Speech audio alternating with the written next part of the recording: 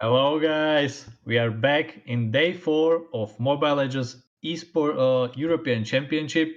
With me today is Zakota. Welcome back, Zakota. You were not present in the pre-show for a pretty long time, so really excited to have you here. And I'm excited as well. I can't wait for today's games as well. I mean, they're so good. I think I'm gonna watch every single game today. Again, just repeat them.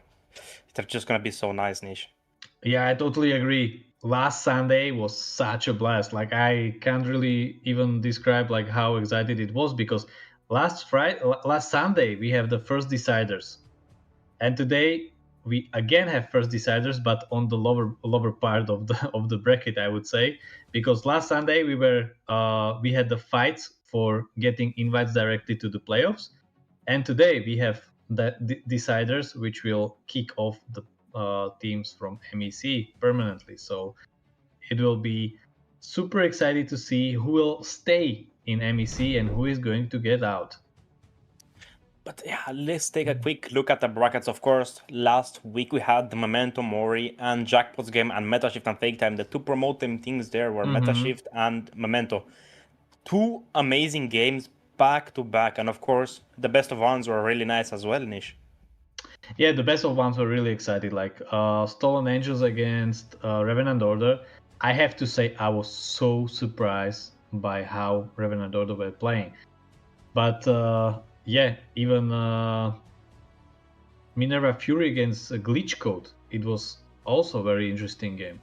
I'm not gonna lie, like Glitch Code is really getting more and more surprising as the tournament is going, and I really like how they are evolving. So my god, like it's super exciting. And today the best of ones we are going to have again, like I can describe how excited I am for Misa esports against Tini Bambuso.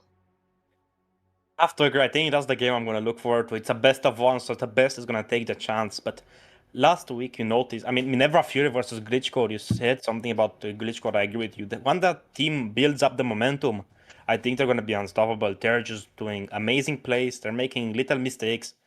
And I think they're a contender for the, qualification. Hmm. Yeah, but we should I think continue with what we are expecting for today. So the first game of today is going to be Honor against Eternal Oblivion, which will be again best of one. I won't put my predictions here, but I think that I know where I would put my money because, with all due respect, I think Honor is performing really well as an invitee. But at the same time, I think this tournament is just bringing in so much experience. So I hope that Honor is going to capitalize on all the experience they're going to get through this tournament, and next year they're going to come even stronger. I mean, I agree with you completely. Honor has been making some amazing plays, some unexpected picks as well on the XP with the Martis, if I remember correctly. But the Mhm. game I'm really excited about today is going to be the last game, Renta versus Ake. I know, I Two know. Polish titans. Actually, I'm so excited about it as well because you know the I don't know how to say it properly, but it's totally different when you are playing the team that is coming from the same country as you. And for both of those teams, they are mostly put together just from Polish players. So imagine the rivalry they have to have. That's just that will be so exciting. And I think that even the crowd during the game is going to be really excited. But then again, we have also one really, really important decider today, and that's Omni Knights against Void Kids. Zedel the GOAT, who knows? Maybe it is going to be his last ride going with Surge. But on the other Oh hand, it's a my best god. of three. He has three Yeah. chances to prove us wrong. Maybe he's going to go to a full series. I mean, I hope it goes. It's gonna Hmm. be so exciting. I mean, I have so much respect for Zedel. Last week, he did a pretty good job against Ini Bambuse, but Hmm. he did a really good game on Baxia, and it was unexpected for me because he's known as an assassin player, even as a Hmm. fighter, maybe jungler, but a tank. I've never seen him play tank jungle. I mean, I've seen him a bit on Fredrin, only in ranks though. But he impressed me. He was playing flawlessly. Just some Yeah. minor mistakes from the team, and that just ends up to a loss. Zakota, I have one more thing because we were talking about it during our casters meeting.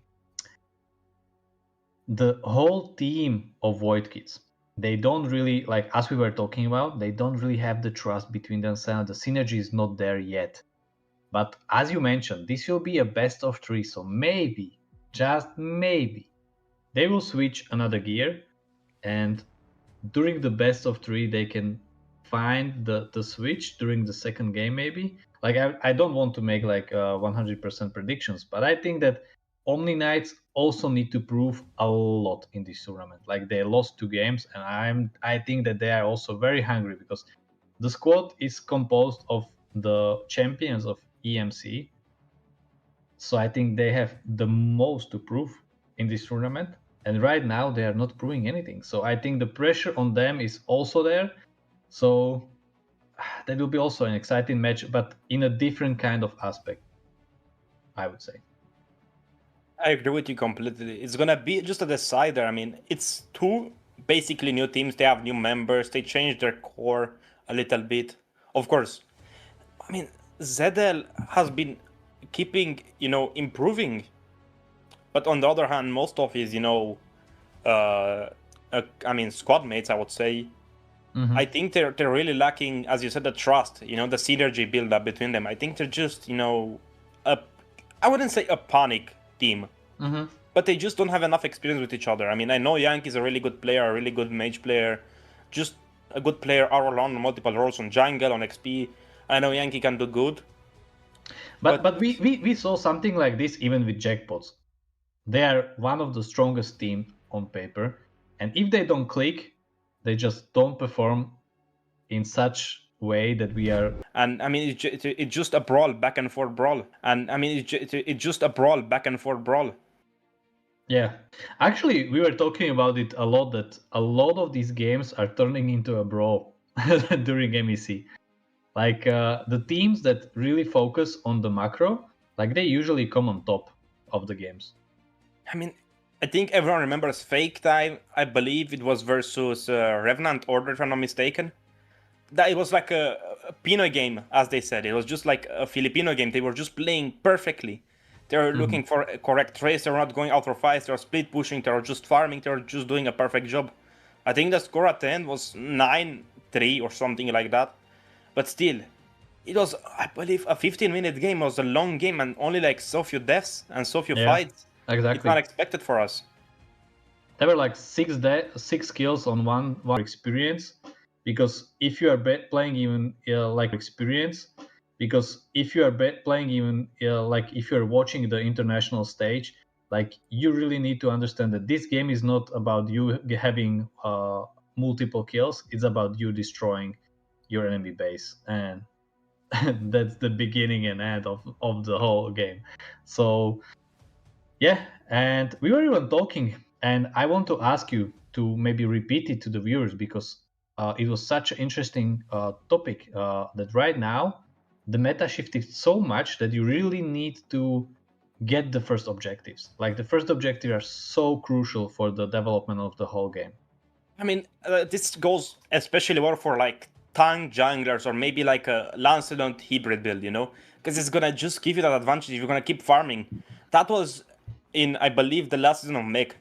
Why Memento Mori won? Because the Lancelot got the first objective, I believe, was Uzin on jungle. He just got the first Lancelot objective. He kept farming the XP wave. He was just going there. He was farming and farming and farming, and he was just keeping that momentum going. He was not letting a minute go to waste. He was farming. He was not looking for fights. He was pushing towers, taking plates. And that's important because you don't win by just walking around. You need to actually push the objectives, fight for the objectives, like close on turrets. But a quick look at this, something unexpected here. Granger is popping through so much. And we saw so many great performances on Granger. Like Dracy, she was so on point with the Granger during the game with Jackpots. Like I think that was really important plays by her. And even the other games, like I think that Granger was a decisive factor in a lot of game we saw last weekend. I mean, I agree with you because he is not an attack speed hero. He is a skill kind of damage hero. So you cannot counter him by getting blade armor or stuff like this or chassis pauldron. So it's just gonna be a solid damage dealer all around. He has long range, he has spammable skills, but then most banned, I mean, this looks completely normal. I was expecting Yeah, it to be like this. I mean, CC is yeah. so strong, so versatile. And right Lancelot, now Baksha she's as really well. strong. I mean, you know, on gold, you can put her on roam. On roam on XP. Yeah, She can just dual lane. You never know where to draft the CC in. Maybe they draft a Lapu Lapu in that, and maybe Lapu Lapu goes XP or Lapu Lapu goes gold, and CC, these yeah. top places. It's such a well-rounded hero for multiple, scenarios. Same with Baksha, I think. Baksha is a bit slept on. I mean, yeah, he is weaker on the XP side now, but still you can play him on the roam, I believe we saw him. So it's such a versatile hero. This hero is really like, pique my interest whenever I'm drafting or like I'm looking at the draft. I'm thinking, But man, where will I he wanted go? to wanted to rename the most banned heroes. I would rename it to the most annoying heroes in game because I hate to Mm. play against Kimi. I hate to play against Zushin. Like, oh my god, that's like if I see that they're playing on the other team, I'm just, oh my god, this is going to be such annoying game. Like, I don't want to play. But then again, like everything is like you can always play against these heroes, but it's always like so annoying They because just put so much pressure. yeah, exactly, and that's CC as well. Like I hate playing against CC because she is so fast, and the sustain she has, like it's ridiculous. Like she can get out of almost all situation. I mean, for me, the only hero that does this to me nowadays is just Badang. Like, I have a problem against Badang. When I'm playing, whatever, doesn't matter if I'm playing with a good team or, like, against a bad team. If they have a Badang, I'm always gonna, like, have an issue with him for some reason. I don't know, he's just a hero I completely hate because he has so many thrombal stuns. Like, I play Assassins, a ton, now because of the changes. Whenever I'm playing, like, Hayabusa, I'm dashing to him, he pushes me back, I cannot get my ultimate on him. He ults me then, and then he stuns me with the wall. Like, stuff like this, You can easily counter it, but it don't want it. It's just so, like, Yeah, you have to lock in, really, to try to counter him. But, like, when you're just playing for fun, you're just playing brainlessly. I mean, Batang is so annoying and so... I mean, the other day I was playing against Vlados. I was on a really old jungler on Balmond jungle. I was playing for fun with some friends. The enemy had damage Badang. Me as a Balmond, I was 1v1ing him. He was killing me every single time. I mean, it was so annoying. I was not expecting to do so much damage and have so many stuns and so repetitive skills. And you just don't expect it. Like, these heroes, I think they could work. I mean, even Jawhead, he wasn't during that game and he was targeting the jungle and he's doing such an amazing job. He can throw minions into the turret, as you know, to remove the shield. There are so many heroes that are, like, how can I say this, unpicked, unloved heroes. They could work, but they're so hard to make, work right. Like, I think Ake likes to pick the Badang, if I'm not mistaken. I believe yeah. Toby is an Yeah, totally. enjoyer. Yeah, he's an enjoyer of the hero. He's doing Actually, good plays. I would like to see one more time the list of most big heroes because I'm not sure that if I saw it correctly, but yeah, I didn't see him there. I miss the Grok here Yeah, the Grok. It's such because a good pick, but so yeah. awkward. But at the I mean, same time, right now, like he's really strong. He can like alter the flow of the game so much, and I like that's why I wanted to check one more time because I felt that he's really missing in the in this chart.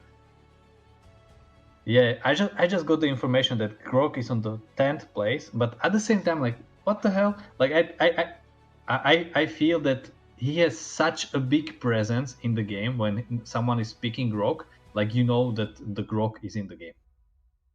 yeah, he can freeze the waves at the start of the game and alter completely the freeze system.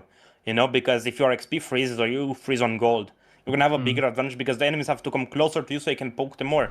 And that's where I Yeah. think Grok shines a ton. I think we saw Kingsta doing it on game number 2 against Jackpots. He Yeah. was just freezing at the start. He was freezing lords. He was freezing minions in the mid wave. I mean, he's so versatile, as I said. And, I mean, it was the Romanians play, Tini Bambuse versus Ake. I remember Toby was completely harassing Danzo in the jungle. He was resisting his little golem. It walked all around the jungle before it got to him. And, these are like the moments you see, damn, this hero is so annoying. Next game, I think I'm gonna ban him. I mean, it's just like a unique hero. Like it got revamped recently. I mean, I believe right now Freya is unbanned, Nish. Mm-hmm. It should be. So maybe you're gonna see some Freya peaks. I don't think she's that great, but it was the same with Alice. People didn't know how to build her properly, how to play her. And now when people realize how strong Alice is, she's, I believe, one of the most picked and one of the strongest XP laners. Yeah, actually, there was a lot of talks about Alice that the rework is not really working properly, but at the same time, like she's performing so well right now. So I don't know, like even in the tournament, like a lot of really important plays were done by Alice. I have to say. Again, Memento Mori versus Jackpots. What an amazing show! I mean, what upset coming in from the gutted Catchet, and Alice follows up with the ultimate. I mean, just so much AoE range. Mm-hmm. People would say, yeah, you can play, what was it, on the XP. You can play Yuzhong on XP, but you're not going to have the same impact as an Alice. Yeah, you're going to counter Alice in the lane, but Alice can stun all of your team. Yuzhong can maybe go for one or two. But like Alice, just he has so much more impact on the game than like, let's say, Lapu Lapu is a pretty good pick into Alice. Mm-hmm. But I mean, because he has the early game advantage, he has the faster ultimate recharge, he has the better, rotation. But Alice still has that factor that you can always go for a setup.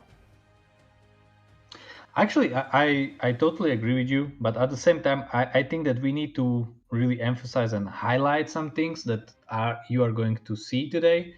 One is, of course, the best place in Europe, and I think that you will enjoy the games as much as I will, because there are two matches that I'm really, really looking forward to.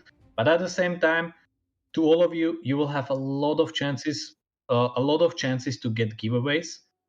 So don't forget for all of you to join our Discord.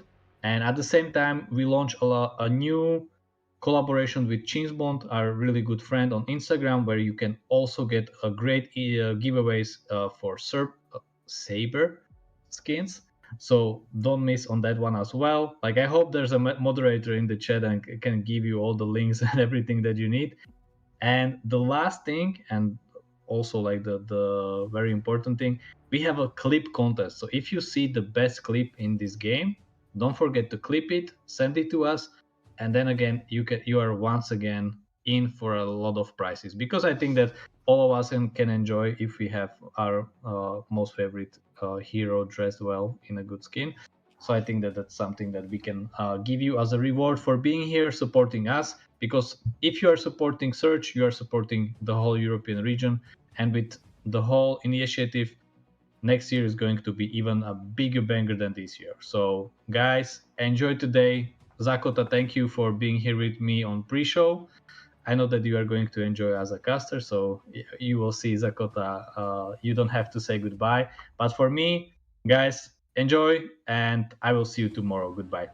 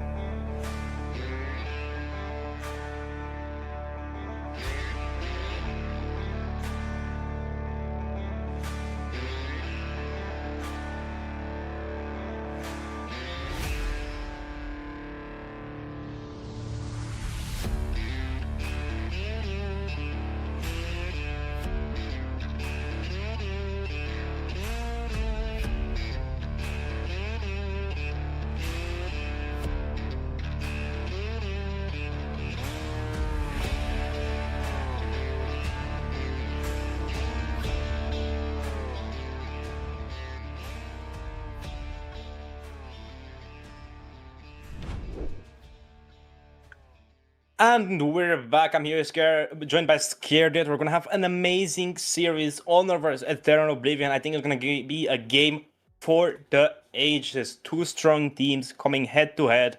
One of the invitee teams from the wildcard this year, Honor, of course, representing the Georgian community, and Eternal Oblivion from Relegation's promotion. Another strong titan here.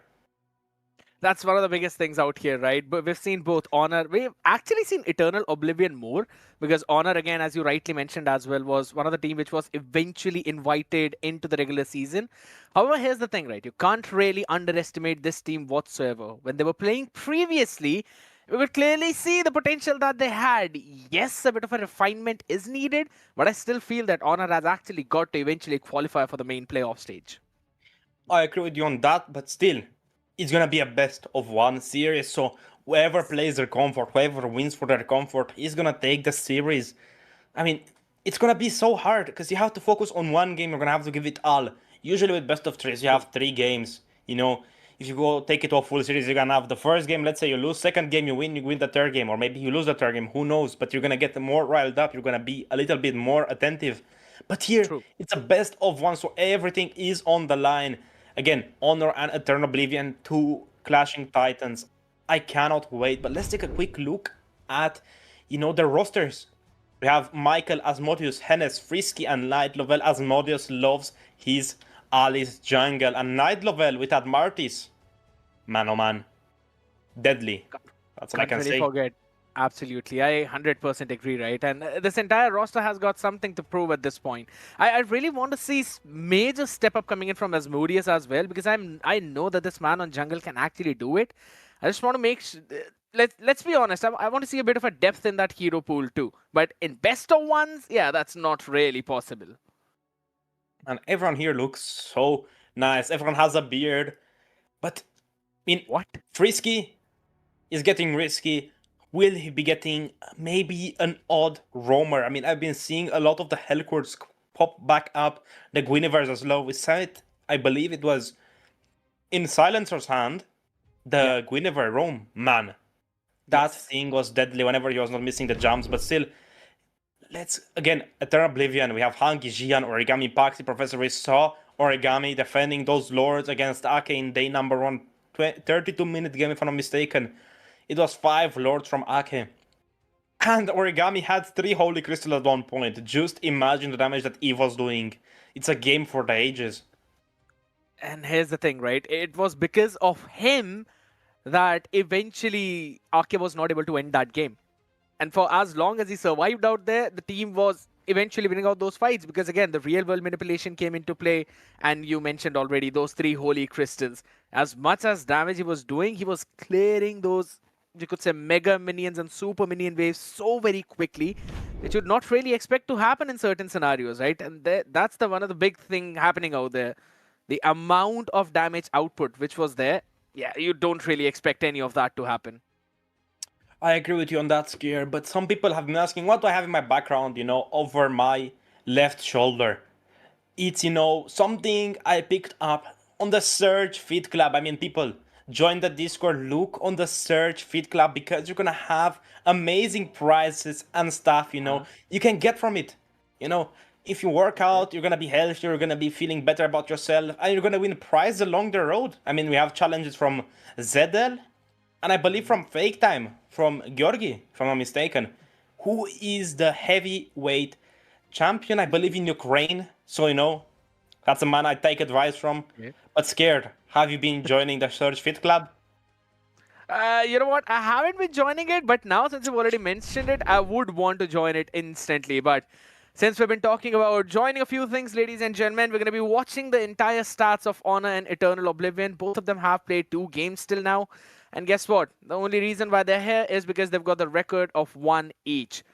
Average time to win. I'd have to say, Honor's average time to win, 11 minutes and 52 seconds. That's something Eternal Oblivion would need to hold on for, right? Because you look at Eternal Oblivion, it's 23 minutes. Eternal Oblivion like to play for the late game. Even against Arcade, their entire scene was where they held it down till the late game. 5 lord attacks defended, and then they eventually closed out that game.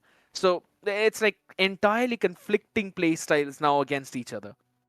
I mean, still, taking a quick look at the stats, everything seems to be completely the same. Just one more turtle for Eternal Oblivion. But average time to win, I think that was heavily influenced by the game versus Ake. A Yeah, I monster agree. game. I mean, what can you say? It was a game for the ages, one of the best games from Surge so far for me. But man, we're gonna get straight into the game. Let's see which of the modifiers we're gonna have. The dangerous grass. We're gonna have some snakes in the grass for here. Maybe we're gonna see more of the Hilda, the Cheap, the Kalea. Something more with a pick-off draft. Maybe even a Hellcore Rom, as I mentioned before. I mean, we know that the Georgian team has a unique way of drafting. You know, they drafted the Martyrs on XP. They drafted some similar Yeah. heroes. So maybe we're gonna see some oddballs out here. I mean, hey, me personally, really love playing Alice on the roam because it has so many possibilities. You can go invade early, you can have such a big stun, but it's so risky. But let's get into the drafting phase here. Scared. On the blue side we have Honor. On the red side we have Oblivion. I want to see what Oblivion would eventually want to draft, right? Because we've seen all of these players. We've seen Origami and his Eve. So if in case Honor have done their homework, they do not want Origami to pick up that Eve. He's super comfortable on that hero. Plus Eternal Oblivion really know how to play around with that kind of lineup, with the kill box kind of composition. So if anything, Honor would have to prioritize the picks that could eventually either counter that, like the Garud Gacha, or you simply straightforwardly ban it all out, right? You don't give them their comfort picks whatsoever, force them on some kind of uncomfortable hero, and then you eventually go in for a draft that could eventually end it all, right? So there's a lot of things that you'd have to consider out here. But at the end of the day, it's going to be the Zuxian ban, though. Normally, we don't see the Zuxian on the blue side. We always see it on the red side. I think that's just gonna give Honor the usual first pick. I believe they really want to go for that. Because I was thinking, if they want to go for the kill box composition, they're gonna have the Eve. What's a better comp to counter the Eve? Yuzhong dive comp. It's gonna be maybe a Yuzhong, maybe a Fredrin, maybe even a Guinevere, as I mentioned. But like they're gonna ban out the Lancelot as well, just giving some respect to Jian. And I believe Eternal Oblivion is gonna smell the Yuzhong out. I mean, hey, you're already giving 2 points. Maybe they're gonna ban out the Lapu Lapu and they're gonna try to go for the Sissy, or maybe they're gonna try to go for the Yisun Shin or Fredrin. I mean, these are strong heroes. I mean, I believe Fredrin is the second strongest jungle after Lancelot, but Lancelot out of the picture, Only Fredrin is left out here. That I kind of agree as well, since Basha has already been banned out. It's going to be a Grog, though, being taken care of. Honor do not really want to play against that one. Understandable as well, but as you rightly mentioned, the question is on Eternal Oblivion now, since Lancelot has been banned out. Interesting ban. Alucard, they're gonna give the CC out for free. Will Honor take the CC or will they go for the Alice, which they love? I mean, Asmodeus with Alice in his hands can do a great sum of, damage, can take objectives, can just be a all well rounded off tank jungler, quote unquote. That's let's just hope you didn't say that. It's a CC pick right now. Really like that. Sakota, sometimes when you start explaining things, you eventually make sense, right? Those things can make sense, and that is dangerous for the people, because guess what? As long as we're talking about the people playing in Mythical Immortal, Mythical Honor, or even Mythical Glory, they're fine. They understand that you're just playing around, having fun, right? When the season resets and we get matched up with the people who are actually struggling to move in Mythic, playing in Epic and Legend, they take your words seriously. Just take the advice and keep going with the draft. Of course, everything can work out. You can trade for the Lapu Lapu, you can trade for the Sissy, but you're just gonna give away the Gadot Kacha Harit. I mean, the strongest, I think, duo first pick comp, actually second pick comp in the game. I think Honor is gonna go for the Alice Kimi on the mid lane, and they're gonna go for the Alice jungle again. I mean, hey, maybe if Honor, they like to play the Alice on the jungle. But hear me out, what if Night Lovell is gonna take these Alice onto the XP lane, they're gonna put, the CC on the gold, and they're gonna have maybe an Assassin Jungler, something to deal with the Harit, something maybe on the long, Hayabusa. Yes, I know they have some MS issues, but I think Hayabusa is playable on higher MS, but still, Gian is gonna take it away. I mean, I'm drafting for the wrong side. Yeah, I mean, here's the thing, right? In order to take a Kimi down as well, you need something that can actually go in the back and burst her out. Hayabusa sounds like one of the prio picks there. You already have the Garud Kacha and you've got that mid-game snowball potential with the Harith too. So Hai can have his own fun time in terms of going for that farm. Harith doesn't really require that much of support. So it should be fine. Now, since the Hylos has been banned out, you don't really want to give that Hylos Kimmy mid duo who can take control of that river very quickly. I'm expecting now them to ban out the Farsa as well as the Eve. So they should not give Origami his own comfort picks, specifically when you're actually running with the Kimmy. I mean, the Farsa is a really good call. I would ban it out as well because it counters the Kim, it counters kind of the CC.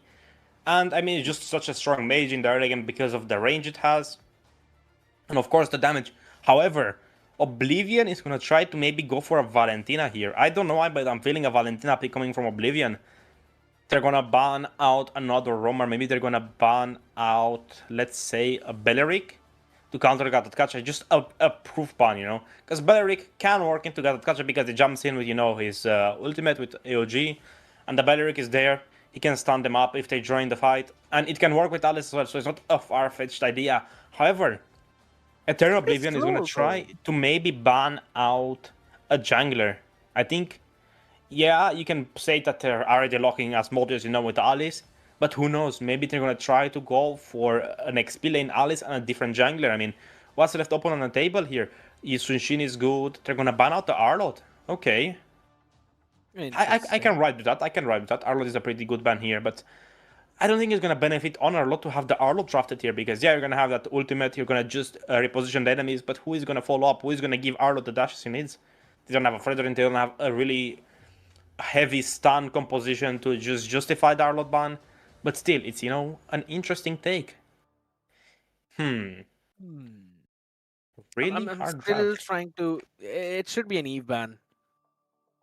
I do understand the angle Eve or of a Lapu? Valentina, but I think so. If you're really going for a Valentina pick, then you're probably tunneled to picking up the Thorn of Ruin from Alice. I don't really see any other ultimate working out that well, apart from probably going in for the Curtain's Call. I mean, the Curtain Call is good, you know, Alice ultimate is good. Even Kimi, you know, it can work. It can pull enemies, it can be a stun. But Origami, he's gonna give out that Lapu Lapu draft. I mean, it was such an obvious pick because it does so well in the XP lane against any single fighter. It's such a strong, you know, XP lane that can work in every team comp. I mean, imaginable. I mean, Lapu Lapu doesn't have a proper, like Yuzhong. You need to have maybe a deep, you know, backline dive comp. Maybe a Fredrin to help you in the back. Maybe to just keep the enemies on him. While Yuzhong deals with the backline, with the mages, with the roamers, with the supports. But here, Lapu Lapu is just a great, well-rounded pick. It can work in the mid-game, early game. And it's a better, I would say, you know, Alice, or better, you know, just stun hero, because he has that big AoE stun. You just need to get a flicker. You can get a confirmed double stun or triple stun or 4 stuns. Doesn't matter. You just line up perfectly. They're standing together. It's going to be a stun. You're going to have your damage reduction as well through the roof. And the Raging Slash, you're going to do a ton of damage to Arax. But again, the Mart is cheap. I don't think I like this. I don't think I do. I like it. Go for the Martyrs in the jungle, pick the Sky Piercer, go for a full tanky build. You're wrong. It's gonna be Martis XP. Night Lovell explained to us that he was a global number one Martis. So I think it's gonna be in his hands. However, what is Origami gonna go for? I mean, the Valentina looks even juicier now. I mean, with a decimation, with the portals from cheap, with a Torn of Ruin. So many choices. I mean, you're gonna be hungry. Yeah, that's the thing. I think so. That is all the more reason to not go for a Valentina now. There's 2 ways to counter a Valentina. You either give her no usable ultimate, or you give her all the usable ultimate, so that eventually the Valen is confused out. But Oh, it's the a Lunox. Yeah, I wanted to say that as well. That if it's I'm not sure. an Eve, there should have been a Lunox pick again. You can go for a simple Ruby DD combination in the back line. Full-fledged dive out here, right? Including the Harith. You are not really going for any front-to-back comp. It's a full-on dive. So Kimmy needs to survive this one. It's going to be super difficult for him to eventually play alongside this kind of draft. And if anything, 3 of them don't really care about any kind of crowd control. Xian has got his own Oogie Shadow Kill. Origami can simply go for the Brilliance. Professor, he would want you to stun him. Like, he'd say, I dare you to try. So, all in all, I do understand the idea of Eternal Oblivion's draft, but I could see Honor pulling this one through, though. The Alice jungle needs to pay off in the early game. I mean, I agree with you, but as we said previously, it's gonna be a really hard game for Honor because just Eternal Oblivion has such, longevity experience in tournaments. It's gonna be a really hard game. I mean, scared. This is gonna just show who is gonna be the better champion here. I mean, Georgia, they have a few issues with, with lag, with input delay, of course, but still, they got so far with those drawbacks. I mean, it's something to marvel at. However, we're already gonna see a blue star coming from the Alish, just went on the red, just gonna get that extra damage on creeps. And in the mid lane, we're gonna see already Oblivion taking away that jungle creep, the little wanderer. No contest out there from Alice, so it's understandable though. Nothing fancy in terms of the emblems. Everyone's going in for the standard one. No changes here whatsoever though. Professor has got the thrill, so there's going to be a bit of an extra attack onto him right now. Hannes was taking a lot of damage on his face though. Eventually standing a bit more close to Super Paxian. You do not want to stand up close to this Garud Kacha.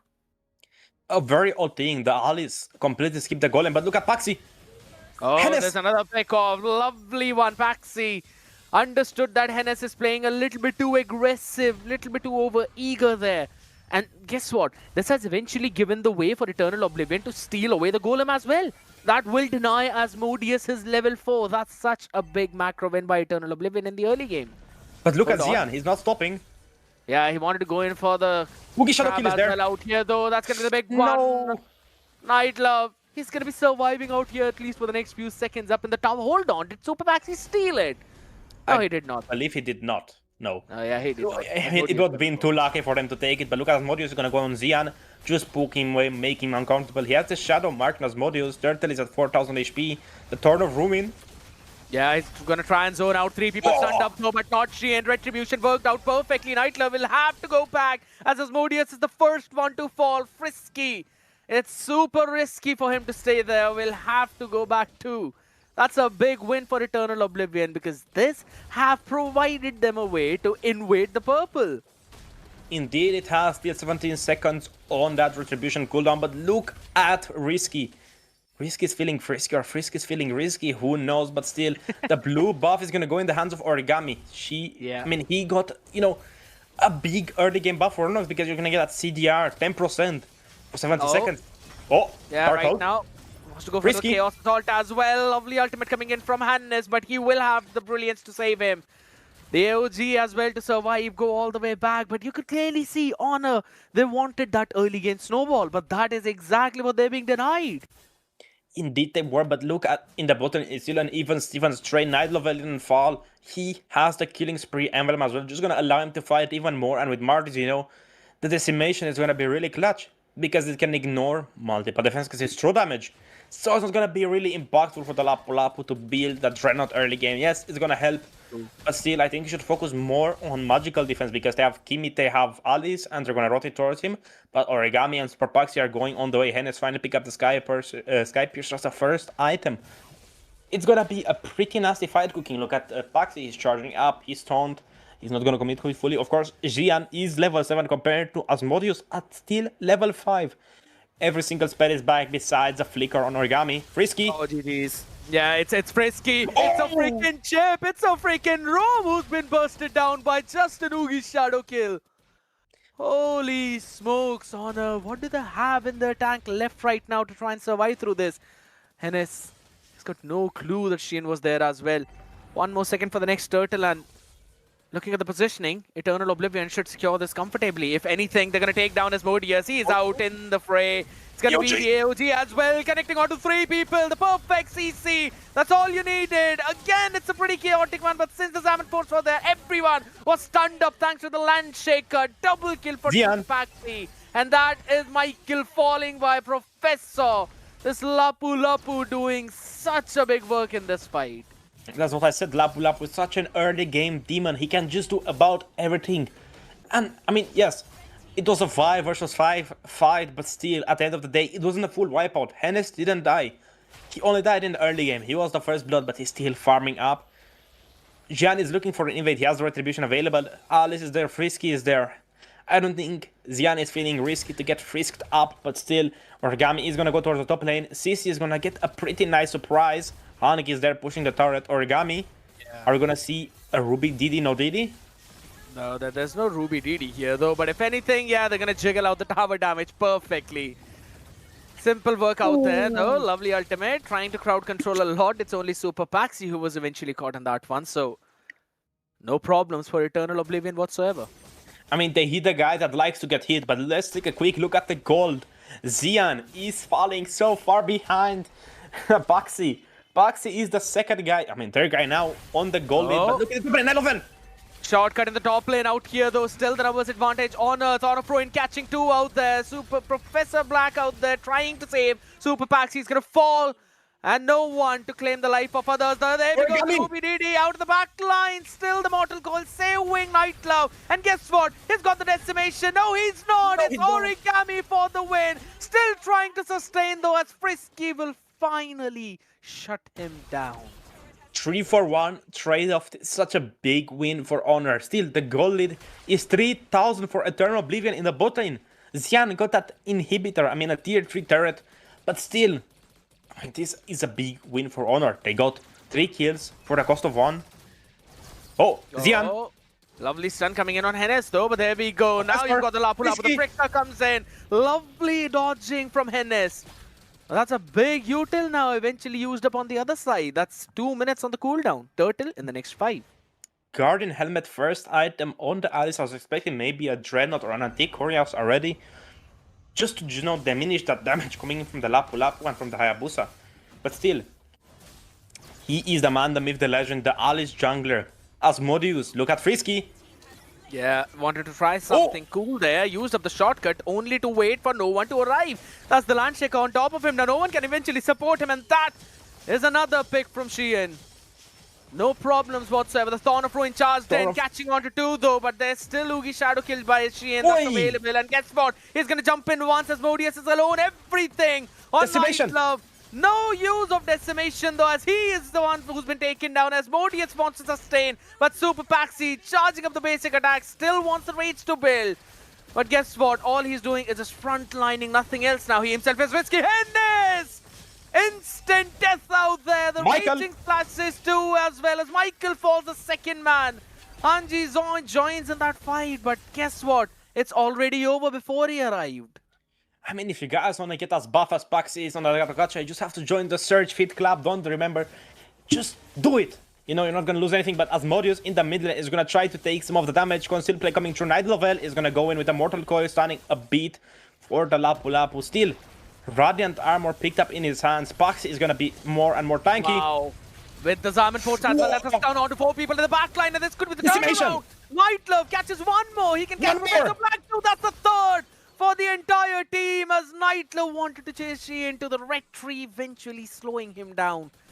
As Hanji is the only one who's surviving apart from Hayabusa. I mean, it's 30 seconds to learn, but look at the middle and the tower is gonna fall. Xenon's Force goes down. Oogie Shadow kill is there. Yeah, he's gonna be using it as well though, but it's only Frisky now, as he used up the shortcut only for everyone to move back. As Modi has joined in, but the tier 3 in mid is still surviving. The gold gap is almost gone, only 2,200 gold or so, a few minion waves. But still, Marty's just jumping in, no fear showing at all. Getting the kill on Professor Black was such a big upset for Eternal Oblivion, allowing them to just not have a front line, but still conceal play coming through. They're looking at Michael in the bot lane. Yeah, the lower dance has started. Michael! Yeah, he's going to be taken down. There's no way surviving this burst, not even with the Vengeance. I was about to say, since Michael is not really the first frontline of the team, him building up the brute force along with the tough boot will reduce the amount of times he's going to be crowd controlled, or rather, for the duration of how long he's going to be controlled there. And I think so that could be a pretty big play for Honor in that mid to late game. Because considering, yeah, the stun of Lapu as well as the Guarded Gacha, if he survives for long, he can still keep on doing the damage from the Yo-Yo Blitz. But don't forget, Michael dying is not a bad thing because they have the chip. The shortcut is always there. The ultimate will go, Chichi will join, Marcus will join. Doesn't matter where they are on the map. They can split push and they can still be there in an instant. I mean, they can be set for the team of Eternal Oblivion. If they find a portal, they can go through it as well. But they're gonna try to go for a mid lane tower, and they're gonna succeed. Turn of Ruin is available. He's not gonna fully commit. He's just gonna teleport in there, take the mid wave away. And Athena's shield already built. It just shows what Origami is doing. Just the damage coming from the Lunox with that Dark Passage ultimate. But man, But still, the thing is that he is Risky. going to be bursting down by the physical damage, though. There we go, right at the bottom. Turn of Ruin.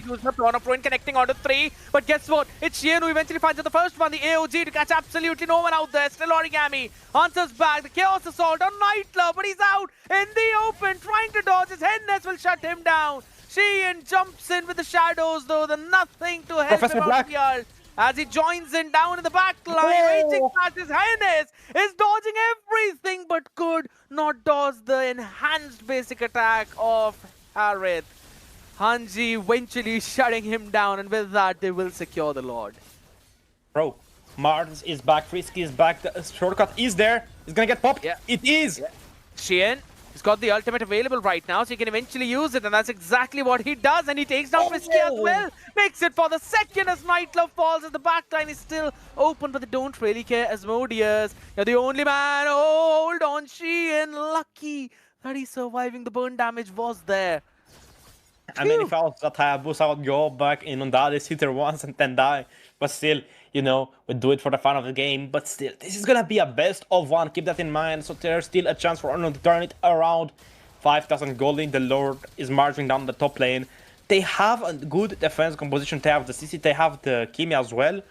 And they have 3 basically front lines. It's gonna be a pretty decent Lord defense. However, they're gonna let it clash on a tier 2 inhibitor. Yeah, I think so. That's absolutely fine. Letting go of that tier 2 so that there is no chance for Eternal Oblivion to make any kind of cheeky plays in their backline.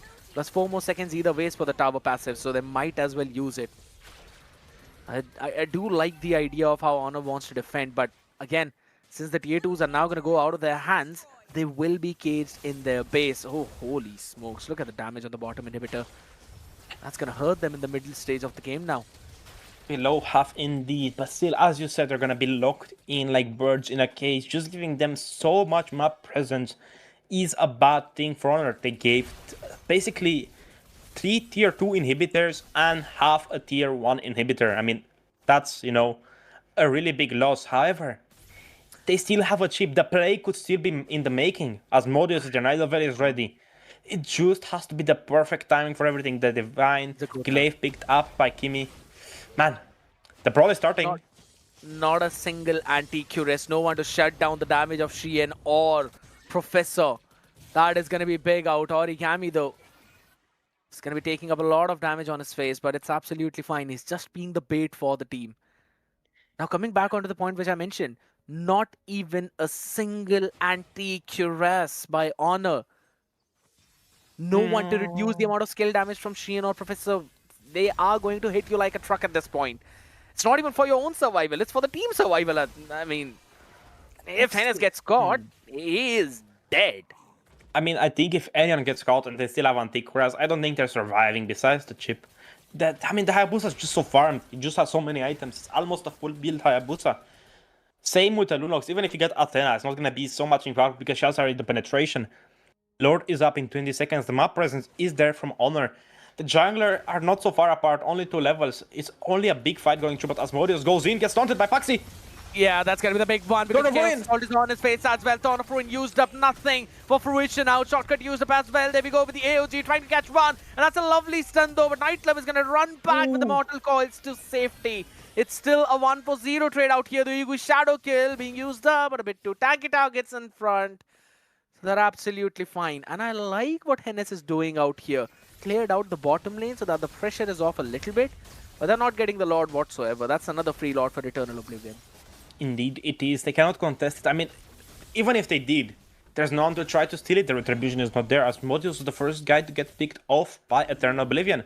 Yes, they got a tower in the top lane as a compromise, but I don't think it's worth the trade. I mean, a Lord for a turret? That's the trade you'd make scared. I mean, at this point, it's not even technically a trade. It is just some consolation. Because since they are picking up the Lord, we might as well just take the tier 1 on the top side. 7,000 gold in favor of Eternal Oblivion. Some big items were already purchased by them, and now it's those immortalities, it's those item swaps that would eventually play the game. The only good thing, Honor themselves have got the 42k gold mark, so they will have their core items too to work around with. But it's a Interesting full... choice for Sissy. She's going for the Sea Halberd instead of the Dominance Eyes. I will believe more people are gonna build the Dom Eyes. It's such a strong item nowadays. I agree. Think, even as a roamer, you could rush into like... Wow! Nightlove instantly deleted there. I was about to mention that he's also gone into full tank though, with the Yo-Yo Blitz alone in between three. Michael could not stand for long. This is not the fight that he wins as a Lucifer. The Thorn of Ruin on 3 only to push Sheehan back. But guess what, now Asmodeus is alone as well. And this King of Hell is not going to survive for long either. Lovely ult. But Enes gets absolutely deleted in a second. Frisky can only watch his death come near him as it's Eternal Oblivion to win the second win in the regular season. Amazing gameplay coming from both teams, but the best at the end of the day was Eternal Oblivion. Man, what an insane game. It was a pretty long one as well. True, man. If you're looking from the Eternal's Oblivion perspective, 23 minutes average game time, I think so this was a pretty short one. I mean, you can't be... I mean, beggars can't be choosers. They did win that series at the end of the day. Ake was on the losing, receiving side, but still, Honor did an amazing job. The picks were a bit unexpected. I mean, that's what I was expecting of them, to pick unexpected heroes. We saw the Martis, we saw the Alice Jungle. But I believe if they went for more of a tankier CC on the gold, instead of the Sea Halberd went for the Dominant Size to get that extra hybrid defense as well, I think it would have been a little bit better into the Hayabusa. Of course, you mentioned they didn't have one anti-Koreas. They were just getting completely melted. We saw Night Level, just one ultimate from Hayabusa, completely melted. I mean, in like a span of a second or so. One of the big things which I also was about to mention was the fact that Martis has gone in for 3 damage items. That was the BOD Sky Piercer as well as, if I'm not wrong, the Sea Halberd. Not a single tanky item, not even a Dreadnought armor, not even a Silence Storm. Now, I understand that there's a lot of damage reduction with the Mortal Coins, but it's still not enough to help you sustain through the burst of a Lunox in the hands of Origami or through the burst of Sheehan. And that was one of the big reasons that they were being instantly deleted as well. One wrong move, and Honor had no fallback plan too. They had no second chances. And Super Paxi on that Gato made sure that their first engages were not going to be useful at all. Quick look at the things that happened during the game. The most gold farm was Hayabusa at 781 gold per minute. Damage dealt Origami almost 100,000. Asmodeus with almost 100,000 damage tanked, and Origami again with 15 assists. The roamer incarnate over here. The Gatotkacha was just taking away the kills from the mid laner, saying, "You don't need this, I'll take them for myself." But what an amazing series. I mean, it was, full of ups and downs, but scared. A quick look at items. Again, not a single anti-Curious. A big play out here either ways. Hennes the only man out with any kind of damage. And the fun fact is he's forced to go the Divine Glaive too, because he's literally the only one in his entire team who can do any kind of damage. Nightlove cannot do damage to the tanky targets. If anything, all he can do is just use the Decimation to secure those kills. Michael as well, he can try and poke as much as he wants to, but again, it was Hanji along with Origami who could either iframe that kind of damage, or Hanji, man, let's be honest, that man was just dashing around like anything. It was either way, it's very difficult to catch him though.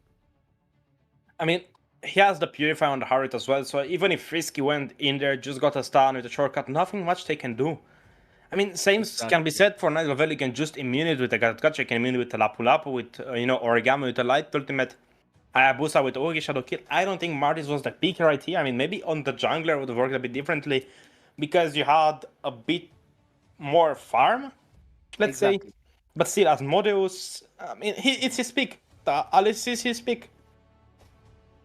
I do understand that, but again, it's just as you rightly mentioned, right? Even I am thinking in the exact same angle, where Asmodeus could have gone in for that EXP, while Nightlove could have gone for the jungle in the hands of with Martis, right? One of the biggest factor which I also saw was that Honor could not do the Lord Dances. because they had no one to go to that extreme far lane, clear it out in time, and also rotate in for the fight. If it was a Martyrs instead of an Alice, I think so that he would have had still a better opportunity. Could have simply gone in for a tanky item. He would have sustained through the entire Oogie Shadow kill as well, if in case Shen wanted to jump on him. And then he could also rotate thanks to the Mortal Coil's low cooldown. But Asmodeus, if he goes in to clear those waves, first of all, the skill 1 cooldown is actually pretty high.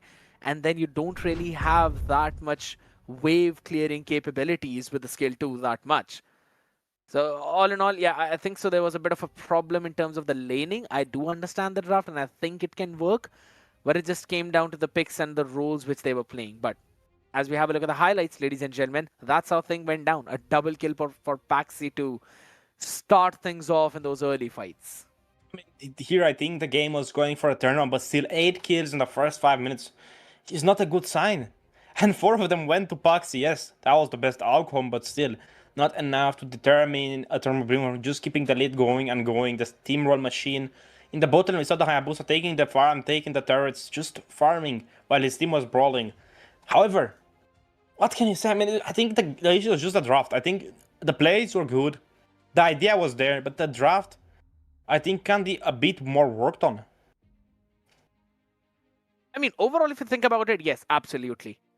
There's a few things that this draft is really struggling to do out there, though. I did understand the ideas of Frisky with a shortcut too, but then you'd need to catch the right targets at the right time because 3 of them are pretty slippy, and the 4th one can jump on your face every single time. And that's one of the big problems when you're dealing with some running away targets, right? You want some proper lockdown crowd control which can stop them in one place, and that's why people normally go for the rubies or even a high loss for that sense, because law and order eventually keeps you stunned up for a second there. But all in all, I mean, there were a couple of moments where I thought maybe Honor could eventually pull through, but then the Lord fight happened, a couple of players picked off pretty soon. Asmodeus as well, he tried his level best to try and sustain through all of that, but with the amount of burst that there was on the other side, he could not have done anything else. I mean, indeed, you cannot do much. I mean, when the snowball is starting to roll down, the avalanche is going to come with it as well. Yeah. But still, it's not the last time I believe we're going to see Honor. I think we're going to see them tomorrow as well, if I'm not mistaken. Yes. In the lower brackets, you know, they're still at the 1-2 score, but still, we're going to have an interview. I mean, just... Kanata say, I mean, great XP player. I mean, he changed my mind about him. I remember playing and watching him a long time ago. And he's just such a nice XP player. He's a person you can be reliant upon. I mean, that's exactly what you really need from your EXP laner, right? Considering the meta is like that right now, EXP dictate the entire pace of the game. But ladies and gentlemen, guess what? We talk about the EXP players. We've got one of the tops out there, Professor here teaching on not to mess with him. Professor, how are you feeling getting a second win in the regular season? Oh, we can't hear you, Professor. Blink 2 times, We're kidding. Mr. Professor, I think you have a few issues with your microphone. I have to check that. Let's see. I mean, he is indeed the XP lane genius. Maybe he's gonna be teaching us some secrets. He is speaking on other dimensions. Now it is my goat. Yeah, it's working now. It's working. Okay. Surprising out there, my man. No worries. We're gonna welcome you back on the camera as well. People really like to see out here how you eventually cook up the other side. Now, so how are you feeling right now, Professor, considering that this is your second win and now you're just 1 win away from the playoffs?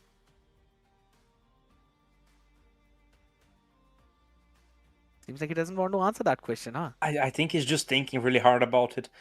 There are a few technical difficulties, but still, I believe that Professor would say that he is really happy with what happened during the games. The draft was there, the gameplay was there, the mechanics as well. Wow, but, Sakota. I mean, you know you're not supposed to answer for him, right? I can speak for them.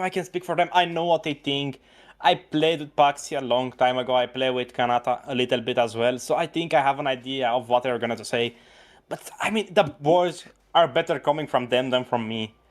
Exactly. Still, it was an amazing They've game heard with us. these two teams. It was an amazing They've game, heard. amazing They series. heard us, yeah, for the entire game, Zakota. So we'll leave the interview questions to them as well. But yeah, I agree. It was actually a pretty fun one though overall, because again, Eternal Oblivion, we've seen the potential of this team all the way through the promotion relegation, right? Yes, there were some doubts as well if they'd be able to qualify, but if anything, Eternal Oblivion is one of the most tenacious team in this entire regular season.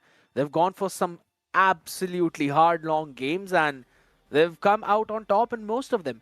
And one of the best things about this team, which I really like, is those quick item swaps between the players and understanding what items are needed at what stage of the game and what kind of draft they really need to go forward with. If they've got a certain idea, they simply go forward and execute it. Just like in this one, the absolute dive composition to destroy the front to back. I mean, I agree with you on that completely. We saw the Xian with his signature Hayabusa pick just going for everything and everyone. I mean, we saw Nightlevel completely getting melted off.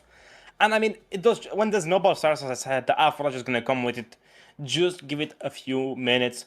Still, the Georgian boys did an amazing job. I mean, I think we're going to see them tomorrow, so it's still not the end of the road.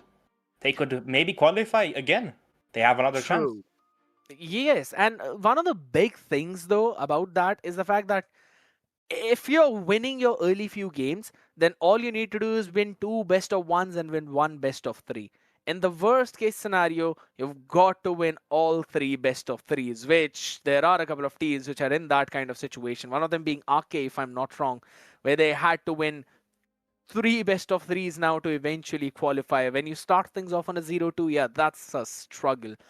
Considering how Honor right now are at 1-2, yes, their next 2 wins need to go through that best-of-3, right? So winning out an entire series right before the playoffs, it's going to be tough. But one of the big things is that I think so with their creativity, they can eventually pop up.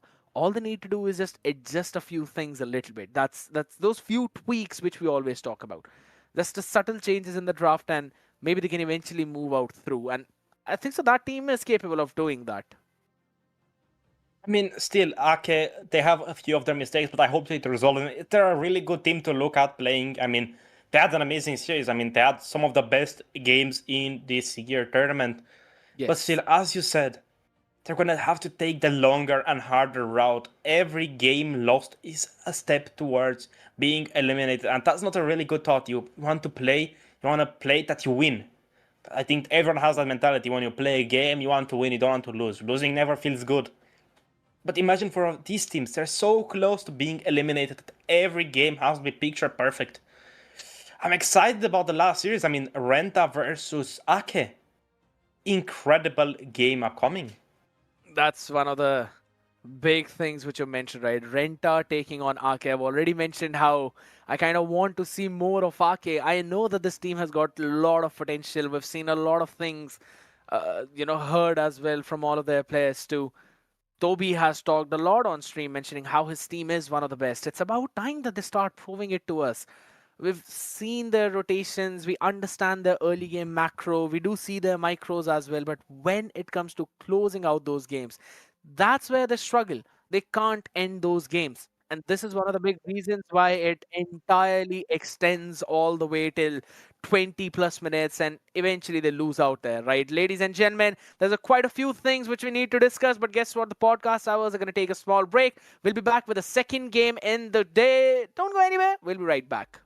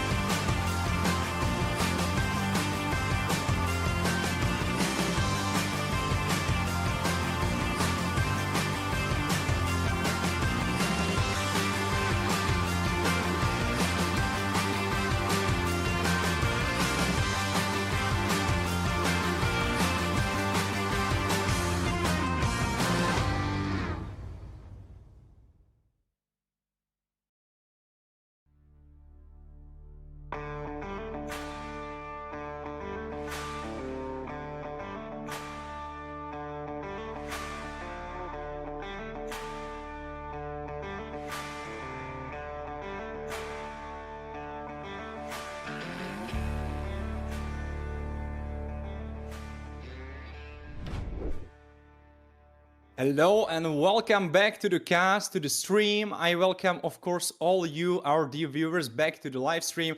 Today, I will be here, me, myself, Warren1x, together joined with a new face here on Search, and that will be Synchro. You probably know him as a player because he has some background here on Search, but it's not his first time casting, so I think it will be absolute blast. Welcome, Synchro, to the cast. Welcome. What's up? So we see today Tenya Bambuse against Misa Esports. It will be a best of one, so both teams need to pull out everything they have. Because if they lose, it's done for them. They need to pull out everything they got to win this game and can continue their journey on Search. Oh, absolutely. Oh, absolutely.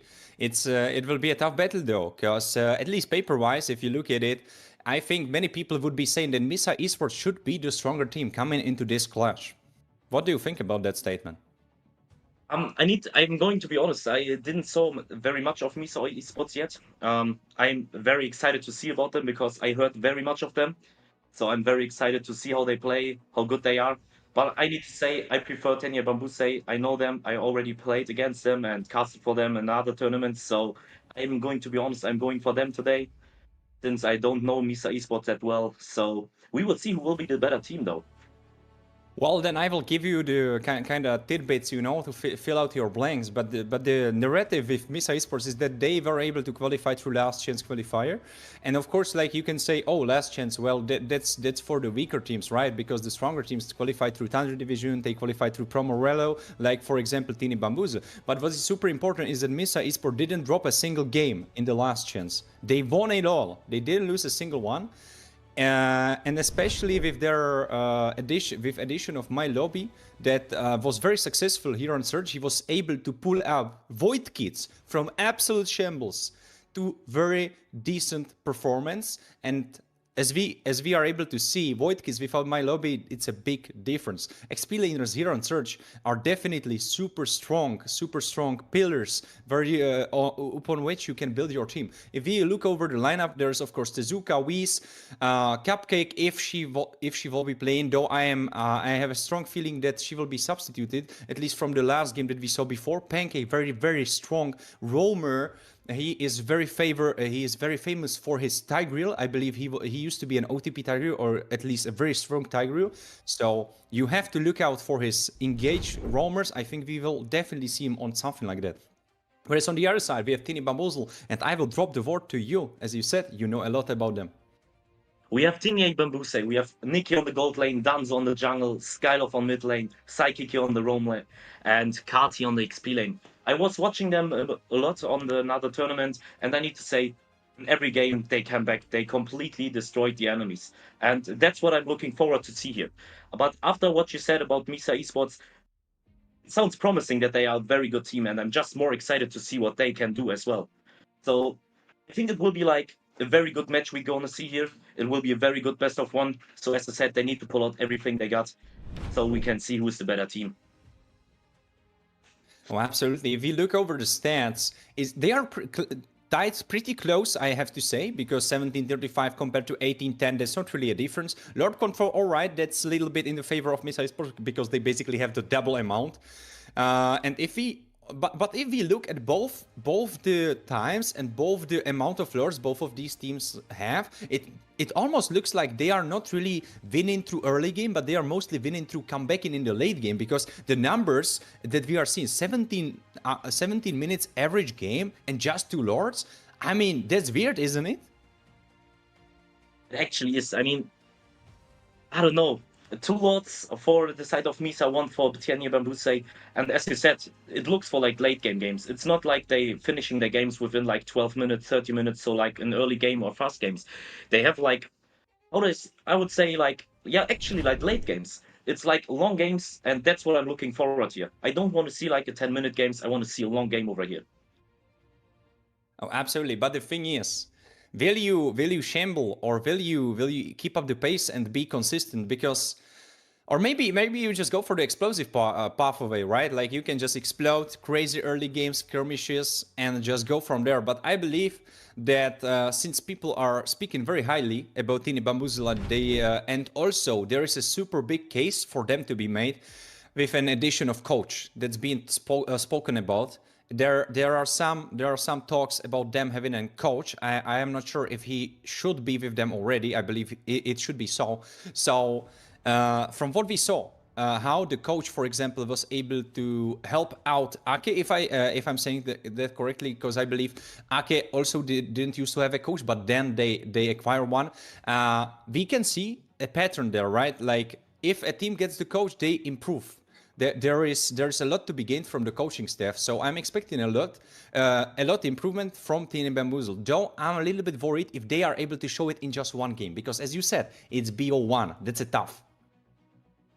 Yeah, I'm going completely with that. I mean, a coach, he can be doing very good. I mean, if he's doing his work pretty good, the team can improve so fast, so much. I mean, he is the one who looks over the gameplay. He can see every mistakes. He can see everything, which the players don't see like in usual, like on first time. So it's actually pretty good to have someone who looks over your gameplay, who can tell you which mistakes you're doing, what you can do better. And that's what I'm looking forward to see here. Oh, absolutely. So the thing is, if Tini Bamboozle are stepping into this battle as a team that we used to know before, I think the chances are on the side of Misa Esports. But if they are stepping into the fray as a stronger team than they were before, I think that then it's definitely a big question mark who's gonna take it in the end. Also, there is one important thing to be said for Misa Esports, and that is they probably are. And that's completed together with the narrative, right? They are definitely going into this as a favorite team.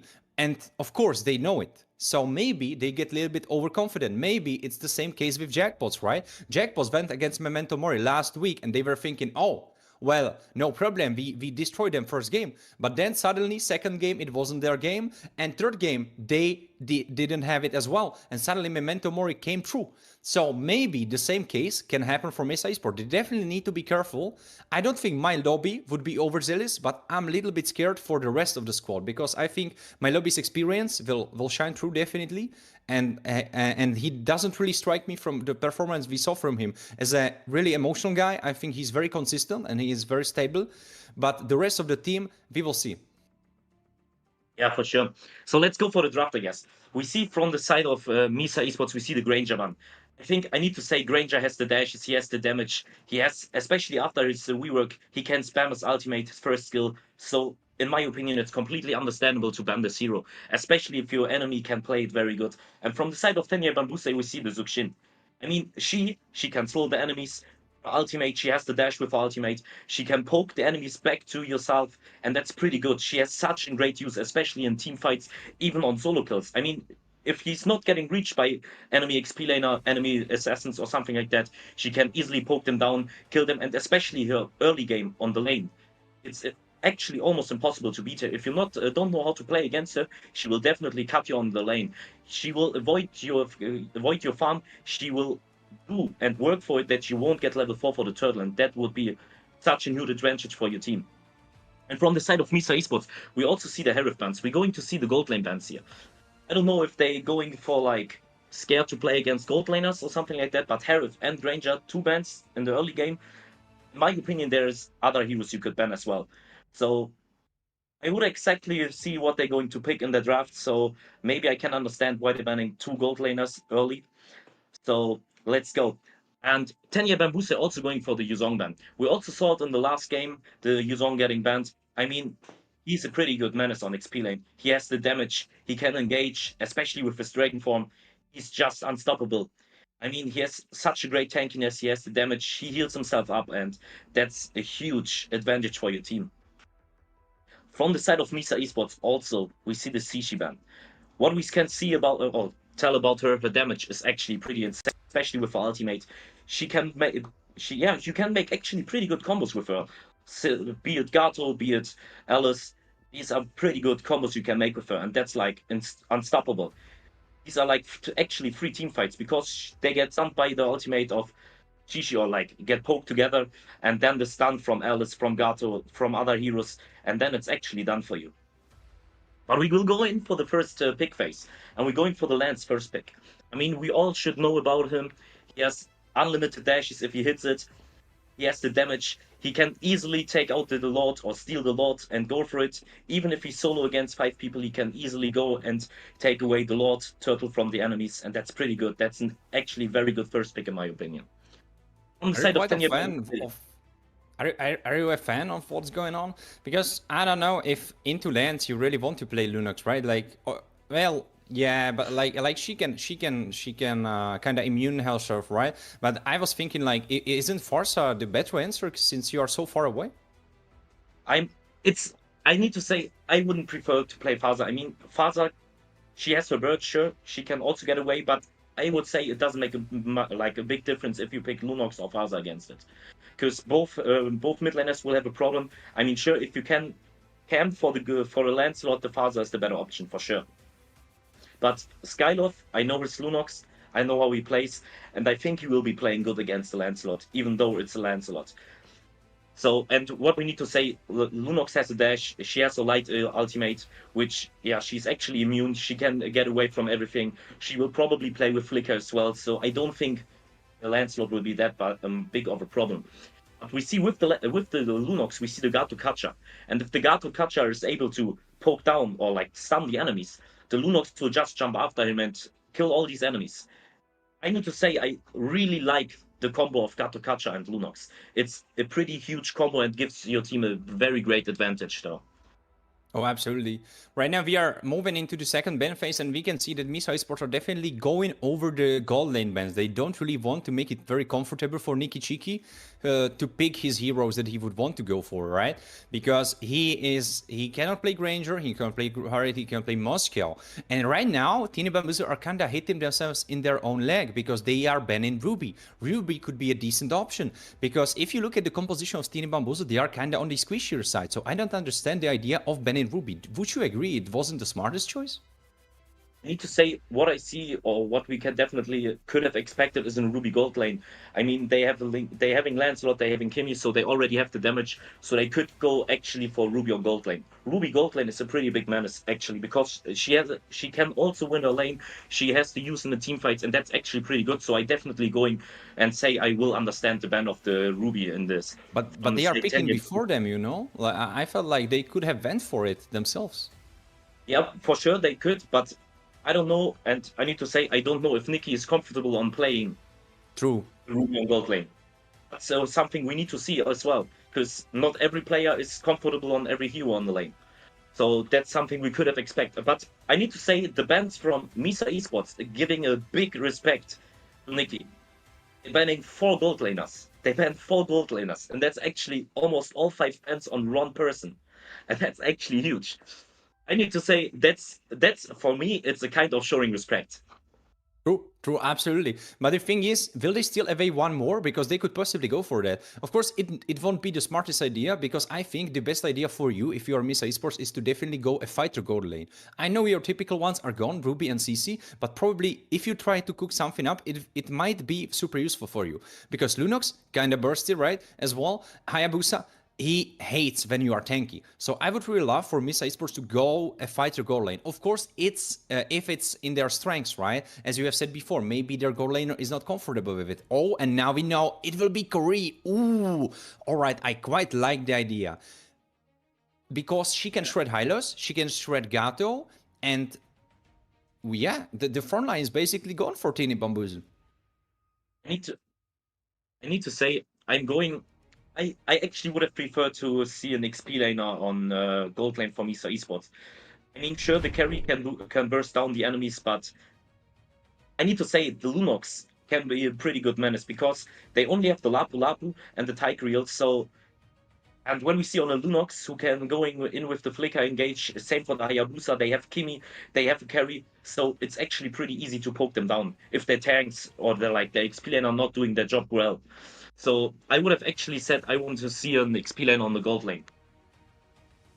I agree. I think it would be a safer option, but definitely if you are going a gold lane path, I think carry is nice.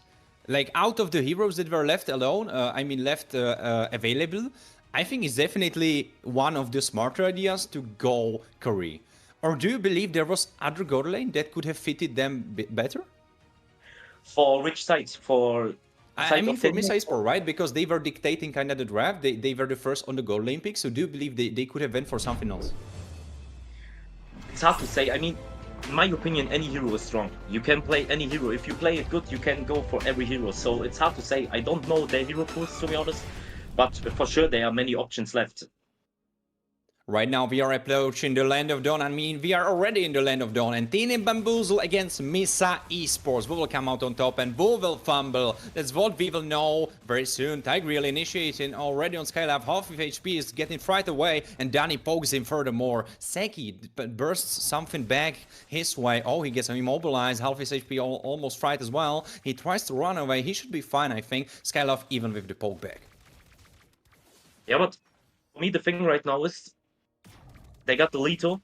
Misa Esports got already the Leto. They have definitely in the early game the advantage on the laning phase on mid lane with Kimmy and Tigreal against the Lunox. I mean, Lunox doesn't have her skills right now.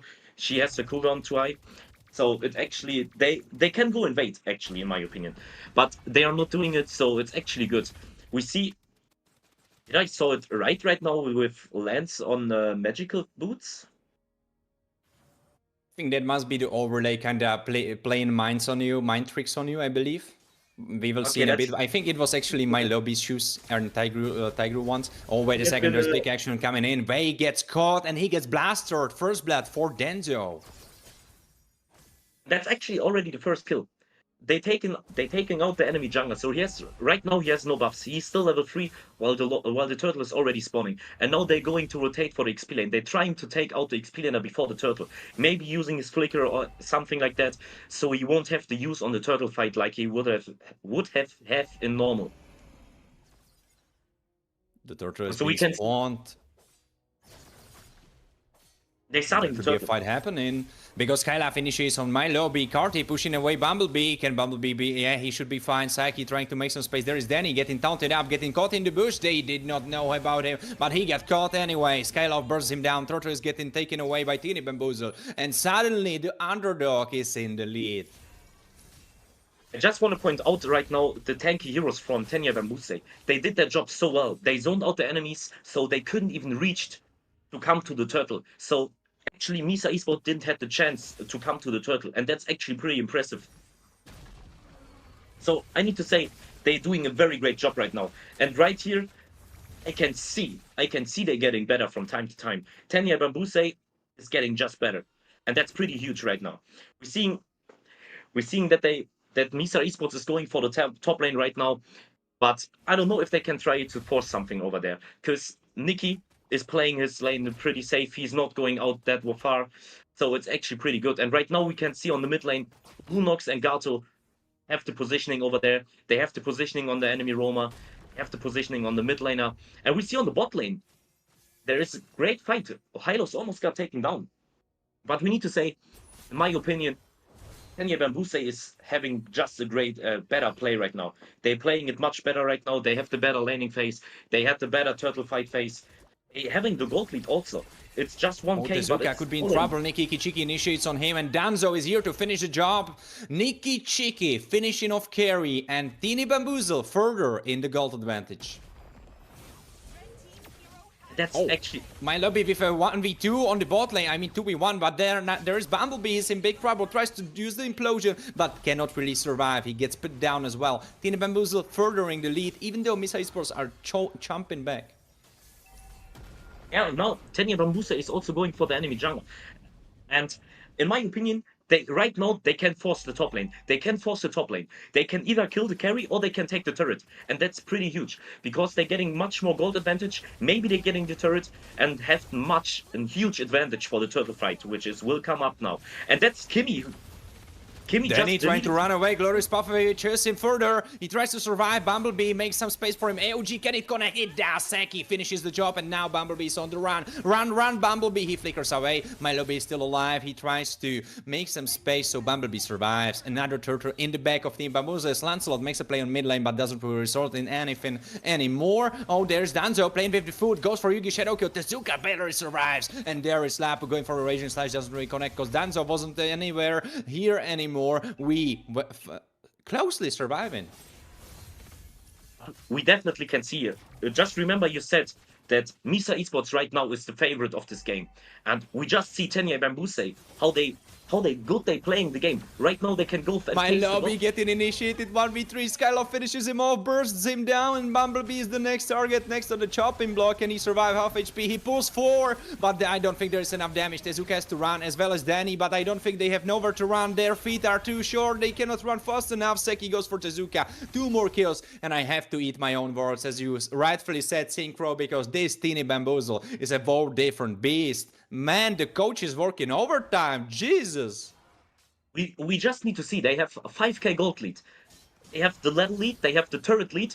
They can easily invade the enemies right now. And what we just AOG catches him off guard, and V gets pulled in. Seki with a beautiful AOG after AOG. Bumblebee is the next on the chopping block. Double kill for Nikki Chiki. Oh, big play from my lobby because he has something to say about this game. Double kill for him. Can he play further? I don't think he has the spells. Danny trying to play it with him. Tezuka gets killed himself. My lobby is still trying to play it out. He survives 3-1 for my lobby, but he's the only member that does well for Misa Esports, and this is what I said. He is the consistent one.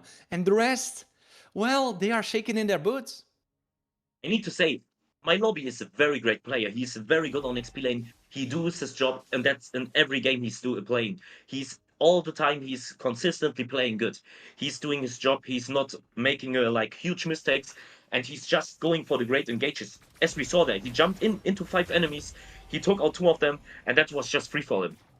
I think he took out 3 of them, right? I think it was 2. I think one of those kills happened on the bot side when he caught Karti with help of V. Now we will be approaching probably another turtle fight, because right now it's looking very spooky around the turtle, but it looks like Misa Esports will be dropping it. I think that's the smarter call, probably. No, they look like they want to fight. I mean, they had to drop it. I just want to point out again, the Hylos and Danny the getting Titan. destroyed. Yugi Shiroki finds him in his own jungle as we initiate on mid lane. Karti might be stunning him up. Glorious Pathway ran out, so he will be fine. I just want to point out again, the Hylos and the Gato Kacha. They did it again. They zoned out the enemy Lancelot so hard he couldn't even try to get to the turtle and steal it. It was impossible for them. So I just need to point it out. Also, look at Hylos. You were just talking how their tanks play super well. Oh, Yugi Shiroki initiation goes for Bumblebee. Seki finishes him off, and there's my lobby in 3 members, but Megaka goes to Skylab because he didn't have his Raging Slash and Bravest Fighter combination because Karti forced him away from the spell before. Beautiful play that prepared this next one. Seki could be getting caught. No, he's still alive. He is still alive. He is fine because Danny doesn't have any damage whatsoever. This will probably now be the mid lane. And as soon as the mid lane falls, Kenya Bambuse, they have now such a great and huge advantage over the map. They just have full map awareness. So it will be so easy for them to kite out the enemies, to zone them out, to fight them. And V overextended. Oh, actually, it was a great bait. Tezuka shuts down Denzo as they go for more and force Lunox into her ultimate to survive. Yeah, I need to say, right now, in my opinion, that was misplay of Teenage Bambuse. Right now, I think they just overstay. They being too confident right now. Because they were 3 against 5 people and they still try to fight them over there. And I need to say I wouldn't have done it. But maybe they should have gotten it if Hayabusa wouldn't have got stunned, but it's still, I think they should have played a bit more safe and wait till all of the teams are there, because probably they're going to win every team fight right now. Right now they should, but if you look at the damage numbers, my lobby is working overtime. They should pay him extra. And Teeny Bamboozle suddenly with 1,000 less of a goalie. Nikki Ikichiki initiates into 3 members, but it's just for a show because the rest of the team is playing in mid lane as they pick off my lobby, the only hope for Mesa Esports, and they go for First Lord since it responds right now. Waze tries to survive. He's alive though, so he might be going for a steal. Yeah, but as I said, I'm going to point out the enemy, the Roma, both Romos, the Gato Kacha and the Hylos from Team Tenya Bambuse. I don't think that even if Lancelot is trying it, he will have the chance to get there. Because they're doing their job so well. In every turtle fight, they just zone them out perfectly. And that's a huge advantage of them. I mean, if we just see it, also the Cloud. I mean, sure, my lobby is doing his job. He's actually working overtime right here. He's doing everything. He's going for the engages. He's actually the only one who has the kills, who is going for the engages, who can take out the enemies right now. Because that's what I just said. Timmy RTV for face check. Guess CC'd up. He is almost dead. If the Hylos can get bursted down, oh, it wasn't the right target. Nikki Kichiki initiates in, and he survives barely. No, he gets finished off by Tezuka. There's my lobby with a Raging Slash used defensively to survive, but at least it's 1. It's for 2, but at least it's 1 kill for Misa. And that's what I just pointed out in after the drafting phase, because Tenya Bambuse, they have the damage to take out the Kimi, and we see every time how fast the Kimi is falling down. Same for the carry. I mean, she's playing it very safe. That's why she won't die that easily. But oh, he initiates. He goes for that, but Viz was able to iframe it perfectly. He survived with sliver of his HP, and Teeny Bambus will need to retreat right now. Do you think Misa Esports has the chance to make a comeback? If we just see on the teamfights right now, on the golden lead and everything, do you think Tenya Bambuse will win this game? Or does Misa Esports has the chance to make a comeback? I mean, it's hard to say, but like if we are looking at the team compositions, the thing is that both gold laners scale the same way, right? Claude will probably be the same strong as Tezuka since they are building very similar items. Though, what is important to say is that Carry probably is the stronger late game carry just based upon how her passive and spells work, because she can shred the tanks. Claude, he can deal a lot of damage to tanks, but he doesn't do that much damage as Carry does. So that's something to consider. But if we are not in the super late game, where Mesa Esports are able to get 5 items on carry, then Teeny Bamboos will have it in the bag. But can they end before that happens? That's hard to say, because right now, Misa Esports just left their top lane, and top lane will fall or almost fall right now, and that's actually not good, because if we see the top turret from Misa Esports is almost falling down. The first inhibitor is almost it's almost destroyed. So, and as soon as this is open as well, the mid lane is also almost destroyed. So this will give a huge advantage to Team Tenya Bambusa, especially for the next Lord fight when they got the Lord and will going for the finish or try to get to the finish. But what I need to say, the Cloud can go easily on the Kimi in the late game. I mean, he will burst her down as well. But as you just said, if Carry gets her items, she can be a pretty huge menace against Team Tenya Bambuse, because she can poke down the Hylos, she can poke down the Gatut Kacha as well. So and just as I said, if they're coming into the late game with the carry, in my opinion, they have still a huge advantage to make a comeback in this game. The one super important thing to say is, can they clear the waves? And they will try to go for a steal. Bumblebee flickers in, but he cannot connect. And now it's a 5v5 fight, actually. Mosuku for Skylab. And it's happening. Danzo getting bursted down. He's not really that healthy, but Wii is almost dead as well. Double kill for Skylab. And now the rest of the team need to retreat. I don't know if that was the smart play. Like, of course you try it, but you are still able to wave clear, I believe. Now you made it so much harder. I just want to point out, that Hylos and Gatut Kacha both play with Revitalize. So even if they get poked down fully on the, as we saw on the Lord fight right now, they could easily heal themselves up, and that's actually pretty funny to see, because they tried their best to engage to kill them, but they just healed themselves up, and that's actually huge. But I feel like Kimi needs to wake up. She can engage. Especially with her ultimate, her stun, her second skill, she can easily engage off on them. She just needs to... and talking about engage, Danny getting pushed to his limits. Bumblebee already bursted down super hard, but Wind of Nature being finished for Tezuka. That's super huge buy, because now he can survive Danzo. As now Lord will be marching into their base. Top tower gets destroyed, mid tower as well is gone. Glorious puff away to force them away. And now Lancelot has to come back, running in his own base. There's big play going for MLBB. Landshaker connects. Raging Slash doesn't reconnect on the right targets, but though he made enough of time and space for them to finish Lord. Base is still alive. Lord has been taken care of, and now we and the rest need to defend. Half HP for base, quarter of HP, it's gone. And Teeny Bamboozle with a crazy show of force. This is not the Teeny Bamboozle that I remember. Synchro, what a game it was from them. Yeah, I actually expected it from them, because what I saw from them, especially on the last tournament, I watched them and casted as well, they had such great performance. And that's what I actually expected from them. I actually expected it. As I said, I didn't know Misa Esports, and after you told me what they can do and what they did on the, as you said, on the qualifiers, I was actually pretty hyped and excited to see them. But I need to say, Tenya Bambuse, they just showed me what I already expected from them, and that's pretty huge. They absolutely did, and it's unfortunate that Misa Esports couldn't really deliver on what I hyped up you and the viewers for. It's really unfortunate, because I think the skill ceiling for Misa Esports is really high, but they didn't deliver today. Maybe it was the overconfidence, maybe it was something else. I cannot really tell you, but it wasn't there. The only piece that was working was my lobby.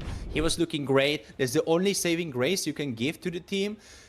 And if I would have to think about something else, it probably would be that they kept fighting. They kept fighting to the unfortunate demise, to the unfortunate end. They were trying to steal the doors, they were trying to displace, but Teeny Bamboozle, there were no cracks in their armor. They were just on top of their game. This Teeny Bamboozle was an insane monster. I just want to point it out again. The Gatut Kacha and the Hylos, especially on the Lords and Turtle fights, they did it so well. They always zoned out the enemies so hard, they couldn't even try to get there. The only one who got there was the Gatut Kacha, but it was too late. It was just too late with the engage from Gatut. From the Tekriel, sorry, my bad. And if we look over the achievements, it's really telling the story. Richest guy is sneaky, cheeky, right? But Skylab is the highest damage dealer. Then there's the wingman Saki, of course, who got awarded the MVP. It's really telling you, since you see 3 different people on 3 of their achievements that they obtained, usually the wall don't really goes to the team that wins, because it's kind of right, like, how do you take the most damage? Well, if you're on the receiving end and you're trying to tank up the fat players, then probably you are tanking up more damage, right? But it's really telling the story. Tini Bamboozle, great synergy. You cannot really say there was a single member that wasn't playing right. Yeah, Nikki, he had 3 deaths, maybe, right? But if you look at what he was playing into, and he is Claude that has to jump in, there wasn't really anyone like typically peeling him. Because, of course, there was the CC, there was the damage, but there was really no one who kind of keeps him safe, right? Like, yeah, there is Gato, but he initiates. There is Hylos, yeah, but he initiates, and there is no one for him. So he has to jump in, and if he gets caught in Raging Slasher of my lobby, or maybe we is able to single him out, then, of course, he will die. Yeah, for sure. But I need to say, in my opinion, it's actually also like a huge, or not huge, but in my opinion, the draft of Tenya Bambuse was just better. Especially if we just look for like team fights, team engagement, it was just better in my opinion. And that's what we, in my opinion, what we also saw in the game. Because the Romas from Tenya Bambuse, the Hylos and the Gacha Kacha, they did their thing. The Cloud, every time when they engaged, he always went for the backline, and he always did it. So he always forced the enemy backline to either get back or kill them. And that's pretty huge. They just did their job. I need to say, I can't say anything else that Tenya Bambusel, they just played it much better in team. But I think Misa Esports, they have, in my opinion, they have pretty huge potential. And I hope we will see them in the next tournaments as well. True. But right now, this was the fight that decides if you are going to get the knife put to your neck, or and you have to do the decide in BO3, or if you continue upwards, right? Because right now, Tini Bamboozle, with them winning this one, that means they should be moving up into the position where if they win the BO3, then they qualify. Then they are qualified and they can join Memento Mori and they can join Metashift. But right now, Misa Esports are moving down. They have 2 losses, 1 victory, and they are on the brink of being eliminated from the Vol tournament. But right now, it should be all about Tini Bamboozle. So let's talk more about Tini Bamboozle, because we soon should be having an interview with one of their players. And well, I have to say that the coach is really showing his skills, his hard work. And I'm not trying to belittle the rest of the team, but because of course it's not just about the coach. You have to put in the hard work, and it definitely can be said, and it definitely is shown that Tini Bamboozle are putting in the work. Before they were a decent team, now they are a super strong team, at least from what they've shown us right now. Yeah, for sure. I definitely need to say, especially when you're working with a coach, you need to put much effort into it. You need to play much. You guys need to train very much together. You need to watch your replays, watch for your mistakes you did. You need to accept everything your coach is saying. So if he's saying you did their mistakes, you did their mistakes. You just need to accept it. Try to make it better. Everything. Oh, absolutely. Right now, we will be getting Nikki Cheeky himself to our interview. Hello, Nikki, and I congratulate you on your victory. What a game it was, and I have to say, you were a completely different team. Are the rumors about the coach really true, and is he doing that much work for you, or do you feel like it was just your doing? Of course. Oh, hello, everyone. I'm glad you have me for having me here. But yeah, it's true. With a new coach, we're getting better and better. And I think you saw from this match. So yeah, Absolutely. the rumors are... Absolutely. I mean, to you, Synchro, what would you throw over to Nikki? I would just say keep it up. I mean, we saw each other on FMC. I already told you guys what I think about you.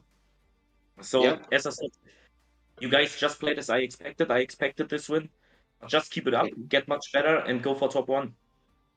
Thank you. We will. Maybe not now, but enough. Oh, sorry, Nikki. Continue. I didn't want to interrupt you there. It's fine. You can say.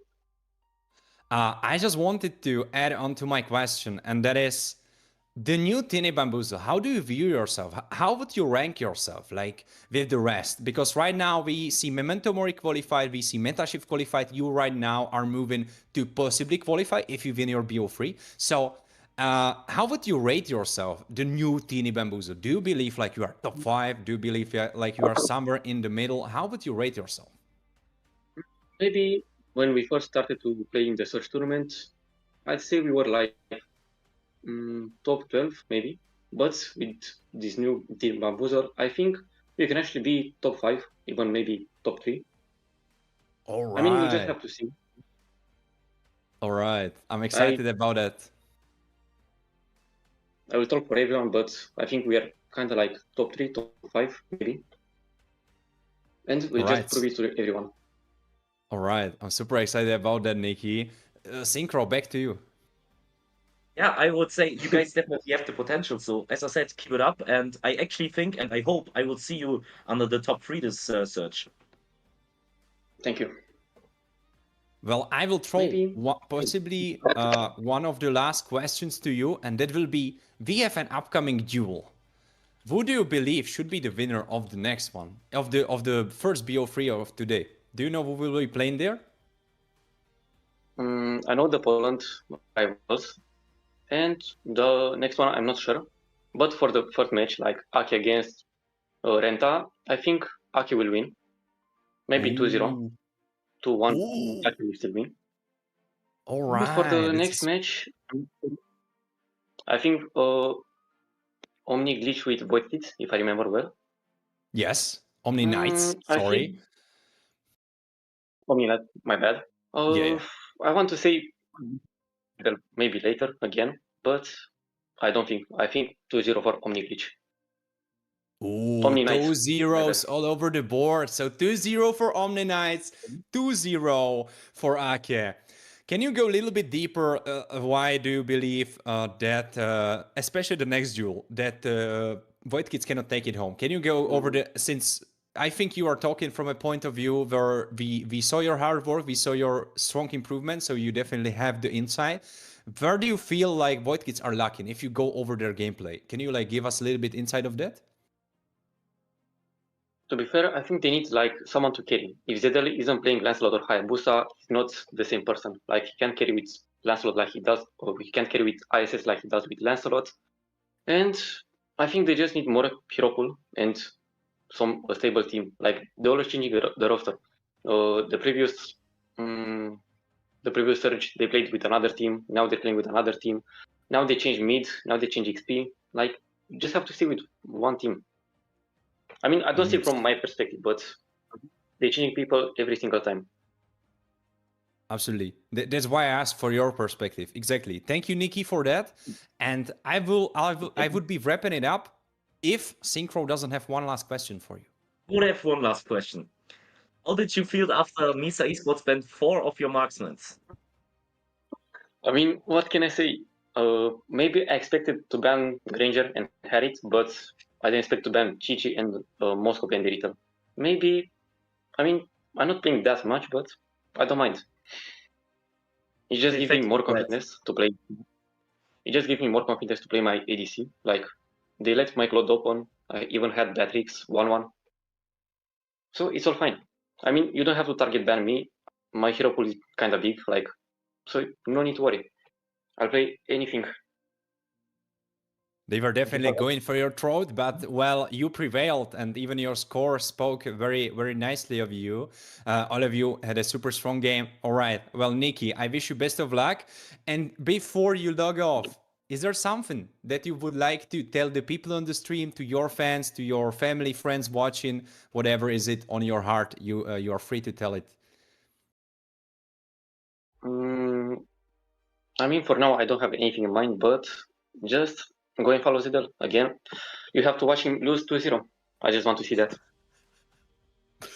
All right, sounds nice. All right, thank you for having me. I love it. Yeah, absolutely. Thank you for joining the interview. Thank you for your time, Nikki. Congratulate one more time on your victory, and thank you.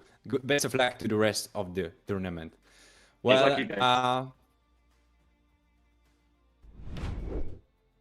well, that was Nikki. And I mean, Synchro, you kind of said it in the beginning. You were like, oh yeah, Dave will play super well, so not a surprise for you. But I have to say, this was a big surprise for me. I knew Tini are a decent team, and I heard the rumors about the coach. But man, the coach, And the players, they are working flawlessly. Like, man, the hard work that they were putting in. I would love to see the timers on their phones, you know, like 20 hours a day, MLBB. Maybe the phone is saying like, oh, you should see a doctor. I don't think this is healthy, you know, maybe something like that. This is happening over there. But anyway, I believe we should be heading into a quick, short break. So for the next one, we will be having Omni Knights against Void Kids. It's an elimination match. Depends if Void Kids can survive or get only eliminated by the Omni Knights. But right before we sign off, I would love to ask you, Synchro, because you will be not joining us for the next one. So who do you think will prevail in this duel? It hurts me because I'm friends with Zettel, but I need to go as well for Omni Knight though. Ooh. I say as well this will be a 2-0 for Omni Knight.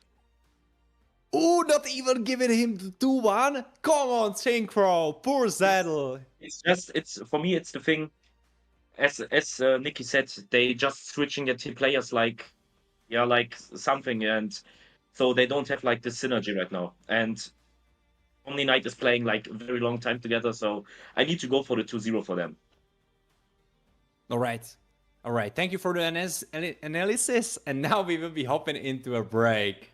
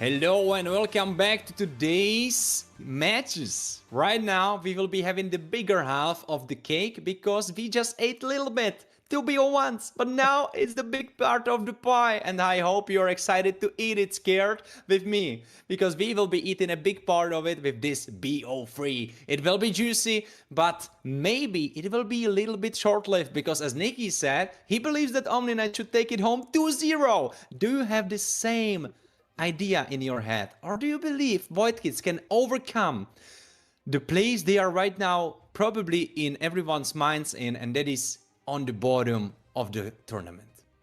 Yeah, and that's one of the big bummers out there for Void Kids, I'd have to say, because a lot of people expected them to perform a lot better than what they're actually doing right now.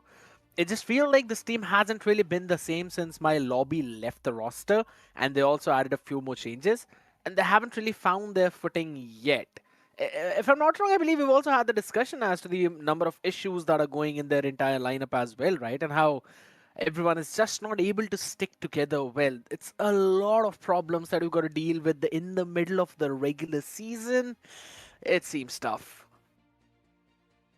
I mean, tough is an understatement. Right now, they have a knife to their throats. Of course, Omni Knights have the knife, the fantastical knife to their throats as well. But Omni Knights are definitely the team that should be coming into this clash much more confident and much more secure. Of course, it's risky because if you maybe possibly lose the first game, then it's super tough and even tougher since it's the elimination series. But I believe Omni Knights should be the team that will be going into this one as the favorites. And I know my streak with the favorites is kind of bad because I said Misa Esports are the favorites and how bad they lost. So, yeah.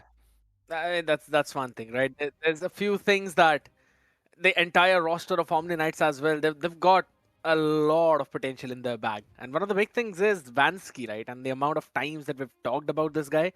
He is one of those top players out here in this entire lineup, which you have to make sure you focus on. And then comes Slarky Boy, who will eventually face Xenox today from the side of Void Kids as ZL. He's the Xenox's silhouette is just hiding ZL entirely.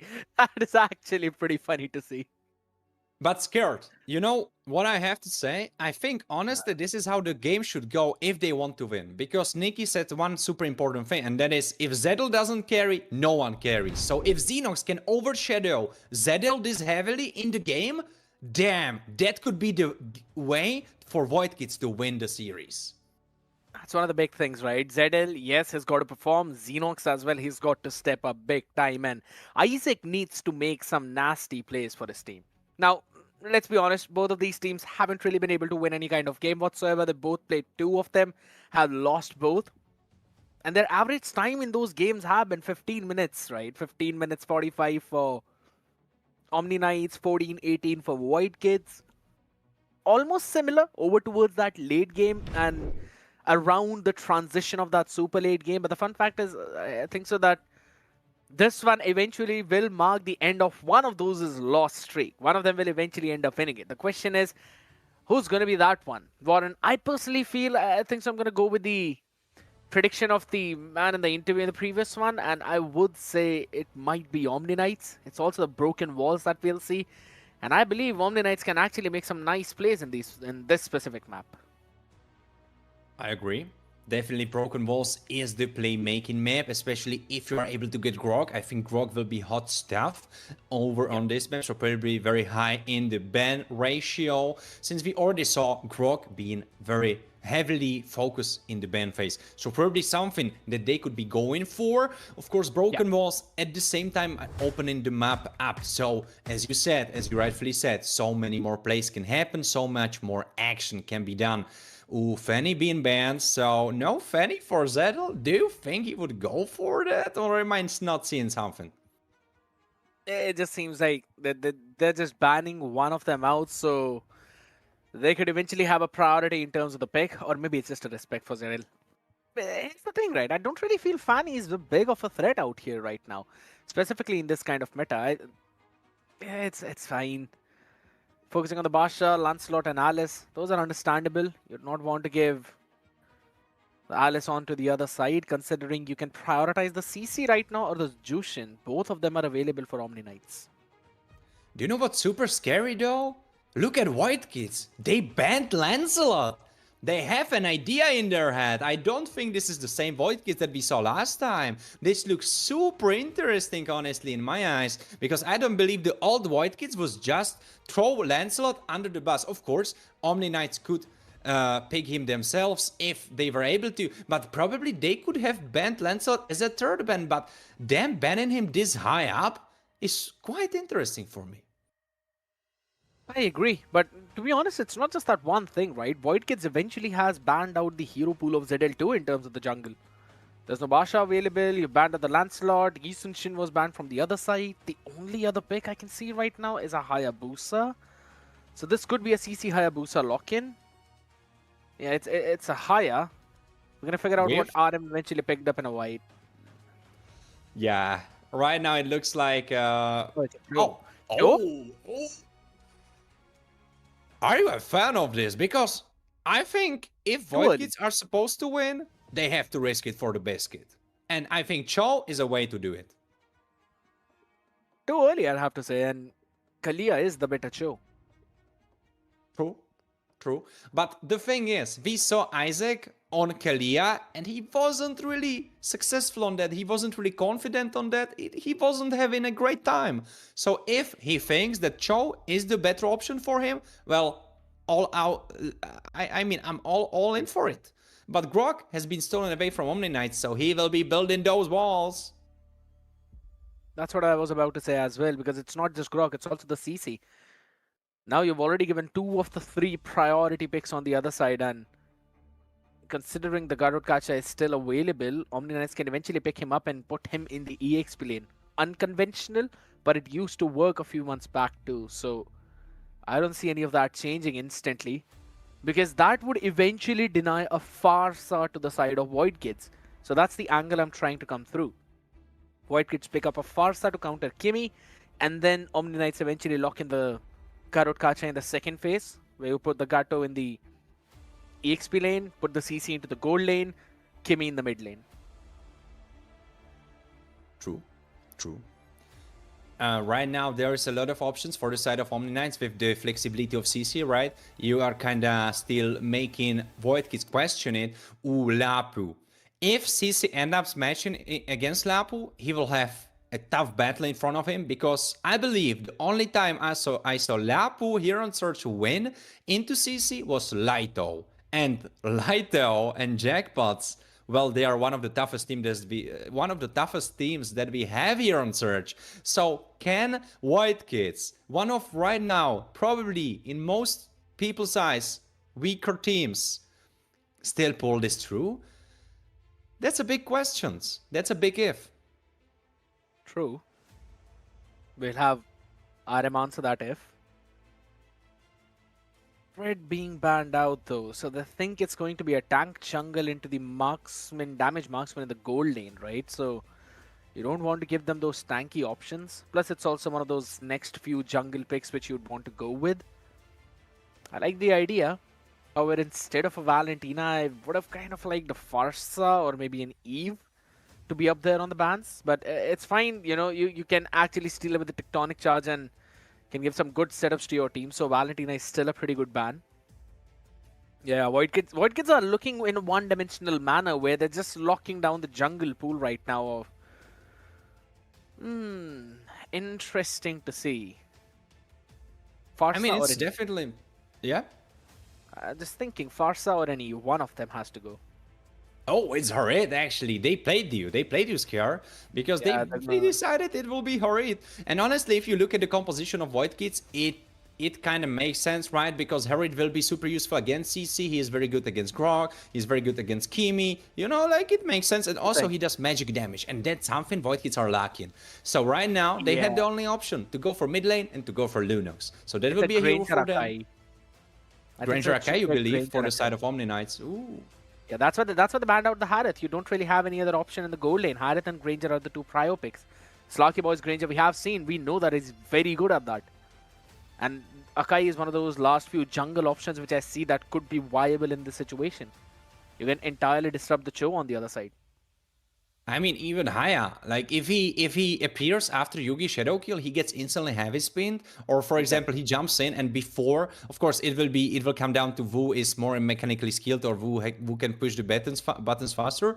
Oh, it is a guy, and it's Moscow actually. So the sole magic damage of Omni Knights is on Kimi. So if she doesn't pull through, then it will be kind of hard for Void Kids. Just because of the Moscow effect now, I think Void Kids have a better option here.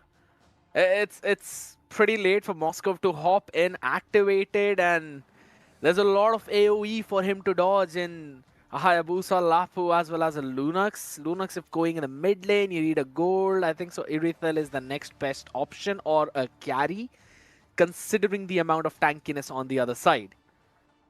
So one of those things need to hop in here. We'll have to see which one of that is going to be. Irithel or carry.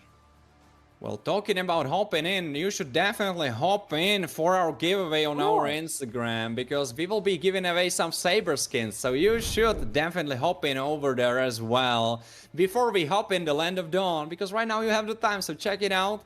Also, Scared, did you ever think about just not upping your game, going Mythical Honor, going, Mythical Immortal and this kind of stuff, but maybe upping the amount of muscle you have on yourself? Because, I was kind of lately thinking about that, and I did not know, but Surge came in clutch, because they were like, you know what? Do you want to rank up in real life as well? Man, come on, join the Surge Fit Club and win in-game prizes, because right now we have Zeddle's Challenge alive.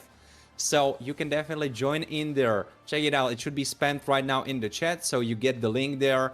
And also, there's not just two ways to win stuff, just through exercising, just through going to the giveaway, but also through the clip contest that is live on our Discord. Send your best plays, fails, funny moments to join the competition. But right now, we'll be looking at the best plays, fails, and funny plays over on the Land of Dawn from Omni Knights and Void Kids. If you look at the draft, who do you think has the better draft? Don't think about the teams, just look at the heroes.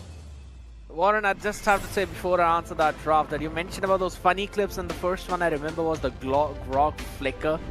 That was not just once, but twice, missing out every single one, where me and Kronos were just laughing throughout of it.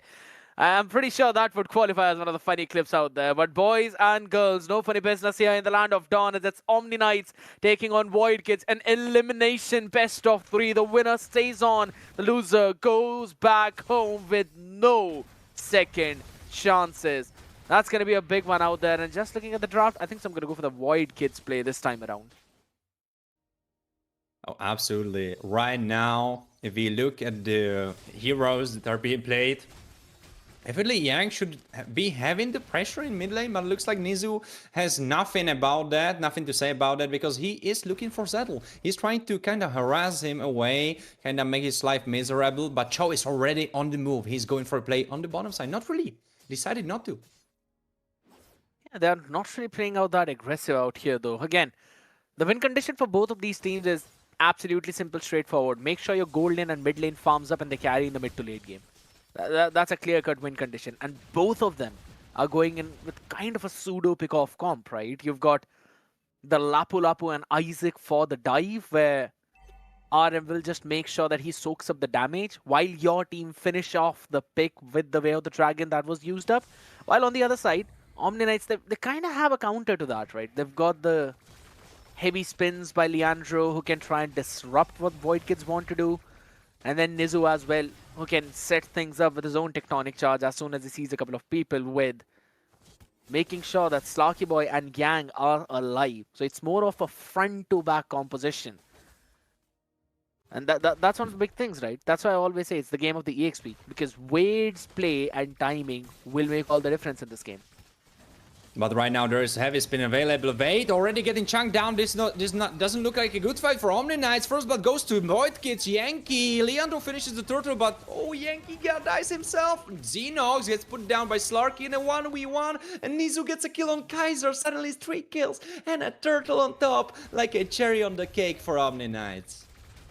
Now guess what? They want even more out of that. They want to go in for the buff as well. Oh, they are going. Did he get it? No, he did not. He should be. Oh, but Nizu, he is getting chased away because he overstayed his welcome. He wanted to stay for the dinner as well, but they kicked him out. One of the big things out here, but Xenox losing to Slarky Boy up on top in a 1v1 where Claude should be favored in the matchup. That is big. That is insane if you ask me. That is crazy. Look at the build already. Slarky Boy is going to get his Corrosion Scythe in bot around 300 gold now. And it's not even a crossbow that's been picked up by Nizu. Isaac getting pulled in. He has to flicker away. Lunox try to iframe it. And there's Moscow connecting with the spear. He finishes off Yankee as Leandro takes the kill. But I have to say, look at the gold platings. He has it all. He has it all. Slarky Boy is so rich, not because of that one kill, but because he took all the gold platings. He has it all. There's nothing left on the top tower. Oh my god, almost 3,000 gold there. That's even higher than ZL on the Hayabusa. And I believe in one of the interviews we encountered a player, right? They mentioned that ZL's hero pool is just a couple of heroes. And if you take care of them, ban them, then he's going to struggle. And if he struggles, the entire team cannot perform as a whole. And that's exactly what we're seeing right now. Yankee isn't really looking all that comfortable in terms of the Lunox plays as well that he's trying to make again. And overzealous Chaos Assault being used up. That's basically got them nothing. And another turtle out here now. This should be a priority turtle for Omni. Initiation from Zadel goes for Yugi Shiroko. Yang survives by a sliver of his health, and now the fight is on. And there is big action coming in. Wade with a vengeance pop. Now there is Regislash going through. Connects on 3. He goes in. Kaiser trying to finish them off, but he didn't hit. Though there's Yankee that saves the whole situation by picking him off. And Nizu will be probably getting. Oh, no, Nizu is alive. He flickered away. He is still alive and healthy, but Void Kids could be possibly taking the turtle home and turning the tide of the game in their favor. I have to say, I have no clue how that worked out for Void Kids, but guess they used up all the wrong formulas and still got the right answer. That was such a chaotic fight, such a messed up fight because RM used up his flicker, Yankee had to use up his flicker just to try and catch Nizu and Wade, which I'm not quite sure if were worth all of that effort. They still would have gotten the turtle without utilizing all of them. But guess what? There's big engage from Isaac. He kicks it in and Yang gets picked off. And what's super important, the kill went to Yankee. He has 3 kills. So I believe Sarky Boy will soon be contested in the gold department because Yankee with 3 kills. That's big one. But look at top side. There's big wall separating the fight, but Braves Fighter, of course, helps you get in. The thrill of the battle, Land Shaker connects, and Kaiser picks up his first kill for himself. So RM is not slacking behind, and you know what? White Kids are suddenly on the same gold, maybe with a tiny little lead, I meant. Look at backline. Leandro getting picked off, so even further lead for White Kids. That's a big Purify being used by Yang though. Isaac will eventually move all the way far back, and throughout all of that, ZL was able to clear up the mid lane as well. So tier 1 is still standing. That's a big play coming in from the side of Void Kids, I'd have to say. And suddenly their coordination now is looking on point. Finally, it's looking like, all right, the boys are getting back in their form, and Conceal play up top. Oh, there's big play going for Nizu. Nizu, I think he almost has his flicker, but now he uses Tectonic Charge to survive. Void Kids are suddenly active on the map. Can it hit? No, it doesn't. So Zettel is fine as well. Gonna be fine though. If anything, I would not really want Slarky Boy to use up his Spear of Destruction to jump on ZL when there are no minions around. Come on, that's suicide. But on the other side of the spectrum, I want to have a look at the items that are being made, right? Because I just saw Wade pick up the Vorax too along. Nizu getting caught. He needs to use Tectonic Charge defensively, and the Traction Pull was used up as well. Oh, can Zettel survive? He tries to do the Yugi Shadow Kill to buy himself some time, and the rest of the squad jumps in. Zettel trying to jump around, do some damage. He's still alive. Zettel is alive. Can he burn? No, he does not. And the rest of the team, can they survive as well? Iframes. Yes, they are alive. They saved Zettel, and the rest are alive as well. Though Sarky Boy is getting himself very rich in the top side, and Spear, it misses. Okay, what a day to be a member of Void Kids, because right now you're coming back into the game. Though Claude went to defend, Yankee with a pickoff for Yang. He finished him off out of the camera view, and now 2v1 happening on 2 sides. Leandro finishes off the turtle, though there was there was other important stuff for Void Kids to consider, and there was definitely the Slarky Boy pushed in their top side, so it makes sense that they retaliated. Oh my god, that's still not stopping. Isaac eventually facing the curtain call and the blitz of the yo-yo. This fight continues even more. Zettel almost getting picked off suddenly into heavy spin and CC chain. Luckily for him, they didn't even realize what they had in front of them, because Zettel jumped in so quickly that they didn't even know that he's there. Oh my god, Saki Boy just starts hitting the turret, and Isaac, who was recalling behind it, eventually was caught in the penetration of his skill, and now it's going to be ZL falling down bot. Nothing is happening good for Void Kids again. They are being caught on every part of the map. I'll have to say, it seems like it's not 5 players playing together, but rather every single player individually playing for themselves. I mean, I would share the sentiment before, but I think in this game they showed us like 80%. Oh, now talking about teamwork, they initiate 2 against 2. Slarky still surviving, and Yankee couldn't finish him off. And unfortunately for that, Slarky gets another tower and further lead for himself. Right now, he's firmly seated. He's basically the sole reason why Omni Knights are ahead. It's just Slarky Boy. If I was hyping up Vlado, you have Slarky Boy as well, and he's not that far behind. And one of the big things why that burst did not really work out was because, again, Lunox did not have the second item. Yankee was only running with a glowing wand. That's about it. And it's a pretty big problem if you really consider, right? Because you want Yankee to farm up pretty well. He's the man who's got the highest kill in his team. That's 4 in total. Highest in this entire lobby, if anything. And even after all of that, that's taking a lot of time, though. Good thing, not a lot of magic defense on the other side, and Isaac has actually been doing a pretty good work with the Way of the Dragons, though. Oh, initiation, Brave Fighter goes in, Landshaker goes for Oleandro, he forces the heavy spin out of him. Kaiser's still alive, but he gets vaulted off. Yang finishes him off, and they possibly chase for more. Not really. Claude with a 1v1 against Larky Boy, but this means Omni Knights will start up the Lord. I'd have to say, every time I see Slarky Boy playing, we'll talk about that as the Oogie Shadow kill goes in. The AOG connects, I mean not the AOG, SOG connects. Oh, but Isaac is still trying to buy some time. Xenox is there, he's chomping down on Slarky Boy. Slarky Boy almost dead. Can Yankee finish him off? He tries to go for Slarky, but he's still alive. Zettel stole Lord in the meantime.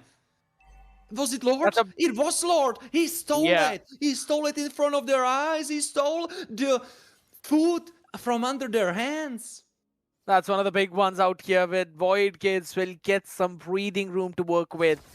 As you could see, Slarky Boy, even though he jumped into the fight, it was Isaac who saved the life of Yankee there. Hold on, there's another brawl in mid.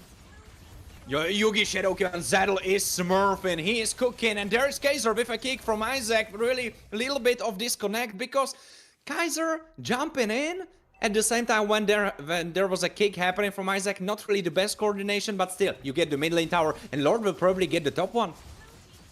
That's a big one out here. Some of the map control now being taken away by Void Kids, which will help them to farm up, specifically the ones that they've lost. Yeah, and Slarky Boy now picking up the Wind of Nature means he can go for head-on fights with Zedel and Xenox, but he still cannot sustain anything from what Yankee will throw at him. Right now, Xenox has also completed his own Trinity, so he's going to start hurting pretty much even more now. Specifically to Nizu, Leandro, they can't really go for as much frontlining as they would think they can. Oh, okay. Was not really expecting a Way of the Dragon by Isaac. Yeah, Traction Pull misses, so Isaac is just fine. He kind of initiated, he kind of played with his foot. Though, walk me through the fight. How did it went so good? Yeah, look at that. Zedel's only option was just to steal the Lord because the entire team was trying to create the chaos in the fight. It all was triggered by the Way of the Dragon from Isaac when Slarky Boy jumped in with his SOD trying to take down Yankee. That Way of the Dragon disrupted him, which eventually disrupted the flow of entire fight. Void Kids, I'd have to say, some of those individual plays are helping them survive, and the coordination of Isaac and Yankee is working out. But rest of them, yeah, I kind of want to see them bring their coordination back. That's the only thing. Ooh, new shiny item for Yankee. More damage for him. Divine Glaive coming in. It's going to burst through those Athena shields. There's only 2 of them out here, though, so that's the only thing. Brute Force being made now into the Blade Armor. I am still surprised there's not a single Justice Pauldron by either of these teams, considering both the marksmen are, what, Trinity marksmen who rely on attack speed. I was actually expecting them before the Blade Armors, though. Like, I absolutely understand the basic attack bounce back, but at least one of them should have gone for it. And if I'm not wrong, even Leandro, yeah, alright, that's going to be picked up by Nizu, the anti-Curus. Oh, 1v1 Slarky Boy, he was able to scare off Zettel, and Yankee gets caught. That cannot be happening. Can he survive? No, he cannot, because there's Leandro. He finishes him off, Wade with a kill, and there's 2 members trying to kind of save what is left. Yang will be the next target. He's still alive. There is the rest. Raging Slash rages on. Yang is the target to go down, but can the rest survive? Isaac is still trying to dance around Kaiser. He will be going down. He's just trying. Oh, the spear connects. Now there is Zettel against Moscow, and I don't think he has a way to survive. Double kill for Slarky Boy, and now it's just Claude against 4 members marching into his own base. Can Void Kids deny the destiny of this game not being won by them? Xenox is trying to save it. He tried to go for the minion, but the minion is still alive, so they can go for the base crystal as the base crystal pops. Damn, what a game. Just 1 Art of Thievery away from trying to clear that minion. But yes, it's Omni Knights who eventually take the game.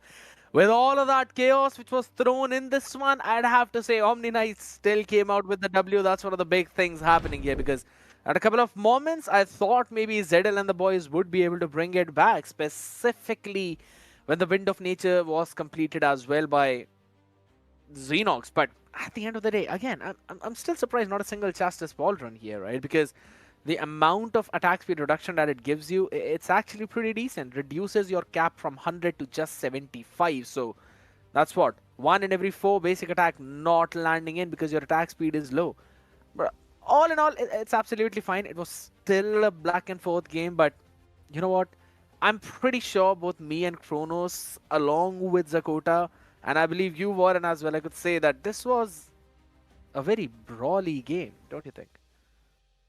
Yes, it was, but at the same time, this looks good for Void Kids, because if Void Kids are supposed to win this series, if they want to win the series, the more brawly way to play those games, that's where they can outperform or maybe outmaneuver or maybe outclass their opponents. Because if it's more macro oriented, then their lesser team synergy will not work in their favor. But their individual skill was really able to shine through. And honestly, surprisingly for me, not really for the chat apparently, because the chat was on the side of Void Kids. So they were kind of expecting that Void Kids will put up a big fight. But Omni Knights, honestly, yeah, they made the game so early. Or maybe it was Void Kids, who knows? But the thing is, there was not a much of macro and like the competitive gameplay. The only competitive gameplay that we saw was the team fights. That was kind of it.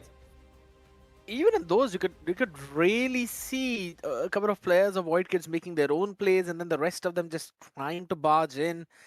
And I think so. It's also because the composition of Omni Knights was like that, right? You've got a Moscow that's never going to join in the fights. Then you've got Yang, who is basically the main source of damage. Wade is there to just be a nuisance on your face. You've got to avoid Leandro because he's the Akai and has got the AV spins. So I think so. It's not just Void Kids. It's also the composition that Omni Knights brought in, which forced Void Kids to make those kind of rough around the edges plays, though. But this Claude really not working out for Xerox. Specifically from the first minute, right? He's got a couple of deaths, and one of them was right at the first turtle fight when Slarky Boy won a 1v1 against him in the offlane. And I think so that was one of the big reasons why we did not really see things going in the way how we wanted to see, specifically when it's a Claude against a Moskov. Absolutely. Absolutely. There is big credit to be given to Slarky Boy. You can see it on the score. He is rightfully the MVP. He had absolutely much better game than the rest of the team combined. Like he was there, then there was some space, and then there was the rest of his team, because he was just putting up a crazy show. I don't want to belittle the performance of the rest of the team, but he just played so much better. He played like what we expected probably, or at least what I expected from Omni Knights. The rest, there were like rough around the edges, you know, like something was good, something was bad. Whereas Slarky Boy, he was on point. Not a single mistake I can recall from the game that he did. Maybe some little ones, maybe he missed one minion, maybe someone can tell me if that happened. But other than that, he was so on point. Right rotations, right team fights, really mostly hitting the SOGs. I believe he was hitting those. I remember one that he missed, but I think most others he hit. So truly a great game from Slarky Boy. And yeah, it's what we talked about before the game even started. Honestly, what a crazy foreshadowing, because we were talking about Xenos. We were saying he has to outshine Zedel, and he did not do that. He didn't do it. Maybe he did it in the picture, but he didn't do it in the game in the Land of Dawn when it mattered. Wow. The fact that you also mentioned about the first one, right, where his hand was just covering Zedel entirely. But here's the fun thing, right? Yes, it also came down to that individual battle in the gold lane, which we both were discussing. Slarky Boy, he's just going to do his own thing. So Xerox will have to win out in that department too. Slarky Boy just outperformed him out there in that gold lane. And when we're talking about that mid, you could clearly see the damage was being dealt by Yankee. He had that brilliance and the chaos being mixed up properly to try and take down that backline. I believe it's just because of the lack of farm that the entire team had, he was not able to build the right items at the right time, which would have given him the burst to take down Yang on the other end. But all in all, yeah, that was one game dropped off, but it's a best of 3 series eventually, so you still have potentially 2 more games to go, out of which the second one is going to be played on the Flying Clouds finally. So some machineries that you can use in the back of your base to hop in towards the lanes. It's going to bring that one very brawly chance of hopping into those fights, right? Because again, even if you get low in that HP, you can just hop back in your base, move back up ahead. So that kind of, as much as it should increase the pace of the game, it slows down the game in general. I mean, depends how you look at it, because of course, as you said, one way to look at it is, oh, I can regen myself and then go back in.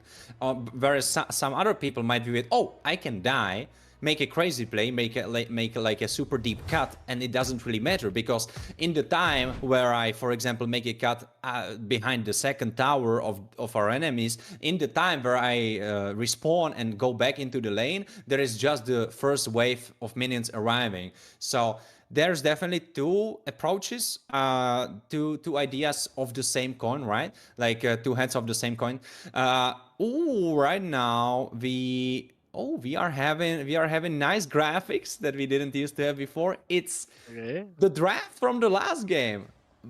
We had it before. We had it in the first game also. No, we didn't, right? Because it was BO1. So I'm surprised. I'm surprised. I didn't know, Skirt, if you were counting with that. But big shout out to our technical department. Big shout out to all of them, because I love to see it. This is so good. It clearly shows you that the bans are in the exact same phase like they were in the previous one, right? You've got the Fanny as well as the Alice banned out from the side of Omni Knights. Then there's also the Basha ban. They're still going to stick to the exact same banning for the first 4. No changes there whatsoever. So now that opens up things even more, right? Because Omni Knights would not want to change a thing. They won the previous game. As much of the kind of brawly thing it was, they're going to respect that show. Here's the fun thing. So Isaac is not going to lay his hands on that show again. He was setting things up nicely for the team, right? I think so. He just got outshined by everyone else in that case. Honestly, Isaac is such a big topic to discuss, or not big topic, but like nice topic to discuss for the side of Void Kids, because I have to give him credit. This was honestly, even though they lost, I have to say this was one of the best games that Isaac played. Eastern Shin is open actually right now. You know what? As much as we're talking about Isaac, yes, it could potentially be either a Eastern Shin pick for ZL. I don't think so. He's going to go for the Hayabusa. But this gives him an opportunity to go for something that he likes. So, interesting. Yeah, it's a Gato and Eve. I like the idea. With Lunox, you want to dive in. With Eve and Gato, you want to play the killbox composition. It's a nice opening draft from Void Kids.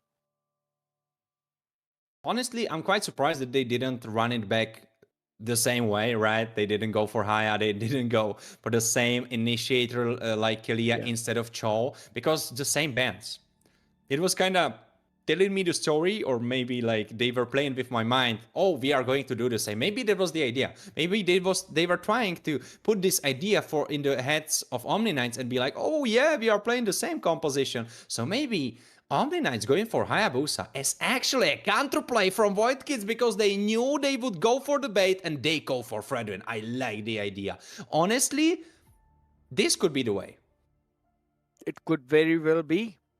Considering you've got a ton of poke as well for your side, and you're not really relying on the Eastern Shin out here too. But on the other side, right, Omni Knights, that's where things are getting, it's going to get pretty nice, because you got the Hayabusa for the late game. You also got the Kimi for early to mid game as well, or even so for the late game if you think about it.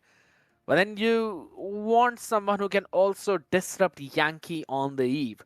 You've got Wade, yes, Haya will jump on her, but Haya would not be valuable until he turns level 12, specifically in those team fights. So now with that, Void Kids can eventually ban out some of those golden options, and one of them being 1-1. I like the idea. Fredden gets hard countered by 1-1. You simply ban it out. I agree.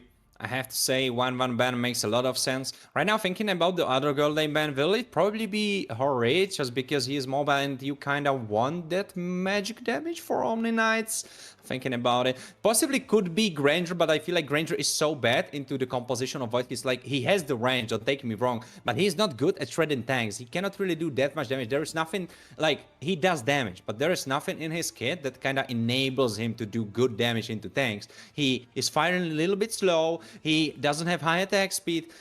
He doesn't have any HP percentage, any extra shred in his kit, you know, so I feel like they could just leave the Granger open. Yeah, exactly. Ban Moscow, that's what I like. And Omni Knight's going for Hilda ban. I don't know if Void Kids would go Hilda. Do you think there was a way? Work. I could see it working in a sense, but on the EXP lane, I think so there's a lot of better options. Simply pick up a Lapu Lapu one more time. I'd have to say RM was doing a pretty decent job in that, and they could eventually go for it once again. And I think so. I'm not going to concur on the one about the Granger though, because I feel Granger could work really well in this one. Not in the early game, in the mid to late game snowball, because Granger scales as well with the amount of damage he's constantly dealing and hitting the targets. His overall damage gets scaled up, and once you build the Malefic gun and you add the Blade of Despair in that, that's where you can eventually exploit that range constantly with the Rhapsody, Rondo around to reposition, and you don't need to get caught in the real world manipulation. So I think so a Granger would be a pretty nice pick, and Grok is also open as well. So you can try and land in the Grok too with a pseudo dive kind of composition. I see the vision that you are speaking about, but if you go this path, then you are full physical damage, other than Kimi. So if mid lane doesn't work out, then you are kind of serving it on a golden platter for White Kids. They can just hammer down those armor items and they don't need to care. And Hayabusa will be completely destroyed by that. So I feel like Omni Knight should maybe think about doing some more magic damage because Harid was still open. No, they go for the Granger. So they are kind of going in a way that you had yourself in your head with a Bedang. That's a nice shakeup because honestly Bedang, other than his engage capabilities, his disengage capabilities, they are super big as well. And not enough people talk about him as a great disengage tool. That's one of the big parts out here. Harith should be picked up here. You've got the Granger going on to the other side. You lock in the Harith. Sets pretty well with both these comps. To be honest, this is one of the first few times when I'm liking the comps from both of these sides. Bedang is going to be the one that I'd have to see if that works out pretty well for them or not. I think so that could be one of those loose ends though, but I can still see the vision. Landing in those fish cracks, you just try to keep them all together in one place for Yang to constantly deal the AoE, and Wade eventually can pair two of those people up with the curtain call. So I think so that's going to help them out big time out here. But yeah, this draft looks pretty even to me. Yeah, even hero-wise, but we will see if it will be even or playable player-wise, because in the last game, Xenox was kind of pulling the shorter end. Maybe he can step up, because her raid Granger matchup, correct me if I'm wrong, but her raid should be winning on lane, right? Yes, it's a Harith favoring lane out. On the other side, you've got the Lapu Lapu, who should eventually win the lane against a CC. Yeah, I know that there's going to be a lot of poke battles. It goes down to the skill matchup, to be honest. So it's entirely RM versus Wade rather than a Lapu versus CC. While in the mid lane, yeah, it's going to be those constant poke battles from both the ends, though. But I think so. It should be Omni Knights who should win the river. But overall, maybe with the Wombo combo, we can have Void Kids taking it to game number 3, ladies and gentlemen, as we move in the land of Dawn for this game 2. Omni Knights just one win away, while Void Kids desperate for a win. Yeah, and I mean, they are one win away, but really, what are they one win away from? From surviving and keeping themselves alive in the tournament, but not really qualifying yet. This is a really long way ahead of them still. So, yeah, that's definitely something to take into consideration. Of course, still being in the tournament is definitely better than falling out, right? But super important thing that I would love to pinpoint still when the BO3 is being played, the first two teams that are on the verge of elimination are two teams from Thunder Division. Who would have known? They were supposed to be the strongest, the fastest, the brightest, the bestest teams. But right now they are fighting for survival, and that just speaks volumes about the rest of the teams that were able to qualify through Promo Relo and Last Chance. So definitely shout out to them, but right now let's talk more about what is happening right now, because as you said before, both of these team comps are decent. I have to double up you on that. I think both of the team comps are decent, though there is one big chink in the armor. I think Omni Knights need to win late game and need to win early game and need to do well for Yang, because if Yang falls off, the rest is full physical damage and is not going to work out. But right now, Isaac is trying to work something out, but he gets targeted immediately. Zedel is making space for him, and he's a big man. He's a big chungus, not really getting damaged. He doesn't care. Interesting thing that I actually noticed in Emblem was that Zedel has gone in for the cooldown reduction as well in the first set. So he will get back his skills more often than you would think or you'd want to see, as they Kaiser initiating, missing the lane shaker flicker combination. Now Leandro is the next on the chopping block, but he gets the turtle and he is suddenly out of here. Oh, he's trying to still play it. Kaiser, his race fighter ran out, and first blood goes to Wade, and they chase for more. Zedel, I think he was able to collect the golem, but that's just a little treat for yourself after losing the team fight. Big one though. The only thing that worked out for Omni Knights was the fact that Leandro was able to take away the turtle and also survive through all of that. And then, again, all thanks to Slarky Boy and his own rotation, he was able to get that one pick off too. Void Kids not really seeing that big win which we kind of wanted to see from them, but it's fine. I'd have to say, here's the thing, right? It's Void Kids' early game up against Omni Knights' mid to late game. You can't let Omni Knights have their own fun time in this one. One good thing, or rather not even a good thing for Void Kids, it's again a good thing for Omni Knights that Wade is winning out the entire matchup out here. I kind of wanted to see a bit more on the aggressive end by RM by using that skill 1 and then dashing towards Wade just to get that extra bit of shield up so he could sustain through the Yo-Yo Blitz. None of that is happening right now. But so far, the game has been so much slower than the last one. The first one was like, oh, wait, big action coming in. Just as I say, it's slow. And Nizu is the target. Yankee picks him off. And suddenly, one kill for Void Kids. But doesn't really change anything, if I'm being honest. Yeah. The thing, now, Void picks up the War Axe. So, and that's the first item, even without the boots, though. So, in terms of rotation, not so much, but I think so it should be absolutely fine right now. As the turtle is up over towards the top as well. Void Kids need to win this one fight. Otherwise, they're going to probably lose out on in terms of that snowball. Leandro picking up the Hunter Strike as well. Yankee would not, or rather I'd have to say, he's got to be careful around here. He's got the real world manipulation though. The position looking a bit iffy, but there we go. Kaiser jumps on his head. Landshaker forces Wade away. He needed to burn his vengeance. He is barely alive, half HP. Oh, big pull in for 3 members of Void Kids, and suddenly the fate is in the favor of Omni Knights as they pick one off and they go for more, and Turtle is in their firm hands. Void Kids should back up and leave because this fight is over. You should run. Big traction pulse out there. And this is what we were talking about, right? Yang needs to survive in this one. Fun fact, he's also got the weakness finder, right? So it's going to slow the other people down a lot more than they'd want to be slowed. And Starky Boy has been winning out in his rotation for the goal lane as well. That's a big ass up towards the top side. Every single thing is working out for Omni Knights, except for the audience poll. Yeah, true. The audience pool, good point.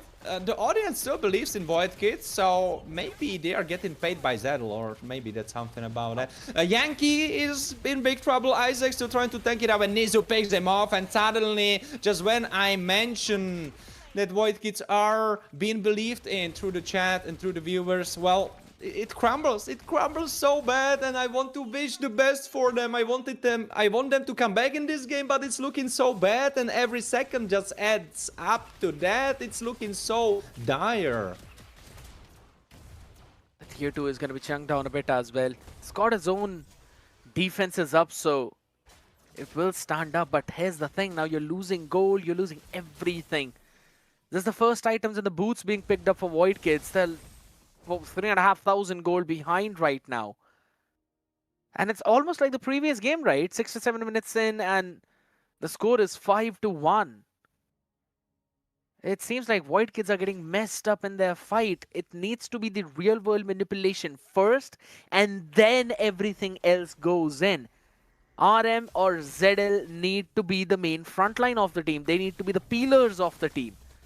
And none of that is happening right now. I agree. Super tough spot for Void Kids right now. The knife is, up in there. They could be cutting the ropes the last ropes that are holding them in this tournament, right? In the regular season, Turtle will be spawning, Omni Knights will be taking it home, but play happening on the top side. Slarky Boy is on the run. He's trying to survive. He's jumping around, still being kept alive. But he survived even without a flicker. That's rough. Is more like a sleeky boy right now. I can't catch them, but there's the go. There goes the re-engage. Traction pole misses completely, doesn't really hit anyone, but forces them away. Now Isaac is next on the target. On the target side, RM gets picked off as well. Yank picks him off, and it looks so bad. Poor White Kids. This is not looking good, and I am the biggest believer in the White Kids, in the White Kings narrative. But I think, I think they cannot come back from this one. It's like, rather than for Void Kids, they're being dealt with a big hand that they can't really deal with whatsoever. The fight continues. Right now. Isaac, Xenox jumps in, and Nizu, just when I say it's over, they decide otherwise. Wade gets picked off, Nizu as well. And suddenly, White Kids are kind of shifting the gold favor in their hands. Not really, but little wins, we take it. 4,000 still in favor of Omni Knights, and I'd agree, yeah, the little wins. But for how long are they going to make it count? That's the big thing. Void Kids, they've got to find something else, right? And it's not coming in from those individual plays. It needs to be a well-orchestrated team fight. That is not happening. ZL needs to be the anchor. He needs to be the main punching bag. RM needs to displace Yang in those fights. Even right now, you could see Yankee having the highest damage in the team. Even in the game when he was playing Lunox, the previous one, he still had the exact same start up. And that is considering how both the teams, the entire damage numbers are being considered here. It's going to be constant poke and harass. I think Yankee is stepping up to the game. I think he is really in there. I think he's really locked in. His performance on Lunox was really decent, and it kept them alive throughout the game. And this game, it's not so different. I think he's playing very well. The thing, Xenox, I'm sorry, but he is not really stepping up. He had the better laner, and he didn't get a single advantage on the lane. And now a fight will be happening 4v5. I don't think you want to take it, White Kids. Big rival manipulation tries to force everyone away, but Leandro finds Yankee, and Yankee is in a 1v1 scenario against Hayabusa. Luckily for him, he survives. Though Xenox was getting his pockets full of gold. And suddenly, even though Omni Knights got lured, White Kids are swinging back in. I have to say, I feel bad for Leandro because he did everything that he could, landed in the 4 passive marks on top of Yankee, so that when he goes for Rugi's shadow kill, he doesn't go on the golem. He still ended up going on the golem, and Yankee flickered out of there. That is just godly timing by the Eve, man. This should have been his second death, but he said not today. Hardest Stark manifested in the cosmic form. But who's going to stop that law? That's going to be the big one. You've got the real world manipulation up. You've got the full wombo combo of the kill box available. But Yang picking up the blood wings, it's going to be even more difficult to catch him now. And RM gets picked off just like that. I think he didn't even use the bravest fighter. He got cut off. Lord is gone through the aura trigger. And there's AOG separated in the fight. Real manipulation. Taunt. Nizu could be getting down. Immobilized. Yeah, but it's a roamer. Can you get more? Yugi Shidoka goes on 4, so doesn't really chunks anyone down enough. Wade gets picked off. And some kills swinging back in the favor of White Kids. But how long can they defend?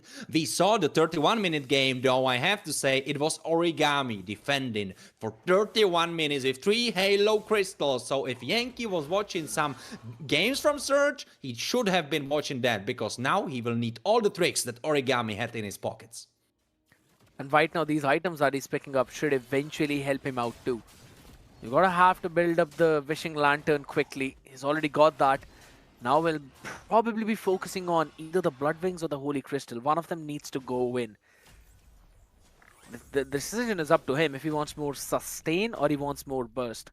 On the other side, no BOD yet for Slarky Boys, going in for the Sea Halberd. While Leandro is going to go for the Blade of Despair after the Hunter and the War Axe. Seems fair, but oh my god, look at Big that initiation, there is Bravest Fighter, Landshaker connects, but just from the front line, remove manipulation, Isaac, mega kill for Slarky, double kill for Slarky, and he goes for more, with the rest and wait, initiates, and Void Kids are suddenly on the run, and looks like the second Lord of the game will go in the hands of Omni Knights again. Show me the stacks on Slarky boy. I want to see how many stacks he is in on that Sky Piercer. I'm pretty sure that's around 40. 5-0 and 2. BOD picked up by Leandro. It's going to get even more difficult now for the side of Void Kids to make that comeback. Divine Glaive, Radiant Armor, everything is there for Omni Knights. As we have a look at the amount of damage being dealt in those team fights, everything blue except for the damage taken. That shows you how Slarky Boy is just winning out in terms of his entire lane. Oh, absolutely, but now, shut down for RM as he picks up Slarky Boy, the brightest, the strongest, the bestest member of Omni Knights, because he said, no, I still want to play. But Zedel unluckily couldn't get out in fast enough fashion, killing spree for Yang, and right now White Kids are still on the verge of being eliminated from the biggest tournaments that we have right here in Europe, and they are saying no, we don't want that to happen, so they continue to fight. Bravest Fighter unfortunately misses, so Yang is still fine. Raging Slash as a disengage tool, he runs away, though they made enough space to maybe defend, because Traction Pull is gone, Wade's ultimate is gone, and Nizu doesn't have his either. 13 more seconds for Zedel to hop up. It's absolutely fine, right? The law takes 15 to hop from the half to your inhibitor. He'll be back out there, but I'm pretty sure they're going to lose the bottom inhibitor in that process. The question is, how many can they save? The top or the mid? It's going to be a big one out. The fight will go through. Another concealed play right now. Nizu. Nizu goes in, he picks up Isaac. Isaac is the tank though. Zedel goes for that backline initiation. Hayabusa, half HP gone. He's making space for them to take away the Lord. AOG separates the fight. They continue on. Tower is still alive. Not anymore. Evil manipulation on 3 members. They run away. Zedel is the target to go down first. There is Leandro, continues with the onslaught, and they go for more. He goes for the backline. Xenox gets picked off. It's just a Ram, and Isaac Yankee get picked off as well. And Xenox finally at least able to pick one off, and it's Leandro. But can Isaac and RM defend? And there is no Bravest Fighter available, there is no AOG. I think they should drop this one, but they should try to defend the base as 4 members of Omnians go away, and Bravest Fighter goes in, tries to put minions, but there's minions on the bottom side as well. Raging Slash, it's gone. It's just Isaac, and he put out the town. The AOG is not available yet. He tries to charge it, he tries to hit it. He doesn't. He gets fist cracked into the wall, stand up against the pure concrete. And as the concrete is, this is a concrete result of this game, right? There's nothing to say about it other than Omni Knights are prevailing, and they will still be part of the regular season, and we have to say bye-bye to Void Kids. Unfortunately, the story of Void Kids will end here and today, because they had the shorter stick. And crazy story it is, because both of the teams, as I said before, are from Thunder Division. And one of them is already out. The first team to get eliminated from the regular season here on Surge, from the biggest tournament that we have in Europe, is the team from Thunder Division. The Thunder Division that started it all. And they are first to say bye-bye and leave. One of the big points that you mentioned, right? Yes, it's one of those top tier tournaments out in Europe, and the fun fact is you have teams that showed up from the open qualifiers who are now all the way up on top, right? If I'm not wrong, almost on the verge of qualification too. While there were teams who already were sitting in the Thunder Division who had their way into the regular season by being in the top 6 of that one, even them not being able to make it all up. That just shows you the amount of competition there is in the region. And I think so it is tournaments like these, specifically this one, which you've quite rightly mentioned twice already, the biggest tournament Europe has ever seen till now, MLBB European Championship. Shows you, and it nurtures all of those young talented players out there. One of them being Yang on the Kimi.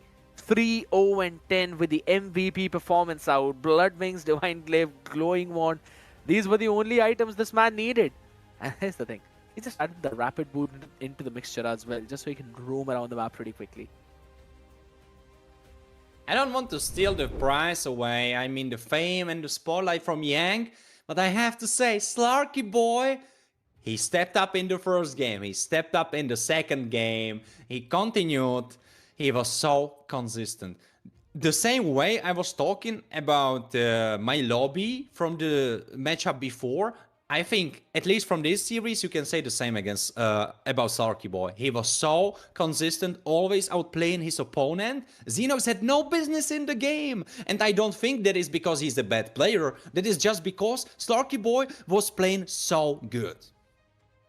I 100% agree. Even in the game of Moscow versus Claude, Slarky Boy was winning out the losing matchup, and he replicated it in the second one itself. And I think so that's a statement right now. You can probably say he's one of those top tier Granger players that we have in the regular season out. So you'd have to be pretty careful around it. And that is why I was also saying in the draft that instead of banning out of Moscow, it should have been a Granger ban because you could see it coming through. Not even a Harith. There's a lot of crowd control on the other side. You'd not want a Harith to jump into the real world manipulation, but a Granger who can parry around really well, who can send out those long death sonatas from the long range, who's got the Rhapsody to work with as well, just so he can stay away from that kill box. Everything worked out brilliantly. And look at the build. The man went in for the Rose Gold Meteor, adding a little bit of an extra sustain in that, with a consistent DPS of this BOD, or rather the Malefic Roar, Hunter Strike, and Sky Piercer. He's got 80,000 damage by himself. Absolute crazy performance. Absolute crazy performance from Omni Knights. And unfortunately, as I said before, White Kids, this is the end of the road for now. Even though it was lovely to see you here, we have to say bye to you. We have to say bye to Isaac. We have to say bye to Yankee. We have to say bye to Zadel himself, bye to Urem and Xenox. Unfortunately, this competition this time was too tight for them and they couldn't make it through. Omni Knights continue in the regular season and they will be clashing up against the rest of the teams for the option to qualify, for the honor to qualify in the playoff. Still 2 more best of 3s to go for Omni Knights. And I believe if Nizu picks up the performances like that on the Badang's pocket pick too, it will be possible. Leandro did pretty solid job as well in terms of securing those neutral objectives. Yang's main job was to survive, and he did that perfectly throughout the game. And you rightly mentioned it multiple times, Warren, that the only source of magic damage is going to be the Kimmy. So you want to make sure that the Kimmy survives whatsoever. And he eventually did. I was really liking that. And through all of that mixture out here, you have got the man who was the main spirit of the team, ladies and gentlemen. Let's welcome Leandro for the interview. Hello, Leandro. Hi. How are you feeling, my man? I'm good because we won already. At least one series or one game. How We finally pressuring won. it was. How pressuring it was for you, man? Because it's a best of 3. You can get eliminated on 1 loss. So what was Yeah. going through the minds of players? We're just thinking like every game is like a best of 1. So do or die. If we lost, we get eliminated. So that's it. We think of Right, every fair. game like a best of 1. Absolutely nice out here. Warren, he's all yours. I have to say, Leandro, great performance from you and the rest of the team. Of course, Yeah. I congratulate you on you keep staying true, keeping yourself in the regular season. But there was one moment where you were trying to go for Yankee and you had the 4 shadow marks and your Yugi shadow kill went Yeah. on the golem, I believe it was. And yeah, because What I think what were your feelings in that moment? Like, did it tilt you? Did it like distract you, or like you were just laughing about it? Like, what was happening? I just told them the Yankee flickered. That's it. So we can like end it on mid. I just told them Yankee flickered. We can kill him. That's it. All right, so I'm- absolute I'm not focus, tilted. of course. Yeah. Seems like every higher booster player is like, you know what? I know my ultimate is gonna shift on some weird target. I don't even want Yeah, to talk about very expected. I'm playing Hayabusa. And you sound like Zendaya out there in the Spider-Man, right? Expect disappointment, you'll never be disappointed. But coming Yeah. out here in this game, I believe the idea of the team was just ban out the hero pool of Zedil, and then everything is gonna work out. Was that the case? No, we're just listening to our coach, and then he makes the drafts, and then that's it. We're just listening to our coach. All right, perfect. So That's it. was it his call to ban out Show? What was the Oh idea behind no. that? Yeah, I think our coach like decided to ban the show because Isaac he's just playing it and then giving them vision. That's it. Right, that's absolutely fair. Warren, any last few questions you've got for the man? I mean, then if that's the case, you should definitely shout out your coach so everyone knows who made those perfect drafts. Yeah, shout out to Coach Pau. Coach Pau. Shout out to Paul indeed. Great Yeah. drafts it was. Great draft it was. I will go back to the series that you just played. You were definitely going in the series as favorites. Though Yeah. there is one important thing to be said, and I said it on the cast before, but I will say it again. First two teams that were on the verge of elimination were the teams from Thunder Division. How do you feel about that? How do you feel yourself that you kind of were in this super good position, that you got invited into the Thunder Division, you were able to qualify through that? Do you feel like there was lack of competition or like lack of experience for you? So that's why some of the teams like Metashift, for example, are stepping up, being super strong. And the teams from Thunder Division are struggling. Do you feel like that was the reason, or you just feel like the competition is that strong? I think the competition is good now because there's a lot of strong teams that join from the qualifiers, right? Mhm. Yeah. And we lost to like our first two games we lost because we don't have like practice. We didn't play like scrims, RG, like our team didn't practice at all. That's why we lost our first two games. All right, absolutely fair. I mean, and that's a fair assessment as well.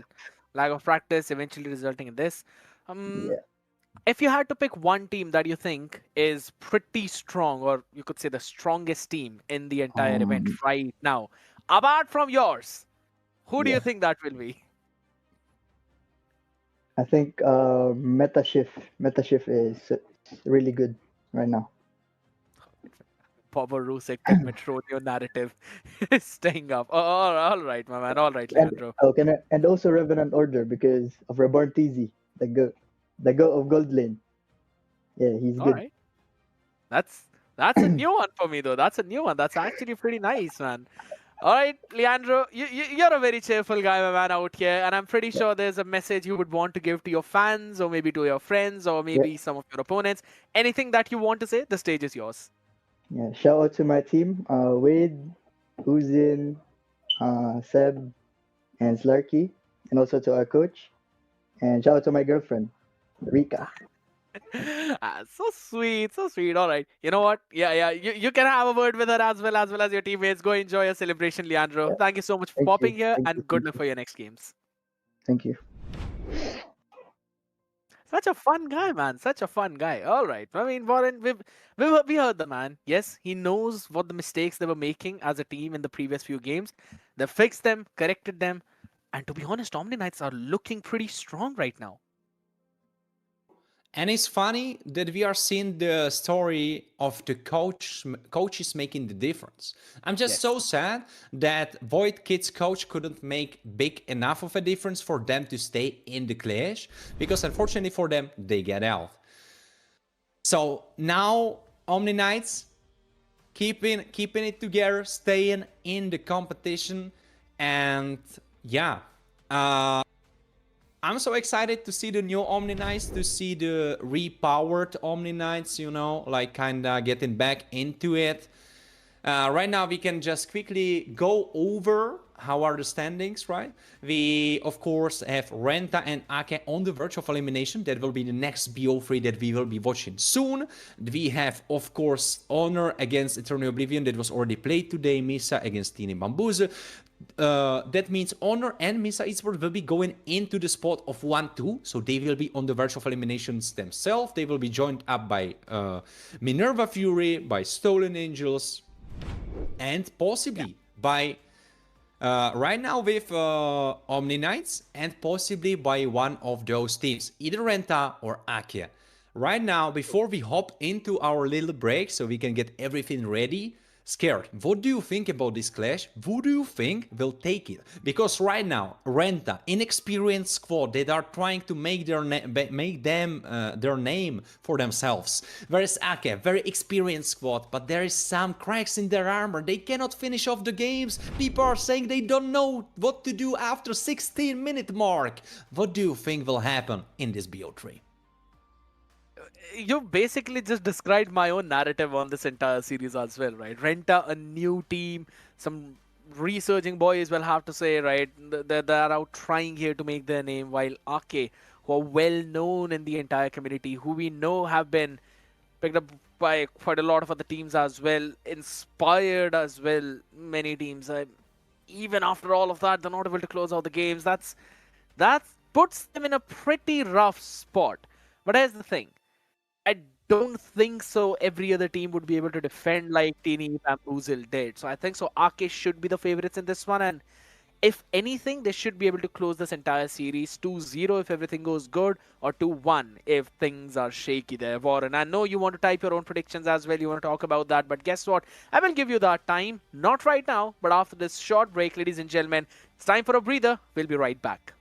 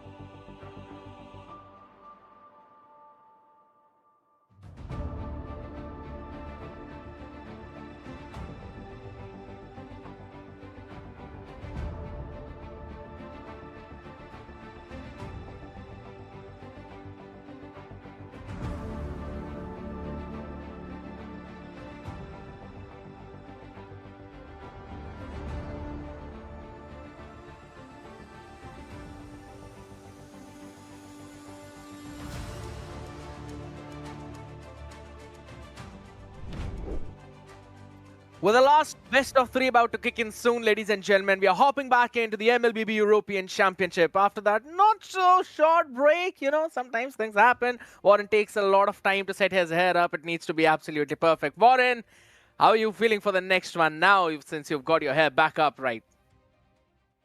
Yeah, sorry everyone. It was taking time, like with the link I have, like it's a problematic experience, but at least I can look pretty in the cameras, right? I agree. Yeah, I hope I absolutely agree. So I'm very excited about the last one. Unfortunately, I cannot remind everyone enough. Unfortunately, we had to say bye-bye and goodbye to White Kids because White Kids are gone. There is no saving grace for them. They are done. They are deep, 10 feet underground. Omni Knights were dancing on their graves. That's what happened. That's it. That's what happened. And unfortunately, Zeddle and the rest are gone. But let's right now think about the teams that can still change the destiny, because Renta against Ake, then they can still have something to say about who will be the second eliminated team from the most important tournament here in Europe. Will it be Renta or will it be Ake? Two super important things for each team. One is Renta, right? New faces, new guys on the block. Vujek, Zane, Shmegi, Lashina, Mishu, Angel, and Booby as a substitute, right? This is a squad that is kind of fresh faces. Maybe you saw them, but you definitely did not see them under Search Europe many times. They are kind of the fresh meat, right? But the thing is, if you are this fresh, you are definitely looking to prove yourself. So all of those guys, they are looking right in your eyes, look them in their eyes and find they want to attain the honor, and they want to attain the victory and glory that they can attain by defeating Ake, because what a story this would be if Ake would be eliminated by Renta. Renta coming as an invited team, right? Together with Honor, and if Renta would show up and step up to Ake, what a story that would be. That's going to be a big one, as we also had the eyes on the roster of Ake by D. And here's the fun thing, right? Both of these teams played their previous matches. Renta had it a bit more tough. They had to face Minerva Fury first and then went up against Honor. That was a game I was expecting Renta to pull through, but they could not. And their average time is around 12.5 minutes. While if we're talking about Ake, I mean, let's be honest, we've been witnessing this team entirely through the Thunder division. Their first game, again, not the best, which specifically we would expect for them. I mean, if I'm not wrong, it was against Glitch Code, which they could not really properly close. And then the second one, no one can forget that, against TDE Bamboozle. It was 5 lords that they were able to take, and even after that they could not close the game. So a bit of a problem coming in from their side. One good thing for Renta is that this team always likes to take those first bloods, Warren. That means they know how to go early aggressive in the game, but then they lose the flow. So that mid game is where they would have to focus on a little bit more right now. So the stats are kind of talking against Renta, because the Lords and the Turtles, they were not in their favor. They basically didn't get a much in this regard. I believe there was some zeros. I'm not sure if all of them were zeros, but I'm a little bit fearful for that, because the Lords are not going in their favor at all. One of the big things out, right? Yeah, it's understandable. Renta haven't really had any control of the early to mid game or mid to late game transition now. That's also where Ake kind of stands out, where this team likes to maintain control in the early game, likes to brawl out in the mid game as well to get that snowball in towards the late game. But then the main problem begins. They don't know how to close that game out. But if we're talking about trying to stay up close and personal in those grasses, ladies and gentlemen, we'll have Dangerous Grass as the map for this one as we move into the drafting phase of the last best of 3 for today. It is Renta on the blue side taking on Ake, or on the red side. Absolutely. And I like that Kyusen is already doing the same move as I am. I don't know how that happened, but it kind of did. So yeah, he's my favorite. Well, jokes aside, the thing is that definitely Ake, and you will probably see this in the viewer statistics, right? How much the viewers believe which of the teams will win. Probably Ake are the favorites, but I am Probably. basically notorious for cursing the favorite team because I said Misa Esports will win and they lost. Then I said Omni Knights will win and their first game was insanely shaky and Void Kids were putting up a crazy fight. And honestly, in some moments of the game, I wasn't even sure if Void Kids are not going to win it. So me right now saying that Ake is favorite probably spells a little bit of doom in the team of Ake. I think there will be some missed Grok ultimates. There will be some mishaps. Yeah, I think there will be a couple of things that will not go perfectly well, but maybe you will balance it out, Skirt. Well, I have to see, man, at this point, because again, Ake, as much as I would want to talk about how good this team is in that early to mid game, how well they maintain control, how good their coordination looks like whenever they want to go for those fights, it ends up being all for naught if you can't close the game out. So Ake have to focus on that late. That's the only thing which I really hope they would have been working on for the previous few days. Looking at the bans, no changes. Absolute standard all around the board apart from that Arlet. Don't really want to give them an extra playmaker. Varenta, this is a team that I now want to see step up big time. We know all of these players. One of those invited teams out here, right? And I was really having a lot of high hopes. And if I'm not wrong, Renta has almost in every other qualifiers made it up to that very last game where if they win, they qualify. If they lose, they eliminate. We know what the result always is because they're always eliminated.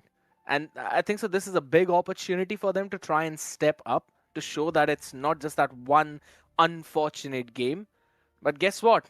They're at the exact same verge one more time, Warren. They win, they continue. They lose, they're eliminated. I would maybe say this is even worse because usually when they were on the verge, they would win that one and they qualify, right? Whereas right now, it's not that they win this one and they qualify, they win this one and they survive. It's like you're in a, like you are in a prison and they either give you like rotten bread or they give you rotten yogurt. Like both of them are not good for your health and you need to eat. So, all I'm saying is that Renta has it kind of rough and they will have a strong opponents against them. Though there's one saving grace and there's one big, I wouldn't even say a chink. I would say there's a hole. There's big gaping hole in the armor of Ake because the late game, it all falls apart. It looks like in the late game they completely forget what they are playing. Maybe they mistakenly turn it off and they start playing Monopoly or I don't know what's going on because the late game is just falling apart. And that's probably one of the main focus points for Ake for their development in later parts of this entire event, right? Because yes, they win, they have chances, 2 more probably. But if this one falls apart, they're going to lose all it down right now. So a lot of responsibilities on the hands of Nandayo, Toby. And since there was Isun Shin on the other side, Kimi banned out. He locks in the Farsa along with the Kalia. I love it. Very aggressive mid duo. Instantly wants to go for those pickoffs, early fights. Farsa gets first 2 picks, eventual snowball. But the Gato should be coming in for the side of Renta right now. Gato should be, and I think he will be, probably. Maybe only reason why you would not go for Gato is if you have some other hero that's much more suitable for you specifically. But definitely Gato, he's up there. He's one of the best roamers that we are seeing. Of course, I love the analysis that Sint gave. I believe it was on the 3rd day of the cast that we had. Yeah, Gato is right there. And the thing is, Gato is not that good. It's just everyone else is being banned or is not suitable, so Gato is that good. It's kind of like that option B, but that super good option B, which Renta just went for themselves. And also they have Yuzong. So looking paper-wise, they have super strong heroes. The thing is, can they translate it into doing something? Right now, if we look at the composition that they have, late game should be theirs. At this very particular moment, right, I want a good early game mage for the side of Renta. You already have an Eve being banned out, understandable. Farsa has been logged in already by Ake, so there's not a lot of options that you can go forward with right now. And they've also banned out the Ruby, so it's a clear-cut indication. They realize that this could very well be the double fighter lane. So Ruby is not gone through. Lapu's been picked up. Yuzhong's locked in on the other side. Could be an Alice ban, just to make sure that you don't have either Alice or Yuzhong in one of those places. But right, they're going to focus down on Lunox. What are the options available in the mid lane now? Something for the early games. Something that can give you a decent bit of crowd control and ability to run around with. The only thing I can think of is a Lilia or a Novaria potentially, right? I think so. This could be a Novaria. Yeah, you speaking about Novaria like you don't know Lashina. The first day I met him, he told me one thing, and that was the most important thing I remember from that day. He said, I love Novaria, it is my best hero, I love her dearly, so if you see an angle for Novaria, believe me on my word that Lashina sees it as well, and I think he will probably be going for her if he feels that it fits their comp. Though, I have to say, I think there's a strong case to be made. For Xavier, honestly, I feel his buffs are insane and the range he brings into the table, like tell me how Lapu and Kalia are gonna ever reach him. I think it has to be Flicker into Bravest Fighter combination or Kalia into engaging upon him, because I feel there is no way you can reach. Had this map not been a dangerous cross, I would have agreed to your narrative. True. This is a dangerous cross. You've got a lot of bushes to work around. That's the only way where we can see that happen. So yes, it's understandable. Toby would want to go for those kinds of plays. Now, since the Granger as well as the Hayabusa were banned out, not a lot of maneuverability around that. You're going to go for the Harith in the hands of Kyusin. Astra, only other thing I can see him picking up is either a Fredrin or it's a Basha. And in this case, I'm leaning in towards Basha a little bit more. But on the other side of the spectrum, should be a Novaria right now to help you out with the range. And along that, what can you add, man? That's the big thing. Alice Novaria is the only other option I can see. Feathered Airstrike, Thorn of Ruin, dash inside, stun them up and pick them off. Alright, interesting. It's actually an Esmeralda. I mean, she plays well enough into Lapu. Lapu needs the Vorax, and honestly, even after Vorax, he just doesn't. He isn't really able to beat her just yet. He then needs Dominance Ice, and after Dominance Ice, then he's possibly able to. But you don't really look as Lapu to kill Esmeralda in lane. You are just looking to survive. Oh, wait, it's Selena into. Slipped my mind. Okay. Slipped my mind. That's all I'll say. It's kind of slipped my mind. I was not expecting a Selena. But it's a bit tough if you think about it, right? Because, again, with the Selena, you want to go up close and personal. And that is where a Kalia could pick you up, slam you down with a Tsunami Slam. And things could eventually get a bit more difficult. But ladies and gentlemen, as we move into the land of Dawn before that, you know that there are not a lot of difficult things for you out here. You've got some Saber skins giveaways on our Instagram as well. We're going to have 10 winners for that. And if you think that you've been playing this game for too long, if you think you're losing some muscles and maybe getting some body fat, you would want to try and burn all of that up because you can rank up in real life. If you don't have money for skins, don't worry, you can join the Fit Club and win in-game prizes. ZL Challenge is now live. And fun fact, Warren, you know what? I'm not more of a fitness freak out here. I'm more of a creative guy. And for all the people who are out there who are creative, make sure that you send out your best plays, fails, funny moments, clip all of them, send it on our Discord because the contest is live. So a lot of giveaways available for you. All of that on our channel. So make sure you stay tuned out there as we move into the land of Dawn. The first game of the last best of 3 Renta taking on Ake by D. And super important thing to say once more, this is an elimination match. Someone will cry. Five players out of those 10 that we are seeing right now will be crying after this series. It will either be Renta or it will either be Ake. But one thing is for certain, they will cry. And I might cry as well, because honestly, I wish it to both of them.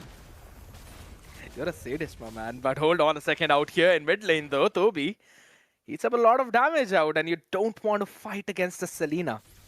Pretty standard emblems coming in from all the other people out there. Lezina actually going in for a bit more on the tankiness with that emblem, apart from Tenacity and Concussive Blast, adding a little more defense. Normally we see players going in for the HP, Vitality, just like how Toby is going for it. But it's absolutely fine. But wait, Leshina is playing Rome? What? Hey, talk us That's a through it, big... man. Yeah. That's a big surprise for me, because I was for sure expecting him on the mid lane that we saw him typically on, but it's Shmeggy. They swapped the roles. So, honestly, like, you know what? Like, we are on the verge of elimination. Let's try whatever can work. Maybe, probably that's what they were thinking about. They were like, all right, Shmeggy is super good on Selena. Let's put him mid. So, Leshina will take the Gato himself. And with the amount of stuns that Shmeggy is putting in, though, that's actually getting a bit more annoying for Arcade to deal with. And out here right now, there's the Black Dragon form coming in, trying to zone them out, though still the stun coming in. Toby is going to be running back to safety as they've already lost the turtle and also the life of him. It's also the Feathered Airstrike coming into the play, but there's no one who could eventually catch it. The stun connects one more time, and there's no way for the bird to survive as Nandayo falls. And another big fight won by Renta. What am I seeing? You said another big fight won by Renta. This is the first time we see them win a big fight. How did they prepare into this game? They are a completely different team. Did the swap was the swap just enough? Because Renta with 1,300 gold lead with a team that outscales their opponents? What is going on? It's a big one out here. And you've rightly mentioned that this lineup actually scales really well into the late game. You've got the Esmeralda in the hands of Wujek, who you know will survive, sustain everything. And if this kind of stun hits time and time again, I'm pretty sure Nandayo's life is not going to be easy out here. Jesus Christ! The predictions are not in their favor, but same can be said for Nandayo as he gets killed. 22%, it's not looking like the win chances of Renta, but rather the survival chance of Arke as they lose Lessina. On the other side is Renta finally overextends though. One thing going good for Arke, and that's they're at least getting some consolations, but not a good start for Nandayo at all. Also, we should definitely remind everyone that might not be part of Polish community that this is super big Polish fight actually. Like, it's super huge. This is full Polish squad against a full Polish squad. This is ultra personal. Like, this basically means that whoever wins this duel has bragging rights like forever, like next year minimum. The strongest in the Polish, right? Absolutely, yeah. Alright, that's kind of a nice statement, right? It's more like the king of the North blue. Yeah, exactly. Rather than being the king of the pirates out here though, but maybe they've got something else to say. Another stun now. Shmeggy forcing Nandayo off early, saving a lot of HP for Wujek because now the turtle is up and Arcade don't have the ultimates to commit onto this. I mean, Ake look completely teethless. They look like they went to the dentist and the dentist took away their teeth because they are just giving and giving everything and just leaving the fights and they don't get anything back. Oh, big one out here. As soon as you mentioned it, pick up Wujek out in the open. Tower goal's going to be safe though. Another long stun connected by Shmeggy. No one else to follow up though out here. Cyrus, you are in the enemy territory, my man, but it's absolutely fine. Maybe not for long though. Another stun landing onto him as he's getting chunked down. The Petrify combo, absolutely perfect. Shmeggy takes one down with this Feathered Airstrike. Picture perfect by Arke as they finally utilize the strength of their comp, chasing them down to tier 1. Falling Star Moon just to clear the wave, but you can't get anything apart from that as the tier 1 up top will be lost. Someone needs to get dominant size. Like, if Leshina is not rushing dominant size, things can get super bad super fast. Toby, Cyrus, Astra, all of them are healing. You have to respect that. You cannot go anything else. Honestly, I would even go as far that going Dreadnought armor wasn't the best idea because I think the anti-heal is super clutch. I think so. One of them should have prioritized the Domi first, and the second one could have prioritized the anti-Curious. Specifically the one who has to basically go up front in those fights. But hold on a second. Another one about to break through. Lezina taking a lot of damage out. A lot of poke, if anything. Leshina almost getting caught, but maybe it's just an idea to make something happen. Though Astra with Elite, I mean... Perfect Tsunami Slam though, and this is the wombo combo I always talk about. You pick them up with the Tsunami Slam, land them in the Feathered Airstrike. It's one member out instantly, and it's the Black Dragon not joining the fight at least for the next 5 seconds. And do you know what's the scariest part? Renta has 2 turtles, but Ake is ahead with 500 gold. How did this happen? And probably the answer would be Kyusen. He got the tower. I was mocking him that he isn't really getting anything. But then they made a play happen with Astra and they picked off the tower. I believe Renta didn't get a... Maybe on the bottom side. I'm not quite sure how that happened or when it happened. But the gold plate is very possibly stolen. Oh, Toby going for Lashina. Black Dragon form in mid lane. Yeah, AOG as well, combining them perfectly just to make sure that tier 3 survives. As in the backline, you've got the Alpha charge, but it's not charging on them. They're running right back into it. Kyusen with the Salmon Force, stun in the Landshaker as they get all of them out. It's only Lesina and Shmeki running around with nothing but some long-range poke. But there is one super big problem, and that is if you don't translate Selena into being super fat, or I mean, not even super fat, but at least like 1,000, 2,000, something like that ahead, she is slowly becoming weaker and weaker, and eventually she will become completely useless. And other than randomly picking someone off when he is in the bush, which of course there is dangerous grass, so they can utilize that. But if the members of Ake are just walking with their hands together, like in elementary school, right? When you hold your hands to be safe, well, then there is no business for Shmeki. He cannot ever wish to burst someone down because immediately he would get picked off by Kalia, jumped by Cyrus, jumped by Astra. There's no business for him in that regard. If he cannot translate it, and as we see, he cannot translate it because right now Ake with a 1,600 gold lead, and it's crazy because Renta, they went for the turtles, they got the turtles, but they couldn't translate it. The lead was just for a little bit, and now it's gone. And if we look at the items, I believe not even Vujek is going. Yeah, he went for the Oracle, which of course is useful for his hero per se, right? But there is still no Dominance Ice. There is no anti-heal against Alpha, who has his Vorax and Queen's Wings. How do you wish to burst him down? Even without Vorax, he would still be healing so much. But now with the Vorax, how do you wish to take him down? I'm asking you, how do you want to take him down? That's one of the big questions as to how Ake eventually won the previous fight and how they're still winning it out in the Revitalize as Wujek falls. Another one by Ake, and this should be pretty much a free lot out here. Zayn wanted to go in though, eventually he's going to be zoned out, but there we go, the AOG connected, doesn't matter, Astra, but the Retribution was there as the Black Dragon will move all the way back, but guess what, there's no retreat left for you, there's no option to survive as it's only Selena dropping the Salmon Force by Kyusen as he forces the flicker of Shmegi. It's another big win by Ake, and no Dominance Ice is just resulting in free lifesteal for them. And do you know what's the funny part? Cyrus, his second item is Dominance Ice. His second item. And they are winning. So you could even make an argument that they don't even need it that much. But he still went for it as a second item. And especially with new buffs that happen to Dominance Ice, maybe someone can say nerfs, but in my eyes it has been buffs for sure. Because right now it gives magical defense as well. So of course you want to build it. Oh, lovely pick-off coming in. Zayn could not sustain through any of that. It was a tsunami slam on his face, and now they've got no one to clear out this Lord. I might be overstepping my bounds out here, but this could very well be a couple of inhibitors take from the side of Ake if they play it perfectly. The bottom's definitely falling. No chance for it to survive out here, though, as the fight breaks out. Another Alpha charge into the backline as it forces down Black Dragon all the way back into base as he goes into that ultimate form. A stun lands in, a good one, but Astra, hold on a second. Crystal is wide open, no one's cleaning out the minions though, as it's Kyusen targeting the base, and they will end the game. Ake, what a start, and the thing which we were mentioning, that they can't seem to end the game. Seems like they've learned big from their mistakes.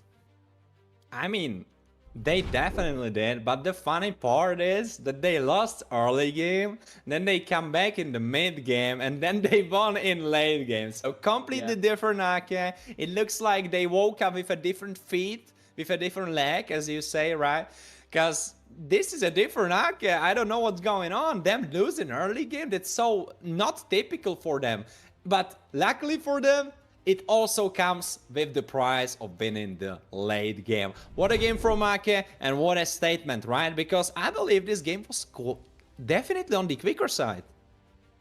A very quick game because they started, lost a couple of turtles, but eventually were able to bring themselves back thanks to the wrong itemization coming in by Renta. And then they ended it perfectly. Kyusin winning out his lane on the Harith. That too when he was in a losing matchup against an Esmeralda. Winning out that part was the big thing. Richest Kyusin, the carry being Nandayo. That's exactly how it's supposed to be. Even though he was picked off a couple of times in the early game. But it's fine. Still was able to pull himself back. With also the wingman. Lesina, the wall on that Garo. Understandable, some nice ultimates too. A couple of them connected well, a few of them for the zone outs, but let's just say that they were not able to make that proper combo in with the Selena. I have to say one thing, and that is that usually when there comes a swap of a player, usually the problems don't show themselves in the early game. Because usually in the early game it's all about champion mastery, and if for example you are playing something like Gato that you might be comfortable with because you maybe roams from time to time in your ranked games, or let's break the ice, Gato, he is not the hardest hero. Yeah, let's be honest. I'm sorry to all Gato mains, but I'm sorry. Your hero is definitely not as complicated as someone like Fanny. So I'm sorry to all Gato mains watching, but I have to say it. So of course, in the early game, it looked nice for Renta, but honestly, I feel like the cracks of the swap started showing themselves in the mid to late game, because it felt like Shmegi and Leshina weren't in the right positions at the right times, because Leshina, he needed to be a little bit more in front and maybe trying to fish for the plays, where Shmegi, he knew how to play zero, but he didn't know what his role in the team was, I felt like, because he was never there with Leshina making those plays together. I felt like there was big discourse happening for the side of Renta, especially in the mid with wrong duo combination in mid to late game. And I'll tell you where the problems eventually started to brew up right now. I'm going to take everyone back in for a ride while we also have a look at the rest of the stats in front of us. Right as the game began, specifically around that first turtle, you saw Zane joining in the fight with the Mountain Shocker. That stun and a bit of AoE created some gaps in the formation of Ake, which led them to move towards that backline, shut down Nandayo, force out Astra in an awkward position that's away from Cyrus and Toby, and they were able to take that turtle as well, eventually win a couple of fights after that. After that entire scenario, Arcade just realized that they can't really take those turtle fights instantly. So they decided to play for the entire opposite lane. They went towards the top after seeing that Wake will rotate. You could also see Astra sitting in that death bush. And during that entire scenario, Zane was all the way down in the bottom lane. And that's where he got the tier 1 warrant, which you were asking as to how Renta got the tier 1 in the bottom side. When Wuyek was picked off in the top lane and that fight continued with a couple of more picks and a tier 1 by Ake, Renta, or specifically Zane, was pushing down bot. And in the subsequent fight after that, Zane was still not present in that fight as he was pushing the opposite lane. So it was all the way Ake's big macro of playing in the opposite lanes which got them the snowball control. And that eventually translated into the lack of anti-heal from the other side, so them just brawling it out and winning all of those fights. But actually, big credit to Ake, because realizing that, alright, we cannot fight. Well, right now from the bird's view, it looks like, oh, it's so obvious. Of course, if we are losing, we should stop fighting. But if you take into consideration all the things going through your head in the game and all the context and all the ideas that are flowing through and all the approaches you could take, Ake, going with the right approach, decided, all right, let's not fight, let's play the opposite side, let's get stronger, and then decide exact moment when they are just strong enough to start turning it around, because after that initial scuffle that happened, you know, kind of falling from the bike, then they got back up, and after they got back up, they never let go. And that was one of the big things out here. Ake finally registering their first win in the regular season. Not in the series yet though, but at least in that game. And we had the dangerous grass in the previous one. This time it's going to be flying clouds. But I don't think so it's going to dictate a lot of changes in the draft. I think so it's still all the players utilizing their own picks, which they like to. I want to see which side of the map Arke will be on. Probably it's going to be the blue side, since we could eventually see them swapping up since they won the previous one. But all in all, Renta, again, Warren, it's a do or die. You lose this one game, everything is over for you in the entire regular season. Just joining all of us in the journey for 3 entire series, the 2 best of 1s and then a best of 3. So the pressure is going to be on next level. Oh, absolutely. And if the pressure wasn't super huge before, it has to be super high now, because Ake, they are this close to not qualifying, but this close to surviving. And that's important, because this is the first step to qualify. You first need to survive, because right now the sharks are swimming around your boat, and of course the shark or maybe dragons of Renta are trying to circle you out and, you know, get you in the water, so they can chomp on you. But right now it looks like you have enough weapons to protect yourself with, because probably you put some gasoline, some fire on, you put the water on fire, and the sharks cannot really get to you right now. What kind of tralalero tralala sharks are those, man? Which are actually in the same vicinity as dragons. But you know what? Alright, I'm gonna let you build your own fairy tale world here. I've already seen a lot of animes with dragons and sharks in it. Might as well just entertain one more, but we are not going to entertain any kind of silly out here this time around, which was picked up in the previous one. Arkev decided to ban it out. Now that I don't want to face that anymore. I like the drafting that's coming in from Arke. Since the sides have swapped, they're on the blue, they can dictate it the way how they want to. While Renta are eventually led to answer what's left. So they've banned out the Jushin, banned out the CC.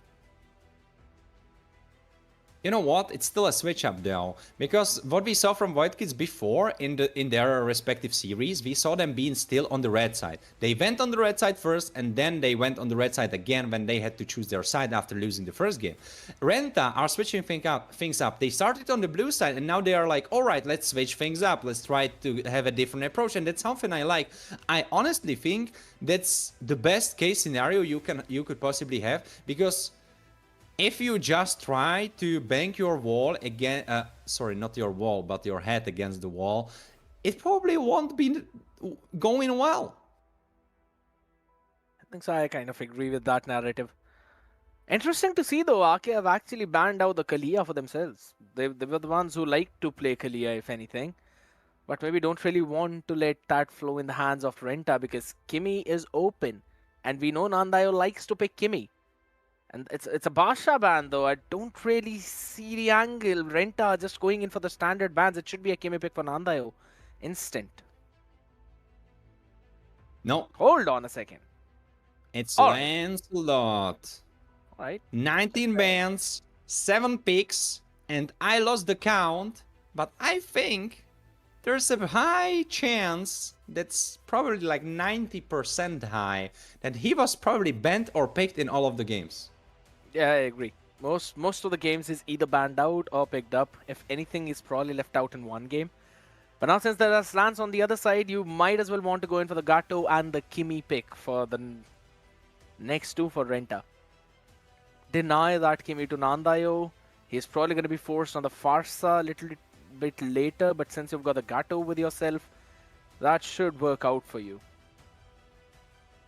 Well, but I have to say one thing, and that is, I'm sorry Shmegi, I'm sorry Leshina, but the swap, I don't buy it. I don't think it's the way to go. I think there was a decent idea with the Selena, but then the cracks were shown, where you couldn't really coordinate in mid to late game phases. And it kind of fell apart. So I don't think the way to go is for Shmegi to be mid. I think they should swap back. I think Shmegi should go on the roam, Leshina should go mid. That's the way to play. Kimi, I actually like that idea. You're going to make sure you've got a lot more room to work with, a good mid duo that is going to play pretty aggressive. Cyrus picks up the Yu Jong. It should very well be the Farsa, maybe not. If Farsa, both of them were open. Nanda, can he pick up a Lunox? Yeah, I mean, it's a Lunox pick, alright. Understandable. This is classic. It's like you say Nandayo, I think Lunox. It's literally like you say Bobber, I think Yuzong. You say Laito, I think Lapu. Like, it's just connected to that player. Right? Fair. That's a nice narrative. You say Zedel, what do you say? Yisun Shin or a Lancelot?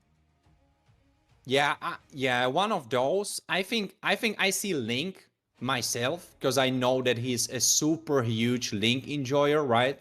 All right.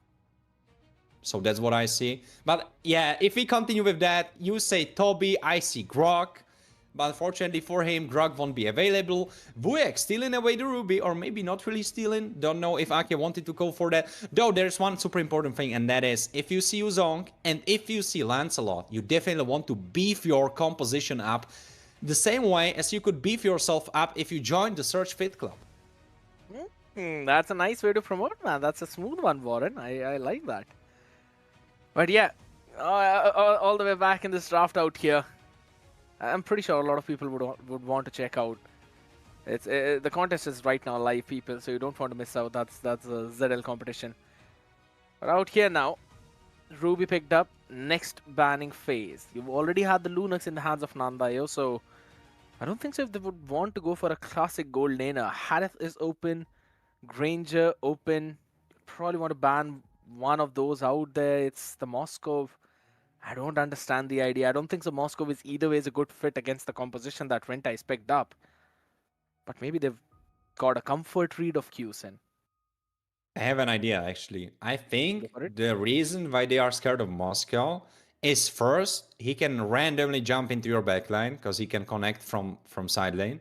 And that can be just unlucky. He connects on your backline and he usually wins those 1v1s. That might be one fear for them. Second fear for them, I believe, is just you see Moscow, you feel like, oh, he shreds tanks. He shreds those beefy frontliners in the later stages of the game. So we want to get rid of that. Because right now, if you look at the composition of Ake, without Moscow, they don't really have that much anti-bruiser damage, and this Ruby, she is for sure going all lane, and if she is, well, then you have XP laner that can be tanky, and even you could go jungle that is tanky, and suddenly your comp is basically indestructible.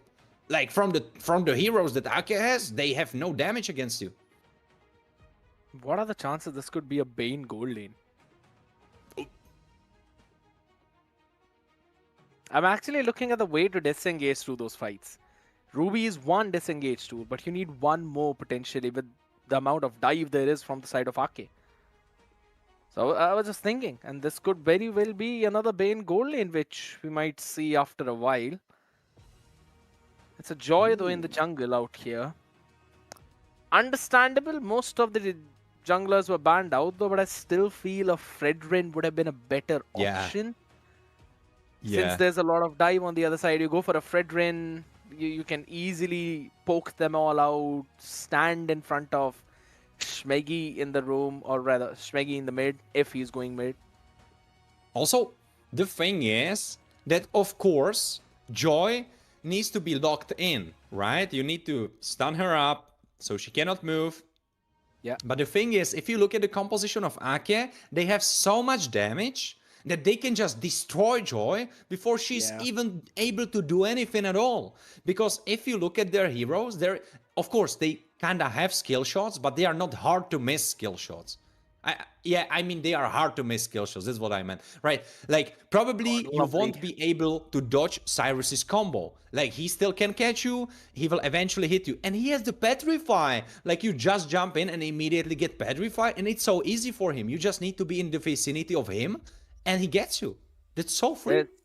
It's such a very well orchestrated composition by Ake. Yes, I understand the Granger was open, but while looking at the draft, right, I had a brief thought for a second. What if it's a Claude in the gold lane for Qsin? Because look at the dive. Astra is going to dive, Nandayo, Cyrus, all of them are going to dive on the backline. You don't have anyone to protect you from the other side. So might as well go all in onto that dive composition and go for a Claude. And guess what? They've gone for it. Toby has picked up the Badang as well, if anything, to set things up for his team. Now, you don't have anything else available, so you lock in the Granger. It's a front to back with the Granger and Kimmy. It's going to be tough, my man. It's going to be tough for the Ruby and Grog to stop all of them, but if they manage to, you could potentially see a way to win, but I think this is an Ake game. Yeah, I'm sorry. I wanted to be the guy to protect Renta and be like, oh no, they got it. They can actually, play it like this and they have this angle. I'm sorry. They stole all my trust. I mean, they lost all my trust. After locking in Joy, it was like cracked the trust. And after locking in Granger, they destroyed it completely. Like, I don't know what they are thinking, honestly. Like, the composition is very weird. I don't think this is the way. And I will literally eat my mouse that I have with my PC if they win with this comp. Thank God you This mentioned your is how confident I am that their comp just doesn't make sense. I'm sorry, but Granger against the comp that you are put up against, Yuzong will just get on top of you. You have no way of surviving that. And the rest, that's not even taking into consideration the rest. I'm sorry, the Renta's composition is too squishy for what Ake has ready. I agree, and that's why Renta would need to pull a rabbit out of their hats, ladies and gentlemen, if they want to survive in this magical regular season. If that happens or not, we'll see that in the next potentially series-ending game. Ake by D on the blue side taking on Renta on the red side as we have a look at the emblems and everything that they're all running with. Alright. Master Assassin out there for Kyusin. He wants to dish out some extra bit of damage to the other side. Also, there's super important little victory for Renta. Right now they are fighting in the mid lane, so we will talk about that. Now they are getting pushed to his limits. No, not really limits, but getting chunked up.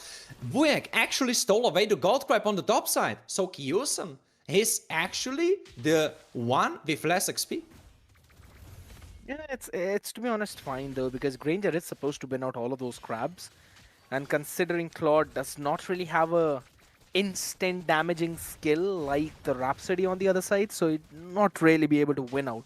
The only thing he can do really well is kite around the Granger and constantly poke and harass him by using the Art of Thievery. That's where he wins, and then it's the level 4 buff, man. I always mention it. You go with the Corrosion Scythe, you pick up the first one, you instantly can actually take down those gold laners as well as the mid laners who are pretty squishy if they're alone. Now the turtle pops in though, and the advantage looks in the hands of Ake. Look at the positionings. Definitely, Renta will need to retake. They need to face check. Lashina is trying to go in, but the same can be said for opposing Black Dragon form. He initiates. Astra is able to finish off the turtle, and now it's chase on. Sirius with the first blood picked up on Zane, and suddenly Renta falls apart. Mishu is next on the chopping blood, and Buek is trying to survive. Barely alive, but no, Toby has to say something about that. Flicker initiation, finisher. Goes for him. No chance for Buek to even click his flicker. And Toby is waiting hungrily behind the wall. It's like a dog behind, behind the, behind the gates, right? Behind those bars of the gate. Exactly, those are gonna they're gonna eat you up, right? That's exactly what Toby is doing at this point. And to be honest, yeah, I did not anticipate him actually going for Wuyek all the way from behind the tier 1. Interesting approach coming in from Toby, but guess what? He's been known for the grok. I've also known him for that Badang. Absolutely perfect. And on the other side of the spectrum, 1,400 gold lead by Ake. They've got a Lunox and a Claude. You do not want to face them in the late game. Oh, there's action. Toby maybe overestimated himself. He might be overzealous, and the kill goes to Shmegi. So if Renta want to come back, this is a nice start. Out here, considering they haven't lost anything out in this fight, and if anything, they've already picked one. So yes, there's an opportunity. An action happening. Cyrus. Yeah, it should be fine. He's got the Black Dragon form. It's absolutely Is he fine? Oh. No! He uses Black Dragon form, but I think Zane will be able to chase him off. He's in the bush trying to survive. No! Zane picks him off, and suddenly it looks like Renta have the thief, and the sharks are circling the raft. Oh, hold on, Nandayo! Nothing for this man to survive. Smallest angle from the traction pole. I thought he was fine, that's why I didn't say anything, but he got pulled in and he died. Renta equalized in gold. But one of the good things that happened for Ake was the fact that they pushed off Wuyek on the top side, but hold on. No, Astra got it, and now Kyusen is going for Zane. Zane may be a little bit too deep. No, he survives. Now Mishu is all alone. Ruby is trying to dance around. No, he dies, and now Lashina is trying to keep his team safe, and looks like he will be able to do just that. Interesting wall. I don't... Wait, maybe... Okay, maybe. They are going for a cut. I'm not quite sure if I like the wall. I think if he like walled off the tower, it might have been better. But who am I to say this? I'm not the Grog connoisseur right now. Oh, that's an overstatement. That's an overzealous play from Shmeggy. He went too deep and he gets burned by the Char residue from Cyrus, of course. Nandel picks up Zane and suddenly it falls apart for Renta again. But you know what's breaking my heart? There are glimpses of great performance, but unfortunately, then it always falls apart for Renta. Or at least so far it did. Yeah, I have to say those glimpses are always on the back of Ake's overextension. It's not Renta being able to make the play or control the pace. It's Ake throwing it in the hands of Renta. Hold on.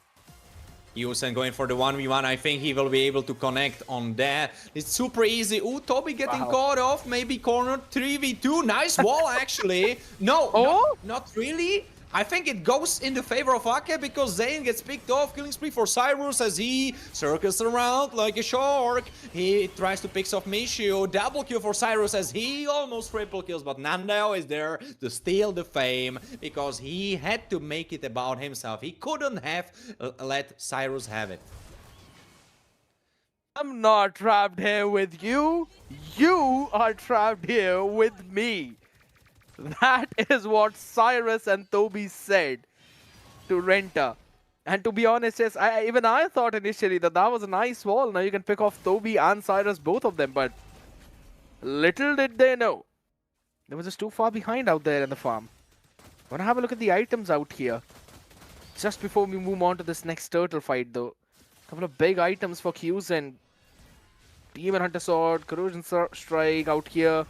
Lashina getting caught. He tries to survive. Tectonic Charge. No. Char residue. It burns his feet to the ground.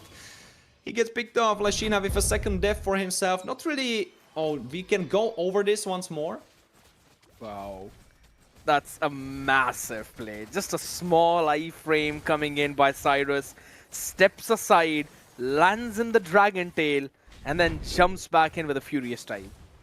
Cuts their angle off to jump towards the tier 1, forces them towards the tier 2, and that's where you have Nandayo popping in from behind them. Such a beautiful pincer movement coming in by Ake. And I'm pretty sure that's entirely made up on the fly. You don't prepare it anything like this in advance. It's always on the fly. Oh, Toby with a big wall, because Toby knows that he has a wall builder in front of himself as well, but well, he is really experienced himself, so of course he can build those as well. So right now he is definitely winning on the wall building side, right? Because Lashina, he had a nice wall as we saw in the last replay, but unfortunately it didn't result in anything good for Renta. But I wouldn't dare to say it was Lashina's fault. It was mostly like your team is losing, so it's kind of hard. Because even if you make good play, because right now the margin for error for Ake is like super huge. Like they can just like dance around, do so many mistakes, and probably they will still be winning because it's 7,500 lead for them. Sorry, 8,000 gold lead. Whereas Renta, they need to play pixel perfect to come back. I was actually looking at those damage numbers though, and it's interesting to see that both the junglers are on the bottom of the list, while you've got roamers up on top. Hold on. Petrify coming on. Michio getting burned by Char residue. He survives though, luckily. But Cyrus, he is level 12. He is, I believe, the only level 12 on the... No, actually second level 12. Astra is level 12 as well. He's so far ahead. This doesn't look like a game. This looks like a show off from Ake. Like the first game, it looked kind of playable, but this game, what is going on? I mean, I don't know, man. It's Ake and that 8,000 gold lead. They don't go hand in hand really well. I'm just saying from the experience. Apart from that, though, looking at the items, Trinity almost completed. Once Q's and us that. I think so. A lot of hope is going to be lost because there's no Justice Pauldron coming in. It's still the Dominance Ice build. And fun fact, they don't really have any Dominance Ice yet, apart from just one glowing wand, which Shmegi completed a while ago. Again, Cyrus healing himself up easily. That has been one of the big problems, and I believe that was the big reason why Ake was even able to win the fight all the way down in that bottom lane, that 2v3. Otherwise, that should not have been the case. But just the lack of any kind of anti-heal is probably what's making the difference. That's a sweet moment between the two roamers, as the Lord's been secured by Ake. Yeah, Lashina is just making... Oh, Kyusen actually jumping around. So he's fine. He's right up in there. Well, it's super tough spot for Renta. I'm not saying... Oh, big fraction pull. Actually, initiation goes in. And now Toby almost dying. He tried to translate into an initiation, but he got so CC'd up that he needed to jump away. The question was, how did he even survive through the entire burst of 5 people? That is interesting to see. I'm pretty sure they kind of messed up a little bit of skill or two here and there though, but this could give them an opportunity to defend the slot. Since no flicker for Toby, you could see him coming in unless it's a conceal. I mean, yes, it probably can result in them defending, but the thing is, Ake is so far ahead, and they might probably just take it by force. There is Cyrus in the backline, goes for Petrify play, and instantly popped one of them off. Shmegi gets put down, Zane is next, and now they try to clean up Mishu. Killing spree for Nando. Oh, big Grog play, tectonic charge. I think it hit a lot, but it didn't hit enough hard, because Ake are taking this one truly by storm. And honestly, after the first game, there could have been some question marks for who will win the series, but this second game was a statement. It was a full statement of multiple sentences that was just all about Ake being the stronger Polish squad on this day today. Unfortunately for Renta, as they will be the second eliminated team that we have to say goodbye to on this day. One of the big things which we always talked about, right? Renta being one of those teams that is always almost on the verge of qualification, and then they eventually lose up their momentum. That's exactly what happened. But a man who stayed true to his words, at least for today, was definitely Toby. 2-1 and 11, playing on that Badang one more time. We've always seen him pull this one out. One of his good pocket picks that you can never underestimate. Thunderbelt, I'm pretty sure he had over 35 stacks onto that. He builds him up very quickly. I think he had quite a lot. Also, the achievements that we are seeing, I said it already, I believe, once today. But it's always nice to see when one of the teams are able to win, right? And you see that the achievements are kind of dispersed through all of the members of the winning team. As I said before, usually the wall goes to the losing team tank, right? Because you can, of course, tank so much more damage if you're on the receiving end. But Riches goes to Astra. Of course, he was farming very hardly, even though, as you rightfully mentioned, he was a little bit lacking in the damage department. Though carry goes to Cyrus. Great performance from his Yuzong and Wingman Toby. Who else than he himself, right? 11 assists. What a crazy game.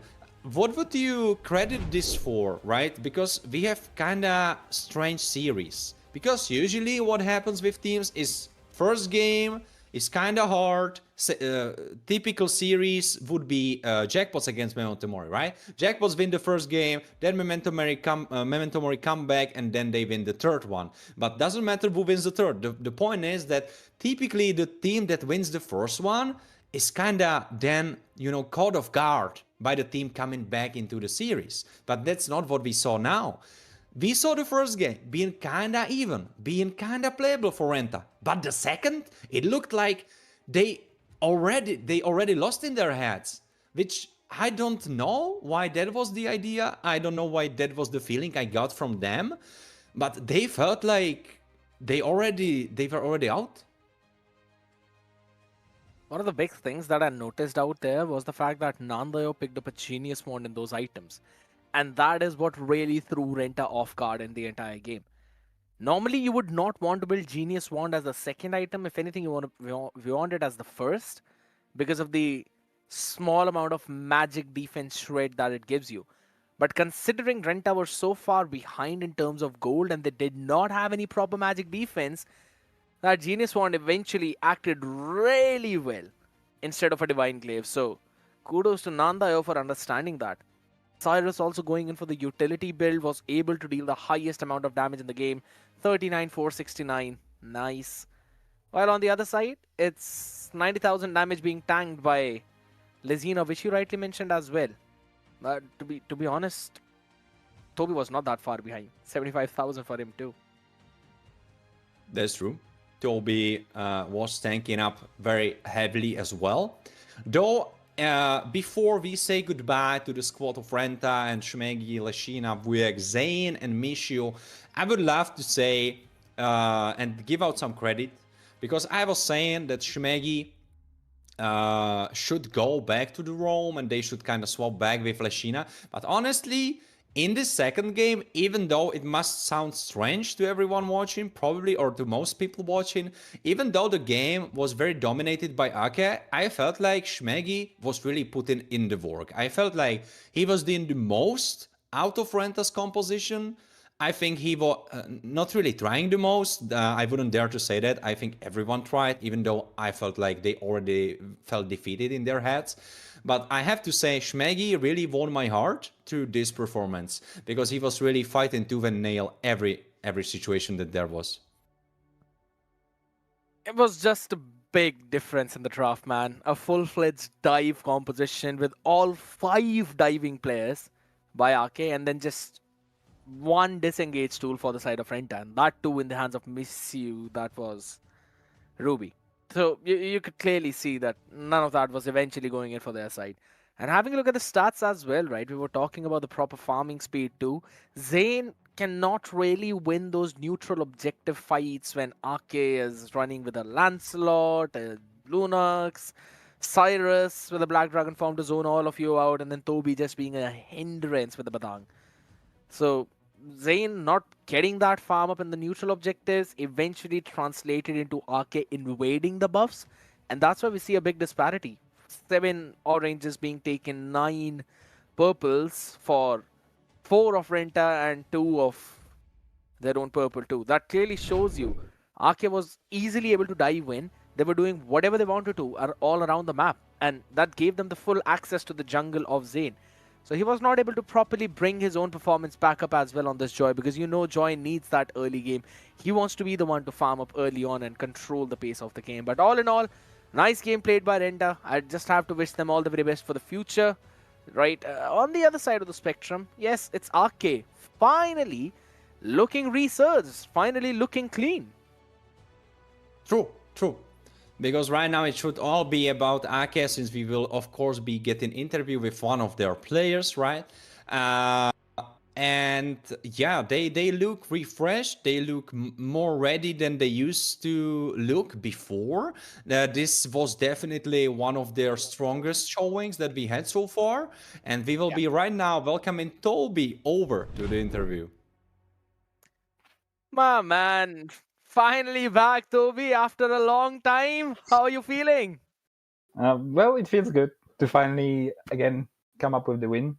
So yeah, it feels good. It feels good for sure. All right, so And you know what? Yeah, go ahead, Warren. Go ahead. Oh, all right. Thank you for the pleasure of doing that. Well, Toby, how does it feel? That has to be the first question. How does it feel to be the strongest Polish squad that rightfully has the bragging rights, right? Because right now you showed everyone you are the better Polish squad. So how does it feel?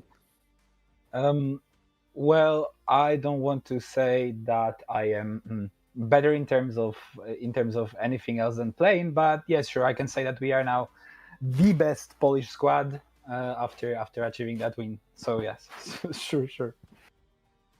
All right, my man. Yeah, thank you for that, Foreign. So, Toby, last time you were here, you mentioned that your team is the best, and you feel that you'd be able to easily close out those games, right? What went wrong for the team that you ended up losing to, and now are just one series away from elimination? Well, What should I say? I think is that there were mistakes that's been done, especially in those two games that we couldn't close them because those games weren't bad. Those games weren't going bad, and I don't think the need is here to feel bad about those games. But the only thing that is making them so disappointing, so frustrating, is that we didn't close them when we Yes. when we should have. And I believe that was the crucial part that wasn't clicking. Like it wasn't mistakes from my teammates for sure, but like in one game it was mine. So All right. Since you're on the topic of closing the games, right? This has been one of the key points of discussion for everyone on the desk that Ake has got a brilliant macro, micro, good early mid game, and then they failed to close it in the late game. So, Yep. how are you guys fixing that? How did you fix that? Because in the third one with 10,000 goal lead, it looked really clean. So, what changes did you implement to close out those games?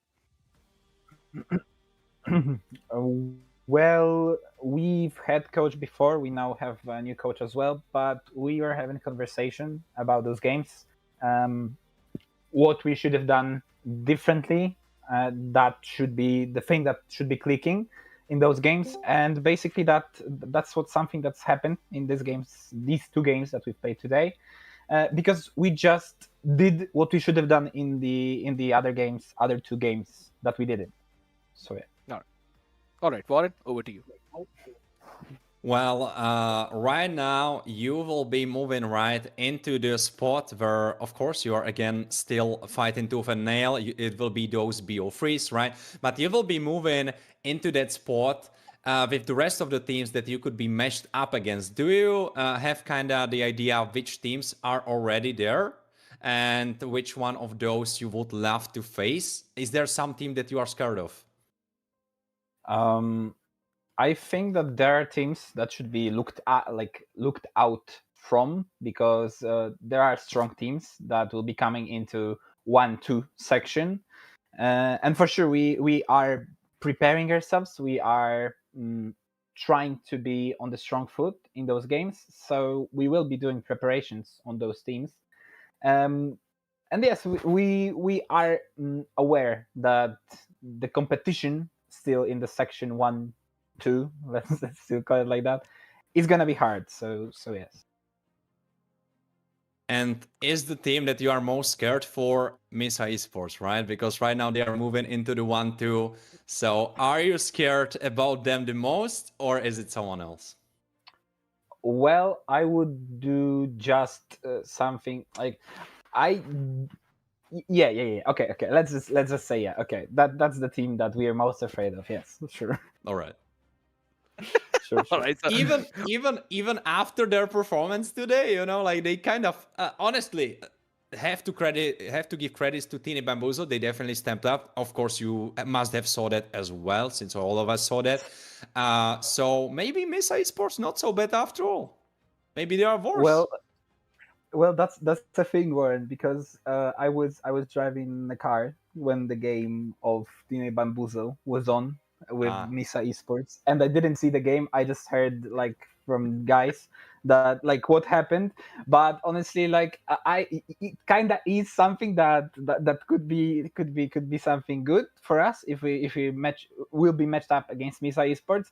But I must say that Tine Bambuzo is just like proving others that it is a really strong team, like really strong, and they do learn from their mistakes. Like there was Hanzo in the relegation promotion when we played against them. They didn't take it more. Like they once won with it, once lost, and they didn't take it again. So they learn from mistakes, and it could be seen probably, because as I said, I didn't watch the game. I will be watching the game, but like that's what I wanted to say about Tini Bambuzo. All right, thanks for a very draining answer, and back to you, Scared. all right, Toby. I know it's fine. Warren is just pulling your leg, my man. Don't worry about it. He's got some nasty long questions that are longer than those answers. So that's the thing. Yeah, I know, right? All right. So since you've got a new coach, right? You mentioned about that. Which player in your roster right now has significantly improved after the addition of the coach? I believe that would be myself. Oh, shots Okay. fired on yourself. That's nice. How I mean, so? it's not that there's been shots fired on myself. Like, it's just about like our roster right now. Our team essentially is a really really strong one. All of the guys are on the top notch level. I wouldn't say that they are the best, they are flawless and stuff like that. They are just on level that shows that they can be called pro. Mhm. Seems like Toby's stuck out here. Yeah. All right, Yeah, it's fine. It's fine. I think he Yeah, drove away with his car, I believe. I think he's back in the car, actually. hopefully he was not playing the game while he was driving the car. All right, Toby. Let's hope for it. I think so. I can hear him. Hello, Toby. Are you here? Yes, I'm All right. My man is back again. All right. So, if possible, could you repeat what you were saying there? You just mentioned that they're on a level where they could call them pro. Yeah. Okay. So in this part, so I basically said that of course they do mistakes as myself, but I do those mistakes much more often, and also I am a shoot caller. I try to be a shoot caller, and I need to learn how to properly shoot call. So I believe that influence of the coach was mostly visible on me, especially in those games today. All right, that's absolutely beautiful, Toby. It's always a very fun segment whenever we get to talk to you. You're a very cheerful guy. It's super fun out here, and a very optimistic one there too. Thank you so much for hopping here. I wish your team all the very best because we would definitely want to see RK in the playoffs. Good luck for Scared the to future. wait. Scared to wait. We need to ask him something. All right. Toby, Oh my God. are you Had going think to about it. join the Zeddles challenge in the Search Fit Club? Or are you already that ripped that you don't need it? All right, yes, of course I will be joining this adult Spit Club challenge. Yes, of course. All right. Go for it. Thank you for the last answer. And now, of course, you have the space to tell whatever you wish to the viewers, to your fans, to the fans of Ake that are seeing your whole journey, right? Because you have been so long with the Surge, the same squad. I already said this once on the stream, but I love it. I love what you are doing with the team, right? Like you are sticking together, you are trying to improve. I love it. Well, what can I say? I thank all of the followers of Ake and, of course, our supporters for supporting us and believing in us. I hope we didn't disappoint you today, and we promise you that we will deliver next time as well. But yes, again, thanks for supporting and stick with us. We will be here. Perfect, my man. It's perfect. It's always a pleasure to watch you and your team play as well. And we wish you all the very best for the future. Looking forward for more games with you. And thank you so much for joining here, Toby. Thank you very much. Thank you very much. All right. So this time he's going off by his own choice, not thanks to those internet issues. But man, RK, they performed so well today in both of those games. You thought the first one was clean with 10 minutes in the game. The second one was a 10,000 goal lead and even more clean. So you know that they are finally preparing super well. And right now we can definitely look over the Swiss format as it is right now, because right now we can see more teams that will possibly be eliminated. Not tomorrow though, because tomorrow we will have those possible qualifiers BO freeze. Because Fake Time against Glitch Code, one of them will qualify. Jackpots against Teeny Bamboozle. Will the team that was dominating Thunder Division win over the fresh blood of TNA Bamboozle? That's a question. And Oblivion, Eternal Oblivion against Revenant Order. The OGs against the new guys on the block. I mean, so exciting, super exciting for tomorrow. And of course, that third day, 16th, BO3s, we will see Ake again against Minerva Fury. And one of those teams will be eliminated. Soul Angels against Omni Knights. One of those teams, the same story. And Honor against Misa Esports. What fun it was today, and what fun it will be tomorrow. Because tomorrow, 3 more qualify. Who do you think will qualify tomorrow? Give us some predictions, Gerd.